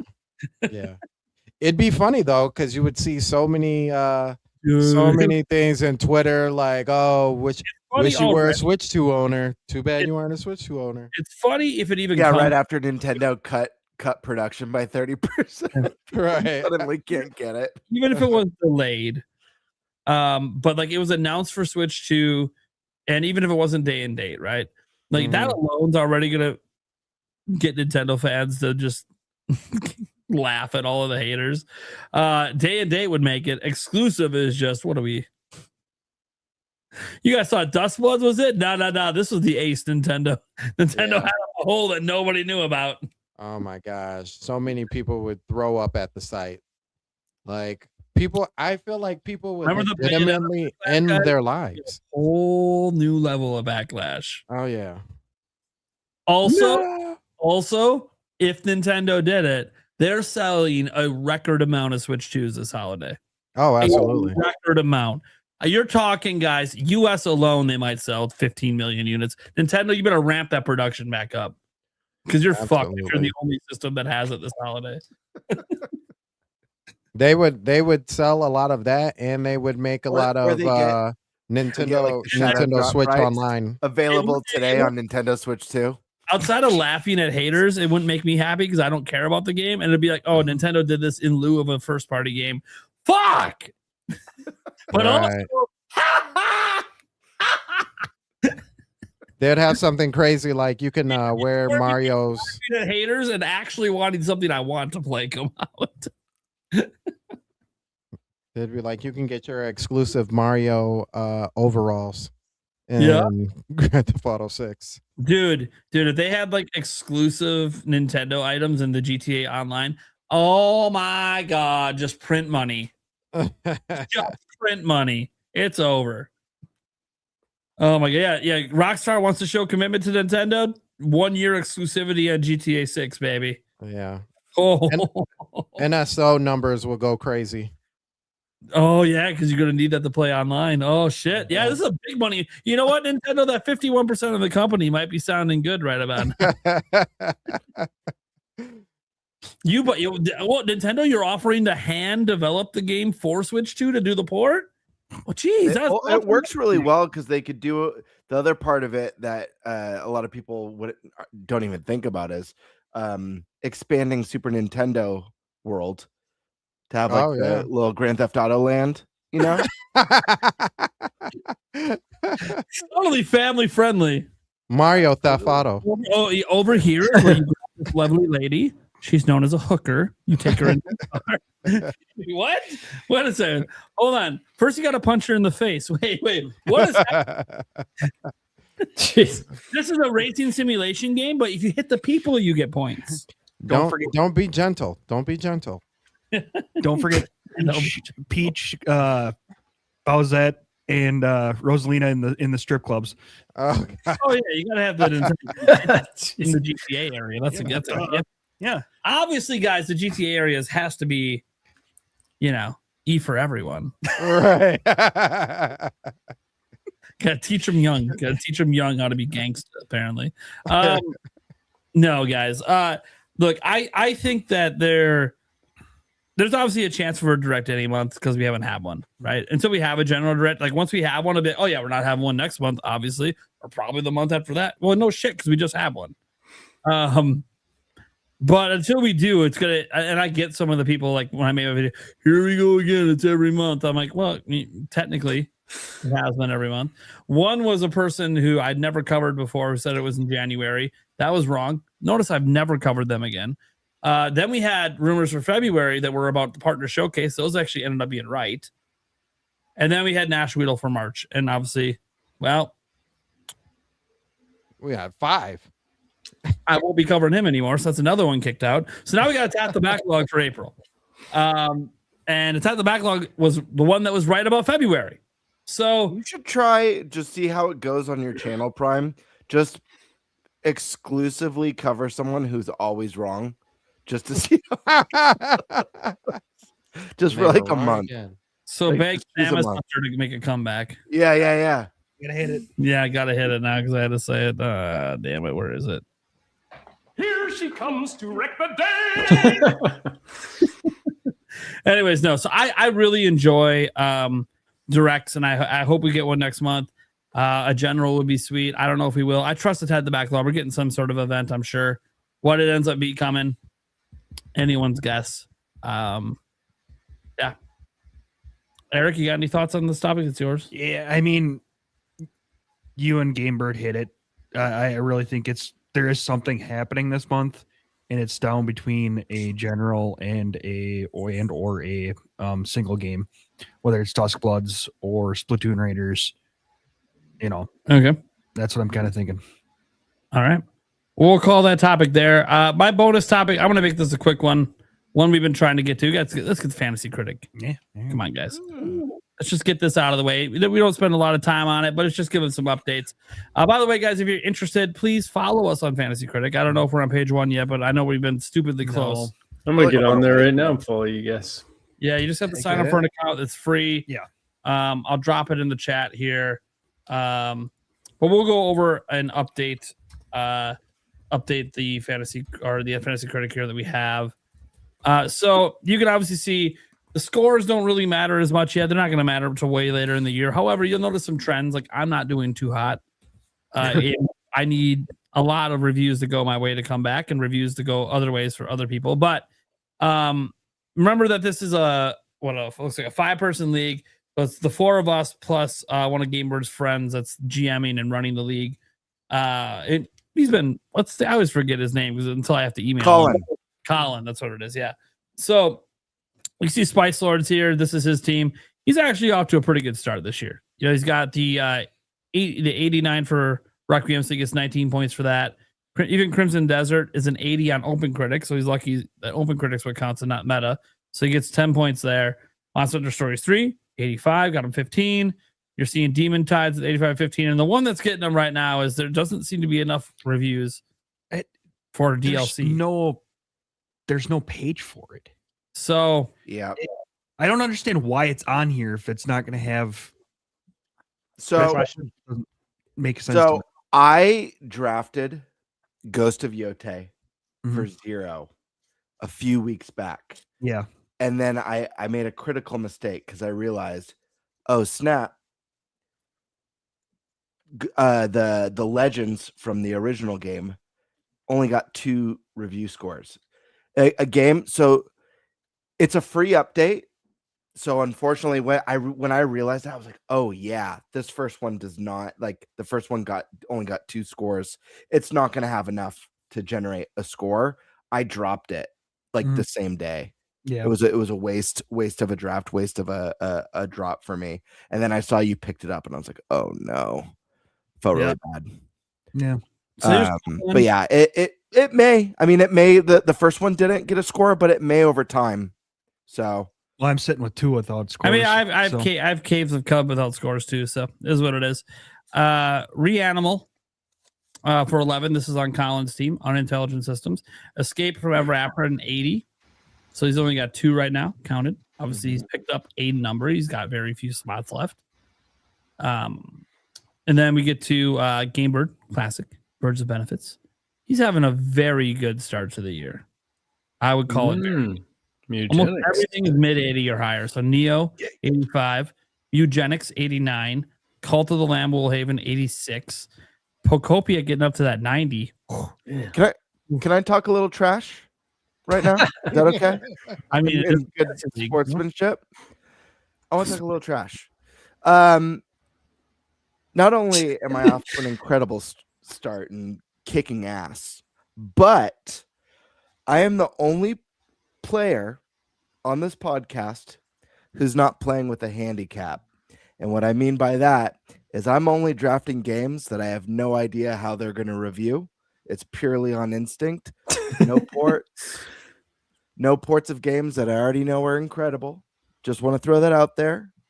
And I've made a vow. I'm not going to draft any ports this year. I'm going to keep it raw. And I'm just going to go on pure bird instinct. And I'll see you all at the finish line. Well, it's working. Just so you're aware. It's I'm just kidding, guys. I just want to have fun. Talk a little trash. Then Thunderstash. He's also got a pretty decent start to the year. Not quite as good as the Birdman, but still good. Dragon Quest Reimagined at 83. Final Fantasy 7 Remake Integrated at 88. I think it's his big one here. Mio at 83. Someone locked in Edge of Memories on him. Oh, good. I didn't realize someone used their counter pick on Stash. No, what is that? What does that mean again?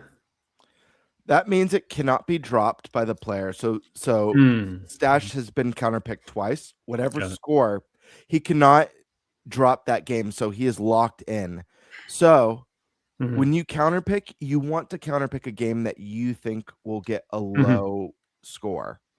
70 or below is what you're hoping for. Or if you get really lucky, a game that's not going to get a score. And I thought about, I felt really bad because I was like really close to counterpicking you, Eric, with Ghost of Yote. Oh, yeah. But I felt really bad. And I was like, I also like, even though the first one didn't get a score, if it does this time and it gets like a 90 or an 89, like I just didn't want to gamble with that. Yeah. With that. Who counterpicked me?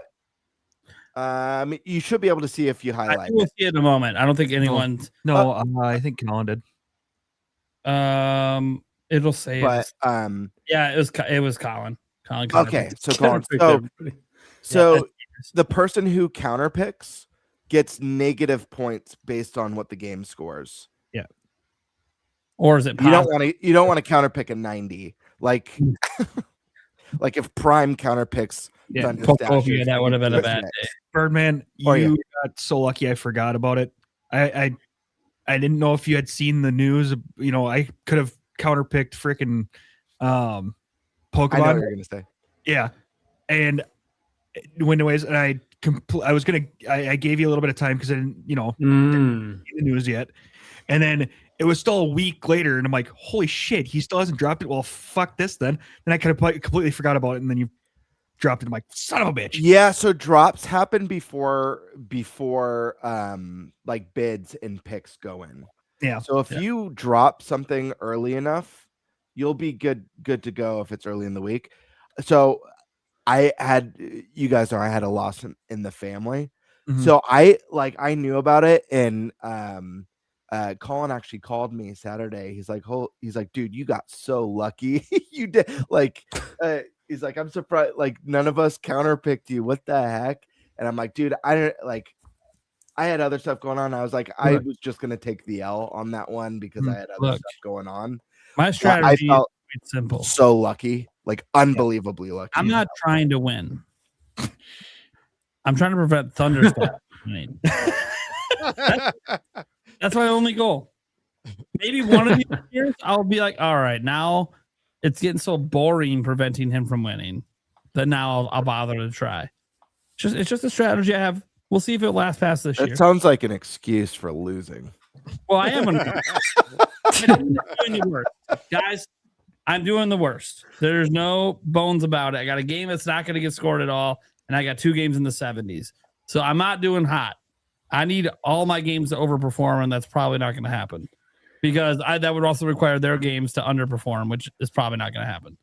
The other thing, though, is it's still so early in the year and so much could change. Like, I've seen it so many times over the years playing this where someone just decimate. Like, I could be decimating this first half of the year and then just have a bunch of... We're going to get stuck. There's no doubt in my mind that each of us are going to get stuck with some mid-70s games. Maybe worse. Because... the number of drafts and the number of games that are going to hold out on release dates because they're waiting on Grand Theft Auto 6 to be like, no one wants to like drop when that game drops. We're going to be stuck with some mid-level stuff. So a lot can change. You know what I mean? Well, I am already at the mid-levels. I need that not to keep happening for me. That said, we get to Nintendo Prime here. You see, Yakuza Kiwami 3 Dark Tides did not work out for me. Really, is not that bad though. Dude, no, the other one scored way higher. Yeah, this is like no. I mean that's true. It's like 10 points lower than the other ones were scored. It's pretty bad. At least it wasn't negative, but it's not great. Obviously, World of Warcraft Midnight. What do I say? It always scores in the 80s. The X-Pack does every time. Of course, only someone like me that plays the games would know that. So that was like a shoe-in. But here's the one that got me. This one disappointed me. I looked at every review in this franchise in the history of Open Critic. All of them are in the 80s until this year. MLB The Show. Oh yeah, that's right. I didn't see this was yet. when you were looking it up. Was it like a technical performance? Or? Like, from what I read on the reviews, they're all like, it's the same game we know and love. They did some iterative updates, which, by the way, that's what sports games always are, right? So I'm like, why does it matter? Why is this the year it's being held against it, and not all the other years? Because I picked it. Because you picked it. Because we debated sports titles a couple weeks ago. Yeah, it's exactly why. It So all funny. scored in the 80s. Then because the one year I'm like, all right, I'm gonna pick MLB The Show. It seems like a shoe-in because it's a shoe. Yeah. Literally every version of it's always been in the 80s. It's never been below. Yeah. And now it's the worst rated MLB Show game of all time. It And just goes to show. read the reviews, they can't even come up with anything negative to say. The negative to say is that, well, they're just doing the same thing every year. No shit. It's a sports. It's a sports game. Yeah. Roster update, baby. Now you can never pick it again because now maybe finally the reviewers have caught on that it's the same game every fucking year. So I'm never picking the sports game again. I was never going to pick Madden or any of the other ones, but this one I was like, oh, look, it's 80s every year. no, Why would I not? Like I said, I was there when you were looking it up. I'm like, yeah, that is. Should have went with WWE.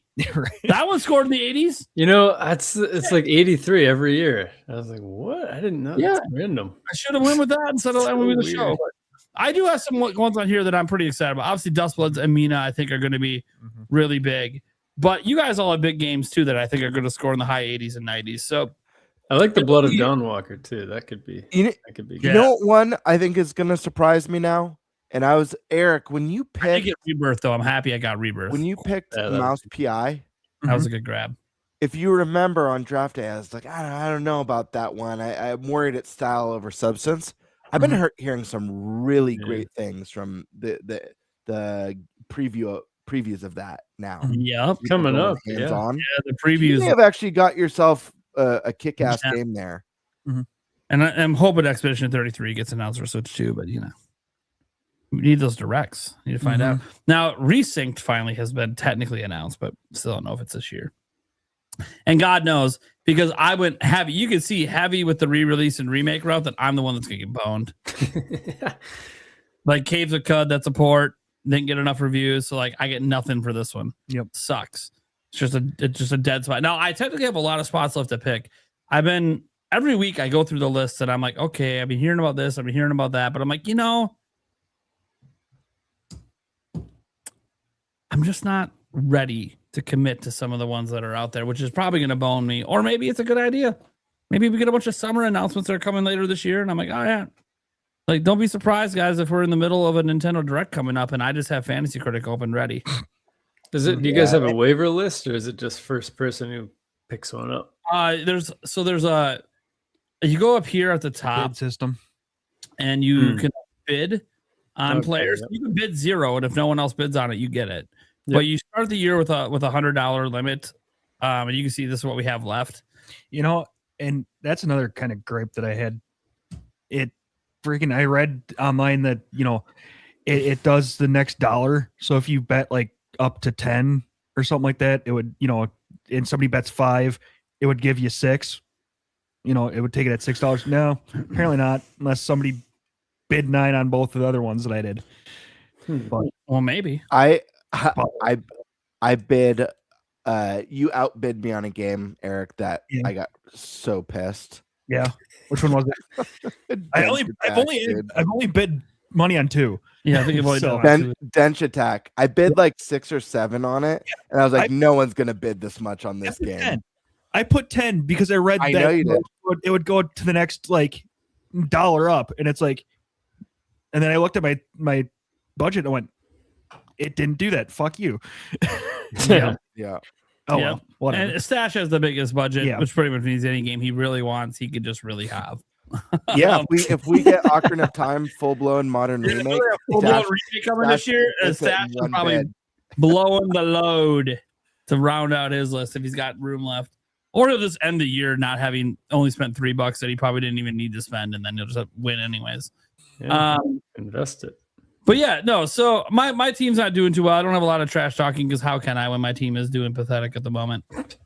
That said, I got some belief and some comebacks. And I will say, if this mainline Half-Life game works out for me, I think if it even comes out, That'd be wild. I'm like the people's champ. I think just straight up. I don't think there's an argument there. If that game even just comes out, I'm the people's champ. That would be sweet. Which game? Unannounced mainline Half-Life game. So Half-Life 3, basically. Which people think might be coming out with the Steam machine, which maybe it is, maybe it's not. We don't know. Maybe. That'd be so sweet. It's Half-Life. That'd So be the time it would come betting out, anything on Half-Life is always just throwing shit away. Betting I'm anything, surprised nobody counterpicked me on it. betting anything. Don't worry. The number 3. You know why no one counterpicks me? Because they can't figure out which one of my games they should counterpick because they all are going to score bad. So it's like, why counterpick a guy when, dude, look at his list. He's screwed either way. What if Half-Life is a thing that's coming out this year? What if it has the Metroid Prime 4 effect where it like wildly underperforms, It's one of those ones where it's been anticipated for so long. I'm the people's champ. I don't even care what it reviews. I know what you wanted. Here's the thing. I have such a bad start to the year. Unless I have a second wind, I'm just going to stick with I just want to take games for the rest of the year that will piss other people off. I guarantee Stash one. Mine. You think there'll be a reviewer who thinks GTA 6 is a 7, but gives it a high score because they're too scared to be the reviewer who gave it a 7? Yeah, there will be both. Yeah. There'll be people that'll be just because I want people to remember me. I'm going to give it a 4. Yeah. That'll get them clicks. It will, because they'll be like the only one that low, and it's like, yep, we got to see why it's that low. And then it just turns out it's someone like me who just doesn't like GTA at all. Dude, it's like when I used to see them the review. I used to see old because I grew up loving the Dynasty Warriors. Or it's like someone who hates violence, and like 2 seconds into the game, there was a fuck you and a bullet through the head. You're lucky I didn't give it a 0. I grew up loving the Dynasty Warriors games, and I remember way back in the day because I had played. I think I started on 2 or 3 on the PlayStation 2, but I remember seeing a review years later on IGN. That was like the reviewer was saying like, I've never liked the Dynasty Warriors games. I'm like, well, why are you reviewing this? Like, if you already know this is like a series that you don't enjoy at all, why are you reviewing this game? Hey, dude, this goes back to what I always say though about these outlets, the review outlets, when they assign someone a game to review that hates the genre. You're doing a disservice to everybody, to them, to your company, to the fans, to the developer, the publisher. You're literally fucking everybody when you do that. But they do it. And I try not to get mad at the reviewer if it's at a big outlet because I'm like, well, you might not have had a choice, man. Yeah, no, it's not the Exactly. reviewer's fault. It's just a company thing. It's like weird. It's like NBA refs. They're horrible. I don't get mad at them. I don't get mad at them though. Very accurate. I get mad at their bosses because they allow it. They allow them to be shit. There's no consequences. Yeah, it's just like the NFL with their refs and like they're not full time. What the fuck are we doing? Yeah. Like, no. Yeah. The people in charge need to do better. Well, it's like getting mad at the person at Walmart because of some company policy. Like, come on, dude. Have some sense. You work here? Yeah. Do you know what the CEO did? I'm like, dude, I'm barely making my rent. Can you just shut the fuck Or- up? Hire shit, or get out. yelling at the Exactly. teenager in box office because movie theater tickets have gone up so much. As if Yeah. the Yes. teenager in box People office do makes that. the prices. I've seen people do that. I'm like, why are you yelling at this kid? He has no control You're over like any of 15 that. years old and Make get it paid minimum a fucking shitty wage. wage. You're just thinking of when can I get the fuck out of here? Exactly. I want to go to the movie that you're going to. This is bullshit. Like, all right. Let's get to the super chats here. The Mono Brawler says chop chop. Mhm. That's before we got going. Jimzo comes in and says, how's everyone feeling about Pokemon Champions on April 8th? We talked about this earlier. We debated making this topic. I said, well, we very loosely debated it.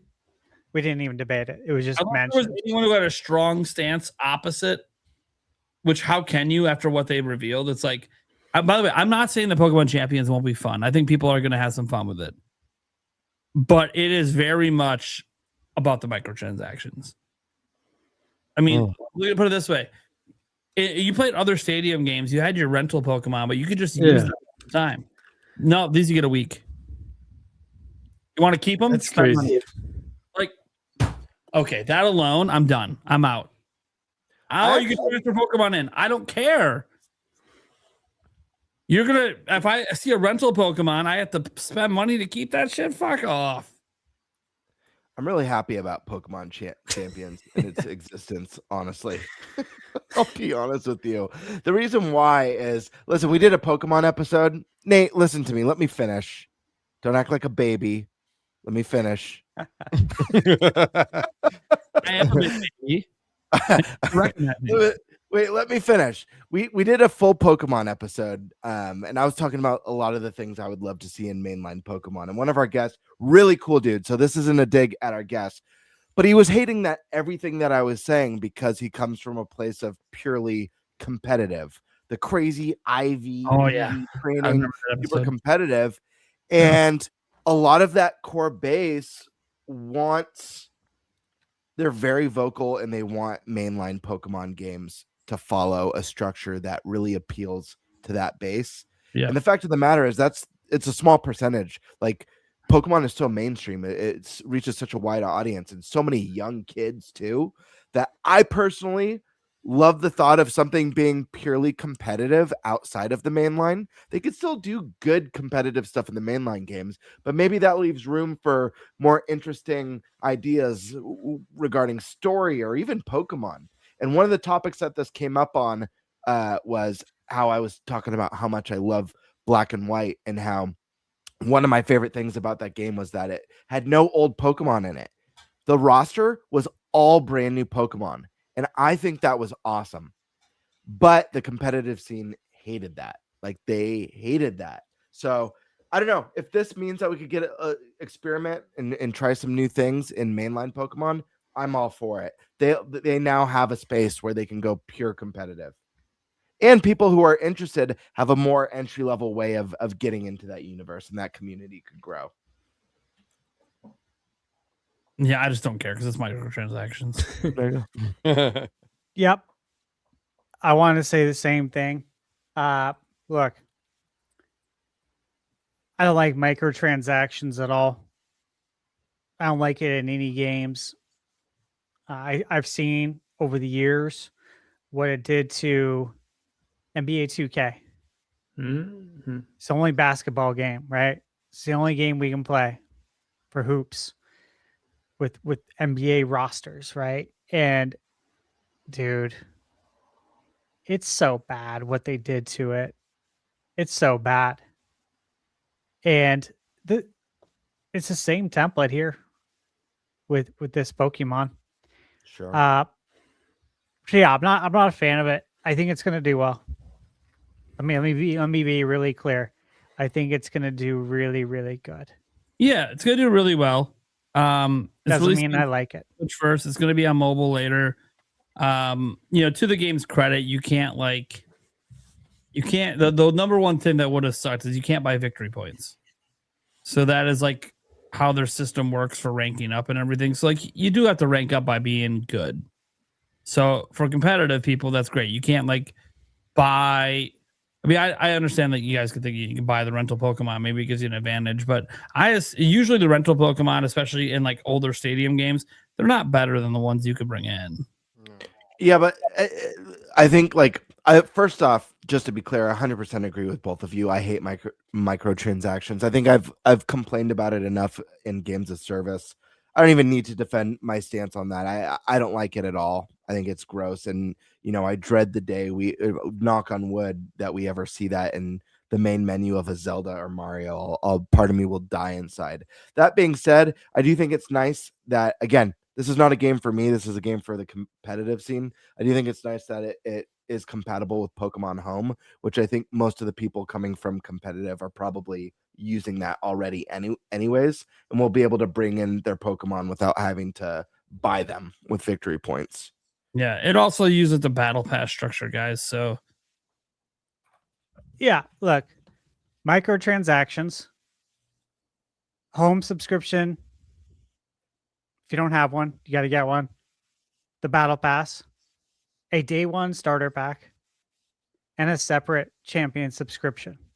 Holy shit. That's a lot of subscriptions and a lot of microtransactions. It's no longer micro. It's just transaction. It's major. I mean, you got to think about it like this too, guys, because I play another game that has a ton of microtransactions and battle passes, Fortnite.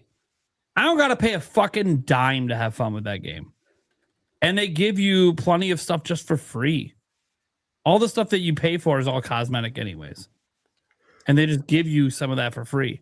So like that's the difference between this and Champions. Like Champions is requiring me, I have to spend money continuously. Like I'm not subscribed to Pokemon Home right now. I don't either. I'm not serious enough about Pokemon to need the extra space to put my Pokemon in. So everything about this game, I was so excited when they initially announced it. Then I was a little tepid when I heard it was going to be on mobile. And I was like, well, it can maybe be okay. That's on mobile too. It's fine. Maybe transfer some Pokemon from Pokemon Go or something. Like it's fine. And then the more I hear about it, the more I'm like, no. This is a money grabbing scheme. That's all it is. I'm not saying it's not good. I'm not saying the competitive scene won't love it. They probably will. But nothing about this screams, oh, that sounds exciting to me the way the old games did. I mean, hell, even the old games had mini games. The fuck are my mini games? Those are fun. Yeah, Stadium was great. There's no denying that. Yeah, so it just isn't what I wanted. Like I wanted it to come back, but not like this. And if this exists forever and the competitive scene loves it, hey, more power to you guys. You guys already, probably buy both copies of Pokemon every time and subscribe to Home, obviously. Yeah. This is just more money to throw on the pile. You're probably the same one showing up day one. The new card pack drops at TCG. It's going to get eaten up. It's going to get eaten up. This game's going to do really well. Hot.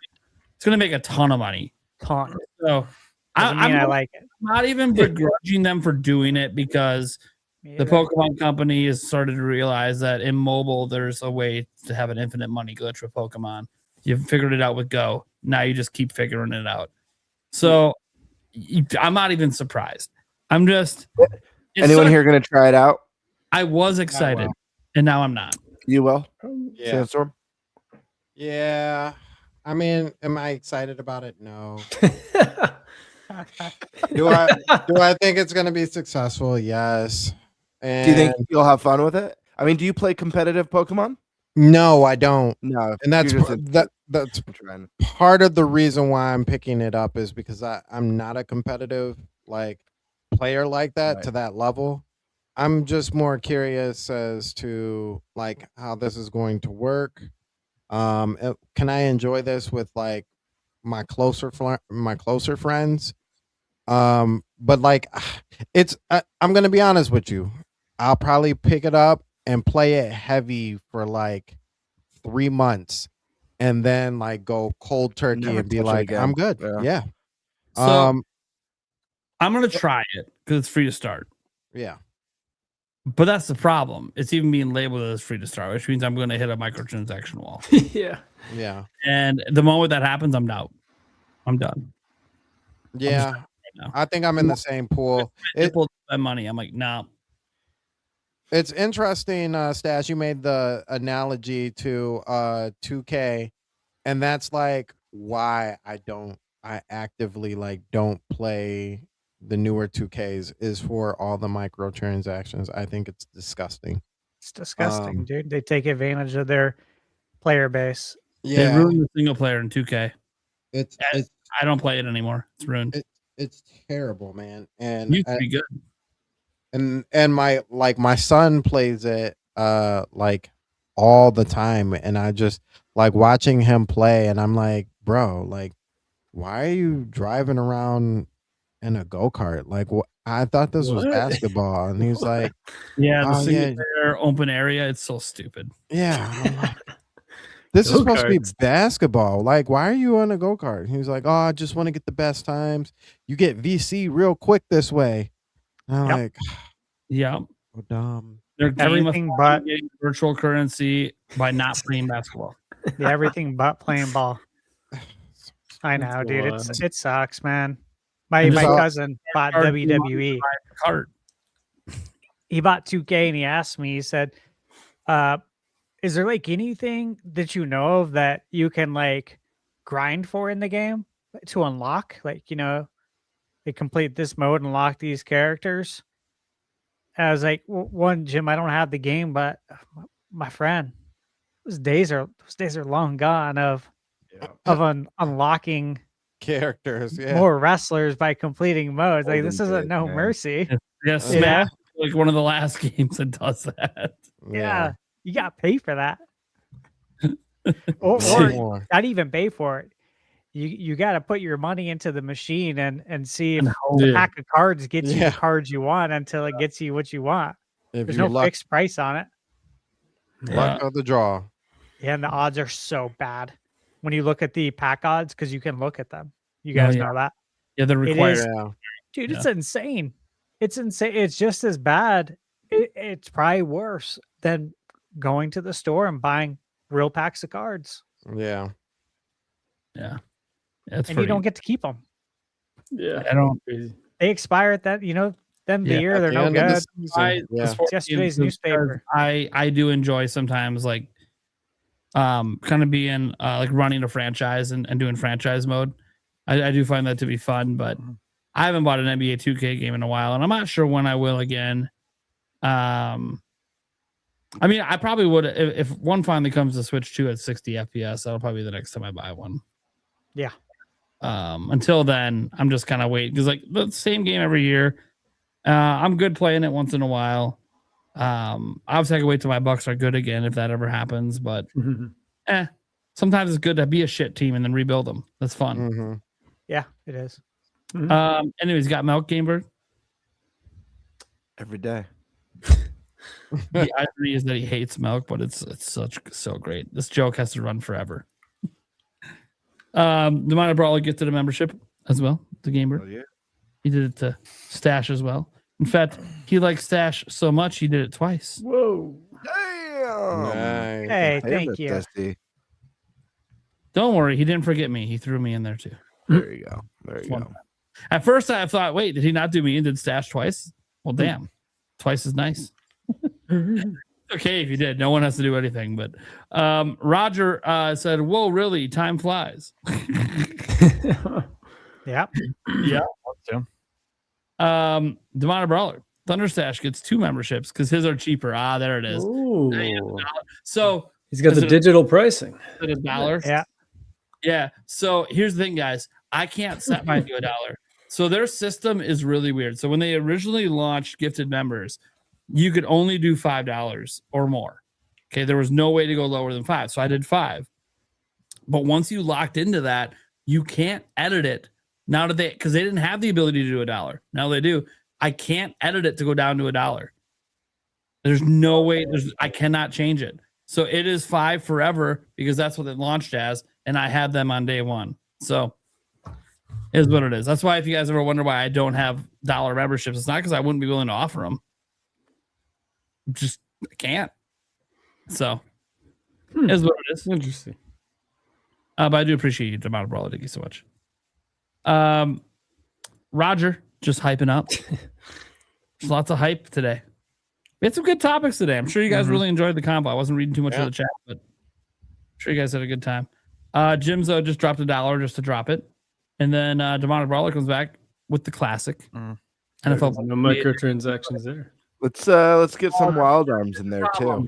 Here's the problem. If they did come back wild arms, they probably would put microtransactions came back because EA owns like all the franchises. So there probably would be microtransactions. But look, I just gotta be honest. If they came back, the microtransactions would put me off, but if the gameplay is really good, but just because it's been so long, if the gameplay is really good, I still might get it. Yeah, they'd put a MUT team in the damn thing. Well, there'll be MUT for sure, but I wouldn't even care about that. So, this is arcade sports, baby. I just want to play online. Yeah, beat people's ass, dude. Podcast competition. Although technically the Thunderstash probably wins all of it. Although maybe I don't know. Did you play a lot of NHL hits back in the day? I played a ton of that game back in the day. Hits? No, I didn't play a ton. I played more Wayne Gretzky's 3D hockey on 64. Yeah, that was a great good game. Blades of Steel back on the NES. Got it up there. Love Blades of Steel. Love Blades of Steel, dude. The victory music every time. That fighting. The fighting, badass. And the Galaga mini game. Yeah, the Galaga mini game. Yeah. One of the original Easter eggs in a video game. What is this doing in here? It's just here for fun, guys. Yeah, we own the IP. It's a Konami game. Why not? Yeah, good times. We had Tina's Cozy Life did $1 just for fun. Apparently, it's okay. Thank you so much for the support. Karkun, in Europe, Mario Kart World was €80 digital and €90 physical. Just as an example, again, Europe has had this whole difference between the prices. I've also seen Mario Kart World in Europe. I've been watching it. It's been as low as like €70. It's kind of all over the place with the prices. It's almost like no one's buying it for 90. Who knew? What? People don't want to spend over 100 USD on Mario Kart? Who knew? Crazy prices over. We think our prices are crazy. Dude, I think I saw it was Kiwi Talks in the chat. He's in New Zealand. He was saying like video games over there are like $140 for Nintendo games. It's like, what the fuck? And you would like to blame taxes. I looked it up. The tax is only 15%. So I don't know why it's priced that high. You see this sometimes too in Australia. Brazil has even higher prices. Yeah, it's insane. But there's actual like reasons like why the Switch 2 is so expensive in like Sweden. They have super fucking high taxes on that shit. It's insane. Insanely high taxes. In Brazil, the prices are crazy there because of the taxes. But in New Zealand, that's not an excuse for the game price. So I'm not really sure why it's so expensive there. Maybe they just don't do any game sales when it was cheaper. I have no clue. Let's see your Demonic Brawler. What if we get a direct on June 9th? If you know, you know.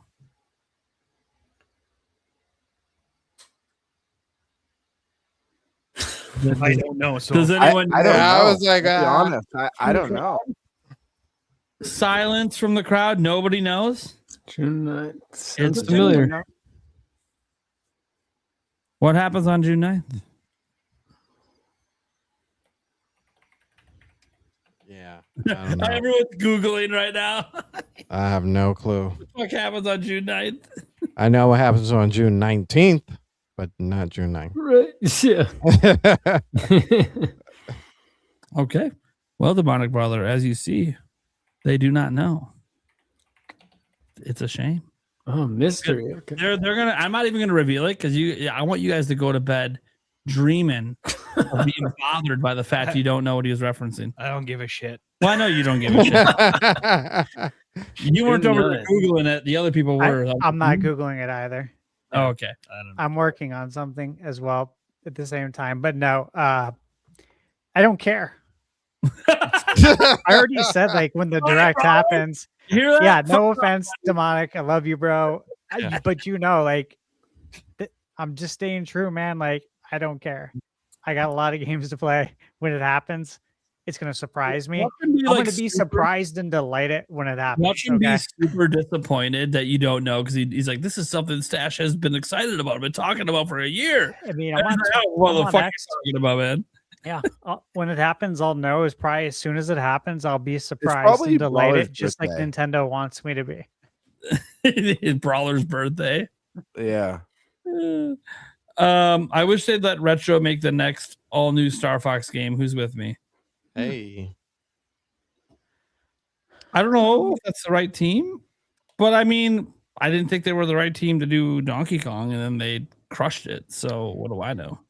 Retro could do it. It just depends on what we're going for. I'm still saying Platinum, but you know, We flying or we on the ground? I mean, Ubisoft's team that did Starlink, Battle for Atlas. I know they're an option too, for sure. No, I don't. Bandai Namco, I think, is an option too. I'd rather if we're flying Ace Combat, baby. Mm-hmm. You know, like I said, I think Platinum did a decent job with Bayonetta 2. So, no, they did. Yeah, it's a good call. I mean, look, I'm fine if Retro did Star Fox. I hope they're going more like a Star Fox Adventure route and doing something fresh. I hope so too. Yeah, I really like that game. Yeah, get away from 64. Make it a space opera. Like, you can still have some of your space levels and stuff, but like let's level up Star Fox a bit and prove that it's more than just what was set up with Star Fox 64. It's a great game. I love it. But it's like, okay, but we were kind of living on that this whole time. Let's right. Let's do something fresh. We've been milking it. There's more you can do with Star Fox. Divine Brawler says it's going to be funny when it comes out that the reason why Nintendo dropped how many Switch 2s are being produced is because they're about to start production of Switch 2s with replaceable batteries. There we go. That's the reason. That's what Stash was saying. That's what I said. I know. Yeah. I don't think they're doesn't it? I don't think they're producing those this year, guys, to be completely honest. But I do think by 2027. Here's the thing. I think Nintendo's very calculated with their revision rollouts. So I am convinced this revision rolls out with the Switch 2 Lite. How soon did they have to do it? Was there a deadline given? If there is, it's private. There's no public deadline for it. Like, they warn companies, and then I don't know how much after that warning they get. They're usually try to be somewhat understanding because, you know, it's billions and billions of dollars to retool everything and remake stuff. So they try to give a little leeway. But push does come to shove eventually, and they will say, sorry, you can't ship your products here anymore. So you fix it. So a lot of people presume 2027. I think it's whenever Switch 2 Lite comes out. The Switch 2 Lite from the very beginning will be built with this in mind, and then they'll just launch a full revision at that time. Whenever they decide that's going to come. 2027 with Pokemon Wind and Wave. Sure. Oh wow! Yeah, first bundle makes sense. Bundle and Switch Lite with it. I imagine, guys, that not only do we get easier access to the battery, but we get better battery life. That would be sick. But we'll see. We'll see. Wanted Brawler again, just coming hard. Maybe Prime 4 would have sold better if they Tiger Time, get out of the gutter. Dude, you're the guy with the map behind you on the wall. You're supposed to be the mature one of the bunch. Is that what that means? Okay. I was supposed to say pause, and I completely missed it. Yeah. The map is not. Prime 4 would have sold better if they didn't lock background music behind the paywall. You love the game. Yeah, the background music thing was kind of weird in the desert area that they locked that. I don't think that had anything to do with why it didn't sell well. That was just You ridiculous. shouldn't need this to listen to the music. I don't have it either. I refuse. I know. I'm like, the nope. music's so good too, though. It is. I know. It's stupid. It's like, bro, really? The music? Yeah, it's crazy. Of all things. Of all the things Music is so important to me in video games that like Yeah, really man, important to me. You, a lot of us. It's like really. Yeah. Dane Gonzalez, how can you say digital is cheaper? We only have Yoshi to look at. If physicals of the big first party games cap out at 70 to 80 then I agree. But if they're 80 to 90 physical, that's an increase. Well, two things. The One, digital will still be cheaper. yeah, we had the additional update from Nintendo saying that this does not mean physical prices are getting more expensive at all. So they said that. And again, that's just more from Nintendo. And if you want to think they're lying, okay. Well, the only game that we know for sure is Yoshi. And so if we just base it off what we know, yeah, it's cheaper. Because they were charging 70 for all their games, including things like Mario Tennis. They obviously were going to charge 70 for Yoshi. It's the new standard price for them. But you can get it digitally for 60. So when you say digital is cheaper, we just have to go off what we currently know. There's only one game with a price we know, and it's cheaper. The only way it's not guys, it's very simple. The only way it's not cheaper is if they announce a game and the digital version is more than the physical version. Then it's not cheaper. Well, I think what they're inferring is that this change could make them increase the price of games overall. Like instead of charging 70, now they're charging 80 for 70 for digital kind of thing. Okay. That's what a lot of people were upset about on the internet. They were inferring that possibility of that happening. The fear of something that doesn't currently exist. Yeah. Like if you look at that comment again, if yeah, if ifs were fifths, we'd all be drunk, my friend. There's a lot of ifs there. Who's to say any of this is going to happen? Yeah. So, like, when you say, how can you say digital cheaper? We only have Yoshi to look at. Exactly. It's the only one we have to look at. So, it's the only thing we can draw conclusions from. All we can go off of, yeah. Yeah, Everything the conclusion is based off of the only fact. The only known quantity and Nintendo's own comments. Like, until everything else is speculation. Obviously, if 3D Mario comes out and it's 90 physically and 80 digitally, we're going to look at that and go, okay, yeah. I mean, at that point, the conversation has happened that they jacked the price up. That's even above Mario Kart World, just because they're offering a discount on digital. Okay, yeah, but it hasn't happened, and they might never launch another Switch 2 exclusive at $80. We don't even know. So in the U.S., I know Europe and individual countries and also I understand price points kind of all over the place at times. Obviously when we talk prices around here, we're U.S. based show, so we're talking usually US prices unless otherwise specified, like when we said Metroid Prime 4 was 52% discounted in Japan. Okay, to my roller, Nintendo haters act like they're on crack area. Jeez. Dude, that reminds me back in the day, like I'm not the only one, right? Like I'd procrastinate the study for a test to like right before the test is gonna happen. Pull a fucking all-nighter and just cram like crazy because I didn't want to waste any of the rest of the time that week to study. Am I the only one here that did that? Because I did it all the fucking time. Nope, same. Oh yeah. What, cram for a test? Yeah, I wouldn't even touch studying for it until literally the night before, and then I pull an all-nighter knowing I'm not going to sleep. I didn't study at all. There you go. I skipped the cramming. Well, to be fair, you got a kind of a unique memory over there. Yeah, I just did a lot of educated logical methods, and it worked. Yeah, I didn't study. So I studied for I think it was only English class that I ever really studied for. And to be fair, that's the class that I couldn't get an A in, so it kind of pissed me off. Like, really? English? And look, it's the most useful class considering what I do. And what am I really bad at, guys? Spelling things, pronouncing things, grammar, proper word use. All the things that I should be good at to do my job, I'm not. What am I great at? Public speaking.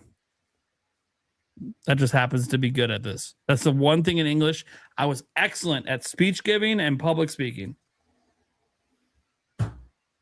Now, don't listen too close because I might be making up a word in my speech, but I'm going to sound like I know what I'm talking about.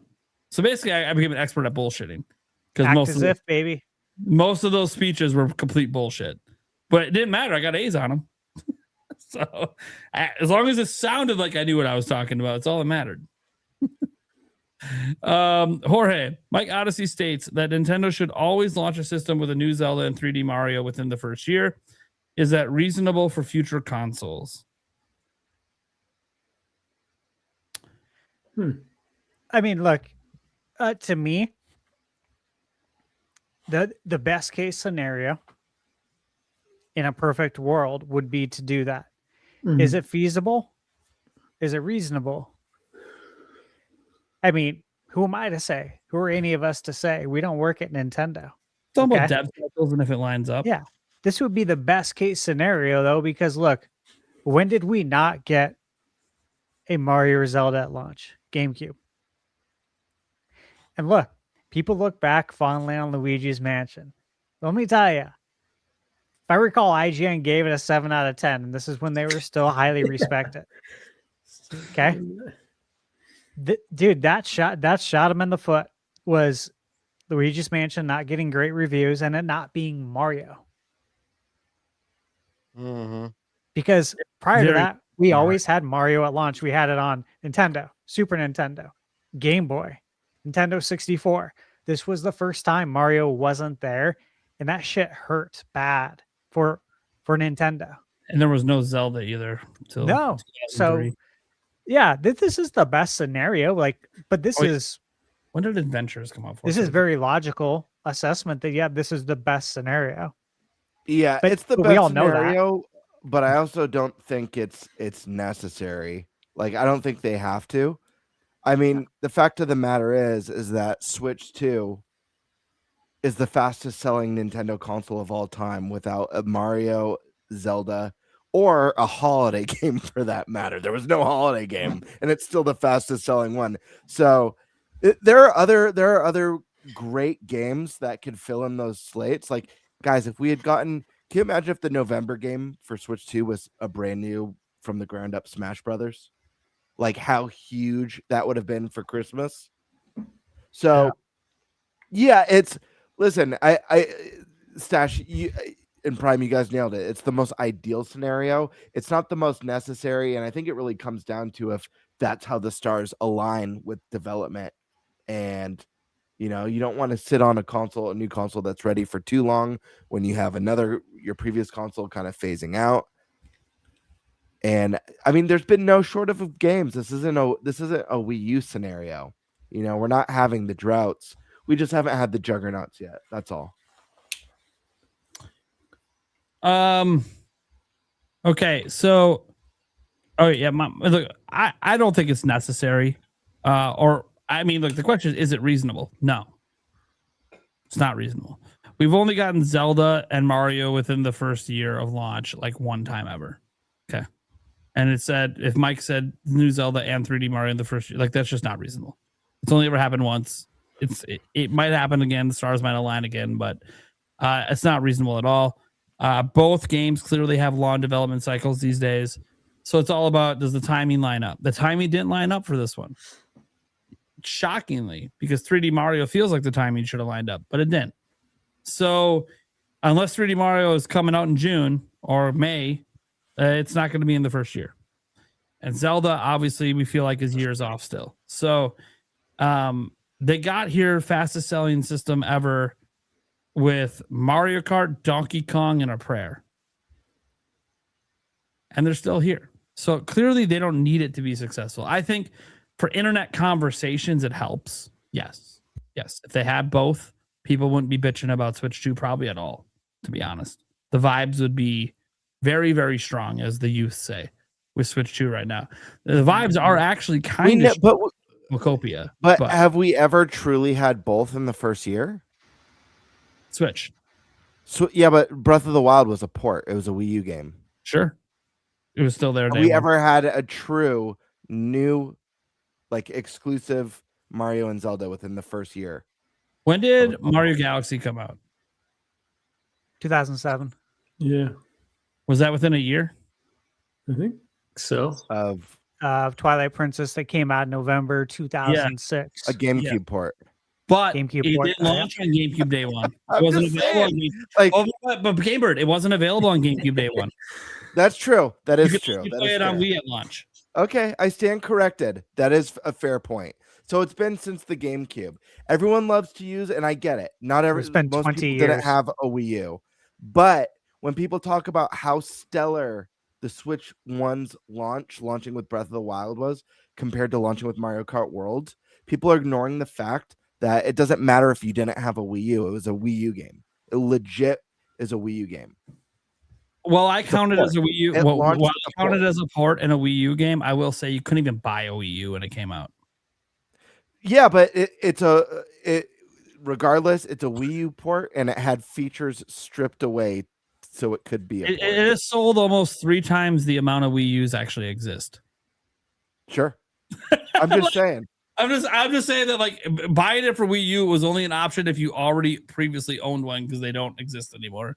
Right, but if like Breath of the Wild came out for mobile and sold triple the amount, let's just say what would Breath of the Wild do? It's like 33 million. Let's just say it did over 100 million on mobile. Doesn't mean it's a mobile game first. It's still Well, no. that I came to agree with you. When people ask me my favorite exclusives on Switch, I don't count it because it's not exclusive. It was a Wii U game. But it did come out on the platform within a year. Like, sure. I'm just saying, like, it doesn't say it has to be an exclusive. It just says a new Zelda and a new 3D Mario. I think the point I'm trying to make is like Breath of the Wild. Obviously, it's a Wii U game that came out at the tail end of the console's life cycle. It had all the development and hardware experience behind it. Look at how great games get towards the end of a console's life cycle. Imagine launching like day and date. Imagine if God of War Ragnarok was ready and launch for the launch of PlayStation 5. Would have been sick. It's a PS4 game that was ported to PS5, but if it was ready at launch, to me than the people would Demon's champion it as like the greatest launch game of all time. But it is a PS4 game. That's just the point that I'm making. Yeah. People. Yeah. Well, the bottom line is 3D Mario and 3D Zelda have never, outside of a couple times, lined up in the first year. And both of those times required the game to be delayed to put on a new system. Otherwise, they would not have released within a year of each other. So it's very rare that it even happens that they release within a year of each other, let alone at the beginning, barring delays. So to me, I don't really think that it needs to happen. It hasn't usually happened. If you want to say one or the other, then yes, that is a very common occurrence. One or the other usually within the first year. Not always. Didn't get it with Wii U. Didn't necessarily work out for Wii U. Didn't get it with GameCube. Didn't necessarily work out for GameCube. There is a pattern that until Switch 2, you kind of needed a Mario or a Zelda in the first year. I can fully cop to that. But Switch 2 kind of showed that even then, sure, Mario, it could be a kart game. Didn't have to be the tentpole 3D game. So, yeah, I think that I think that it's not likely or reasonable to think this is going to happen again. It can, and it doesn't need it as long as it has other bangers that come out, which some people don't think Switch 2 has other bangers that came out, but I'm just going to say, even if Mario Kart World was a disappointment to you, even though it's an 86, which that is just objectively a good review score.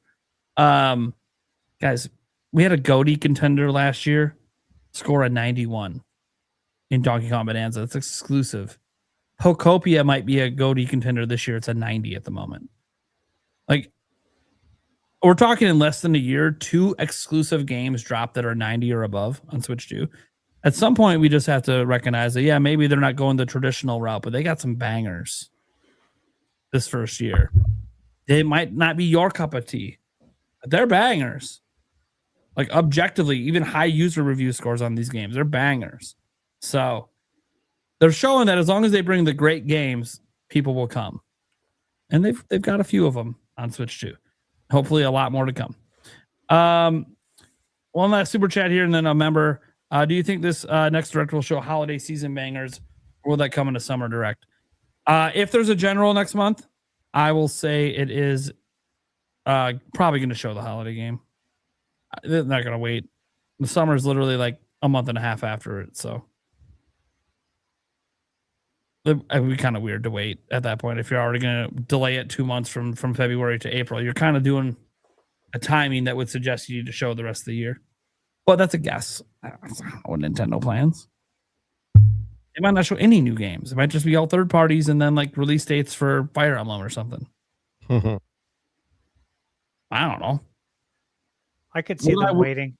What I will say is we are not going to get an answer from Attack the Backlog on what kind of direct it is. He put up a tweet 39 minutes ago that says, just to say, friends, I'm officially out of the insider game. Now, we've heard him say this before. I know. He's never made a public statement in a tweet like this. Enjoyed interacting with you all very much. Going to carry on with my channel and continue to catch you all there. Thanks for being awesome. By the way, he has not been doing directs or hasn't been doing podcasts with Nash Weedle, which he's been trying to set up. But he knows if he does that, he's just going to keep talking. So if he's serious about this, then yeah, we'll never hear from him again. I'll keep it in the back of my mind that he heard about a direct. Here's the thing. I think people like Attack the Backlog, just knowing him, they get very nervous when they put something out there and they don't know 100%. Like in this case, he put those a direct coming out there, which he told me about this like 3 weeks ago. And he said he wasn't going to say anything publicly. So I was so shocked that he even said anything publicly. And I asked him, like, what happened? He's like, oh, I couldn't help myself. I'm like, well, then how are you ever going to stop if you couldn't help yourself with something like this? Like, you don't know what type it is. You don't know what day it is. You don't even know what game is in it. Like, this is the most obvious don't say anything because you don't know enough information, but you did anyways. And I know that he did it because he is confident.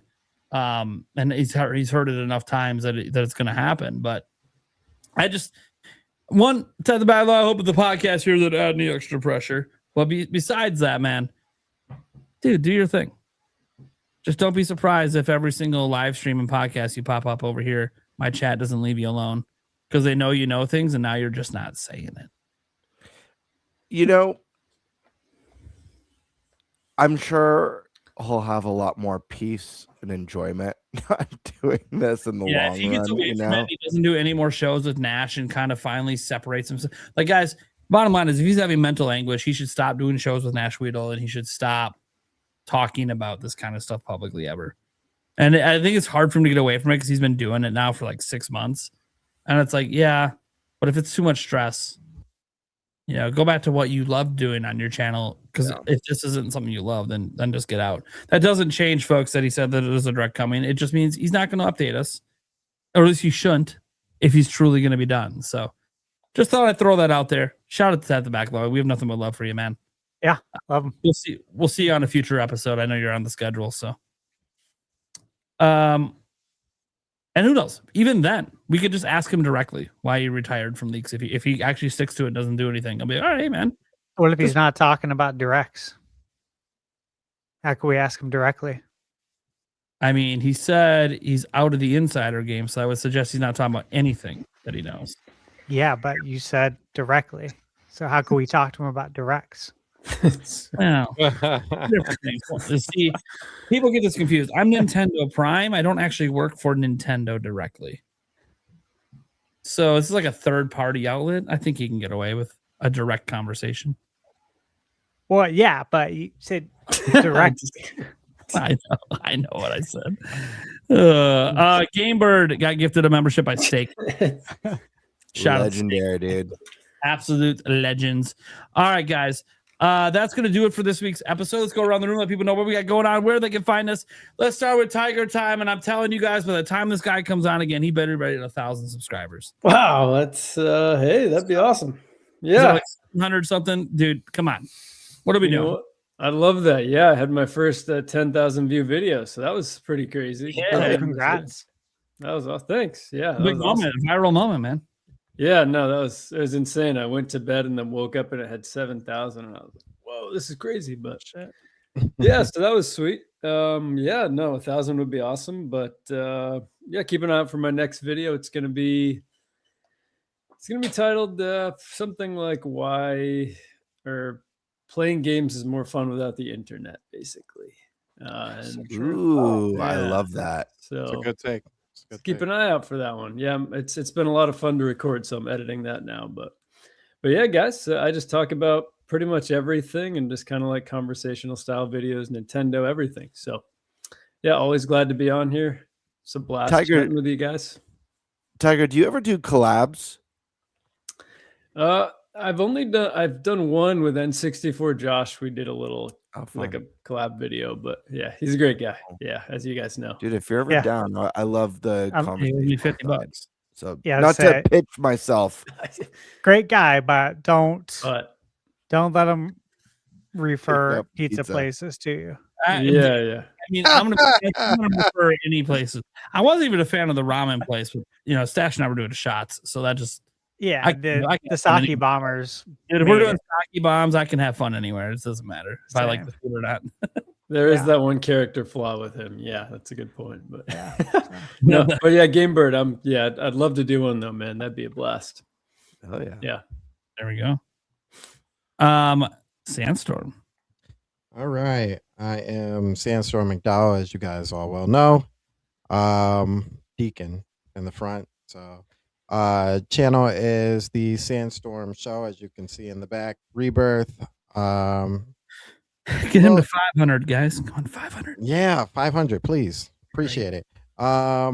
We talk get a little with the Christian stuff, but mostly gaming. Talk about gaming with the whole crew. Shout outs to the whole crew. My co-host Trey Vito, Geronimo, Nintendo Cisco, Action Jack, who has also been on the channel as well. Yep. And then the Winging It podcast, Shadow Fox, the rest of them. Yeah. This Saturday we do podcasts every Saturday at 7:00, unless I got life, because life sometimes, so you got to move it to 9:00. But we'll have Angry Vigilante on after. I want to say the last time he was on was when we did the debate. Now that I think about it, so, we watched that. Michaela and I. We watched it on the big screen. She's like, "What are we watching?" All right, just watch. Like, it's gonna be good. She was entertained. And she's seen you on the podcast before. We're having a really good time watching that shit. That was entertaining. Might be my favorite episode. Yeah, it took a while for him to finally get back on. I'm like, dude, you got to get on. Which ironic, we talk all the time. Like, me and Vigilante actually talk behind the scenes all the time. So he's in my DMs a few times a month. Yeah, overall, he's a good guy. We talk about this and that. I'm a bad person. Yeah. Me either. Disagree with content. Oh yeah. Yeah, absolutely. 1,000%. But he's from video games in your channel, man. All right, I could have a beer with you. We're all right. Yeah. So he'll be on this Saturday. I have no clue what we're going to talk about as of yet, but make sure you guys come on through. I'm sure it's going to be hilarious because Nintendo Cisco and him have. I'm just waiting for the punches to come out. Like the dude. Oh man. Yes. Am I putting this on the projector? Oh shit. Dude. I'm about to tune into this shit. So yeah, you can shit on demand last time, and I'm like, dude, if this happens again, I gotta see it live. Yeah, that's funny because I didn't even realize I want to drop a comment at the most awkward time. I know it'll be read and people are like, oh, Prime is here. And I'm like, no, I'm not coming on. Nope. Yeah. I'm just here for the show. Send Prime an invite. Hurry, send him an invite. I know. That happened on one show or whatever that I came on and then Vigilante left at 2 minutes later. I was like, well, this is no fun. So yeah, it's just it's all really good. I think, as a matter of fact, I think you were on, and then people in OJ's comment section were like, yo, they're about to battle. He's like, I don't want to watch this. And then he gets on 5 minutes later. He's like, see, blah, blah, blah. And I'm like, oh, this is crazy. Yep. That's what happened. I came on and everyone left. I'm like, well. And then the people that were there, they made fun of me over an old tweet of mine. And I'm like, cool. And thanks. So yeah, you guys can find me on the. They were were challenging my PC knowledge, and I was like, "Well, what do you even have in your computer?" I don't even know. I'm like, "Well, I can tell you every spec of mine because I literally am a PC gamer." So, just like, do you even know the cost of components when I made those comments? No, okay, all right, cool.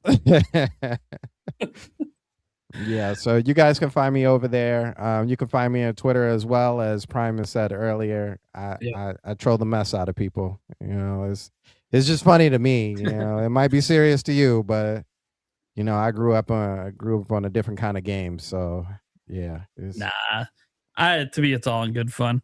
People always like, "Why do you respond to Tripster or this person?" I mean, because it's hilarious. Yeah, it's funny. This is pure entertainment. Yeah. I'm just waiting for them to crash out at this point. Like, this is the thing.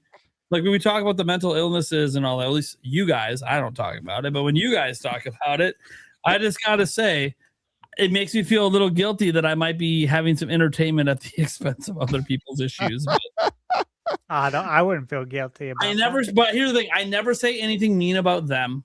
It's just about the statement on video games they made. That's true. Oh yeah. You never do. I job on that. I don't believe in insulting the person if I don't know the person. Oh yeah, absolutely. Yeah. I will say that too. Thank you for bringing Eric, that up. Fuck off all day. I mean, Stash, when he makes a comeback and wins the Fantasy Critic League, and I totally failed, not just got last place, but Stash won. Yeah, I'm gonna tell Stash to fuck off too. That's what it is. Yep. Yeah, I forgot the strangers that I don't know. I forgot to mention, like Prime said, we do take care of our subscribers and check in on people's mental health, because that's really, really important. It's cool that we have subscribers and stuff like that, but we just on the Stormcast, we really want to make sure that everybody's in good health, and if things are going on, you know, we pray over you, make sure, just check in on you from week to week basis, make sure everything is good. Yeah.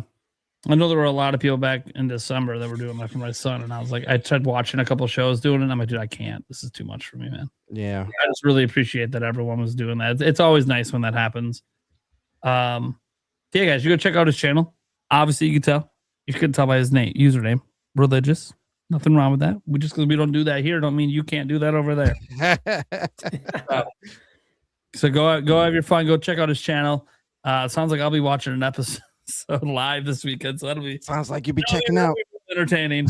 I gotta wait for it to get real dicey before I say something in the chat, because every time I talk in the chat on people's shows, shit goes wild. Even in player essence, like it doesn't matter where I am.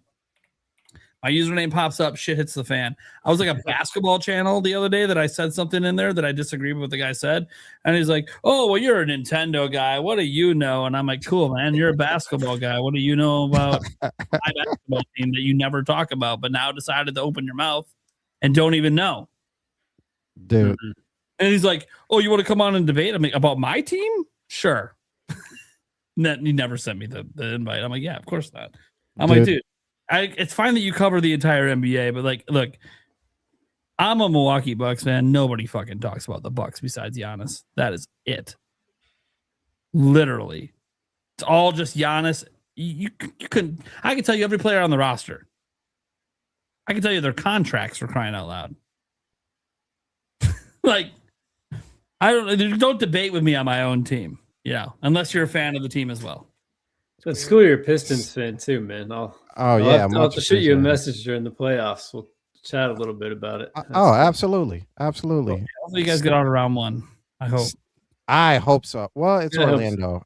They'll probably play Orlando, and I'm thinking that's probably going to be the W. So I think so. Yeah. Yeah. Even without Cade, but anything could happen. I don't want to get too confident either. Yeah. Because the East is kind of wide open, and like there's other teams too. Like what if what is it? What if Charlotte ends up there and they've been playing? They could be sneaky. Yeah. They're scary if you face them. I don't think anyone wants to play them round one. Yeah. No, I'd rather play Orlando for sure. Yeah, Orlando feels like more of a shoe-in to probably move on. I mean, the Hawks are scary too. Yeah, and we got to play them. What was that today? They beat us in OT 130 to 129. They won. Oh wow. Yep. Yeah. Stash, if anything, this Saturday is going to be like a show of some NWO, man. Something's gonna get said, and out of nowhere, Shadow's gonna pop in. We're like, oh, snaps! It's Shadow. Oh my god, That sounds entertaining. I'll be this is- working on reviews all weekend. yeah. Like I'll have it on one of the TVs. I'll probably put For it on sure. the tablet if I'm in the room, and Yulia's gonna be like, "Why are you watching this?" I'm like, It was "Just so watch- entertaining last just time. keep watching."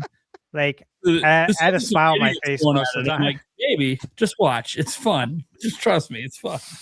You're gonna find out why I like video game conversation. Is this what your podcast is like? No, no, not usually. This is what their show is like sometimes. It was really good. Like seriously, the fact that Michaela enjoyed it too made it better. I was like, yeah, this is great. So I'm glad you told us about that. Oh, Because I'll be at home working. I'm gonna put that on the other TV and it'll be nice while I'm working. Like having the background noise. It's fun. Yeah. All right, guys, let's get to the core here. Eric, what you got going on? Where can they find you? I got nothing going on, but they can find me here and the Clips channel and the audio version. Yes, just a reminder. I saw somebody on Twitter today was like, "Hey, man, you should timestamp. One, it's a live show. That's why there's no timestamps. Two, literally the next day, there's always timestamps. Check the comments. 3, we have a Clips channel where it's all clipped up anyways. Just go check out the Clips channel and you'll only see the segments you want. So just maybe I should mention it at the beginning of the show next time. Yeah, but we really should. throw it out there to be like, yeah, there's ways to consume the show where you don't have to watch the full It's thing. also in, I believe, in the description. It is in the description. Yep. Gamebird. Yeah, you guys can find me here on YouTube at GameBird Classic or on Twitter at _Birdmaster. I've got a collab coming up pretty soon. That should be pretty fun. I also will be starting either Monday or Tuesday, most likely Tuesday, weekly live streams. And then this is my last week of my side job. So I'll have a month of no extra work from the side job. Things have been really crazy. I've mentioned a couple, like over the last couple weeks, that I started some videos.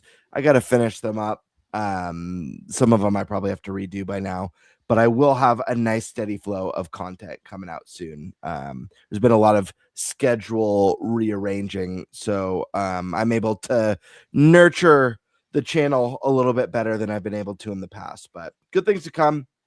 But definitely keep an eye out for the live stream. That one will be interesting because I know getting started out with that. I did one.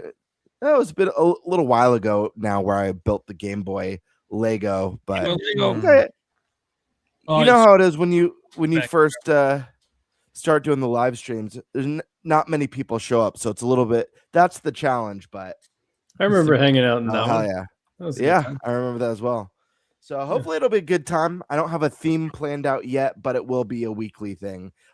Probably an hour and a half to 2 hours every evening Tuesday. Nice. Stash Man. All right. So since I last saw you last week, it's been very busy.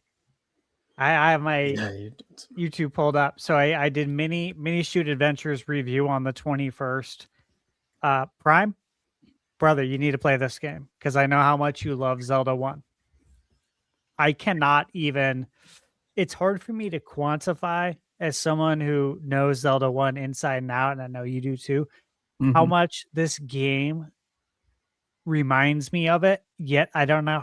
I don't know how they did it because it's not a Zelda game, but it feels like Zelda. It looks like it. Like some of the map is like Zelda. It is so weird. I was like, this is just a running around with a ship shooting shit.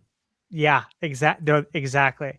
But even people in the comments who have played it, they're like, yeah, this is accurate. Like, or your review, like I bought it after watching your review and I played it, and yes, it does feel like Zelda. It's crazy. So by the way, I did think of you when I was playing that. I'm like, dude, you got to play this game. So I know how much you love Zelda 1. But backlog. Okay. Yep. Great game. So I did that. Then I reviewed this game called Machine Gun Fury. It's $5. Look, the best way I could summarize it's Contra, Jackal, which I love Jackal, Cobra Triangle, Mercs, and Akari Warriors, all in one package for $5. Well, there you go.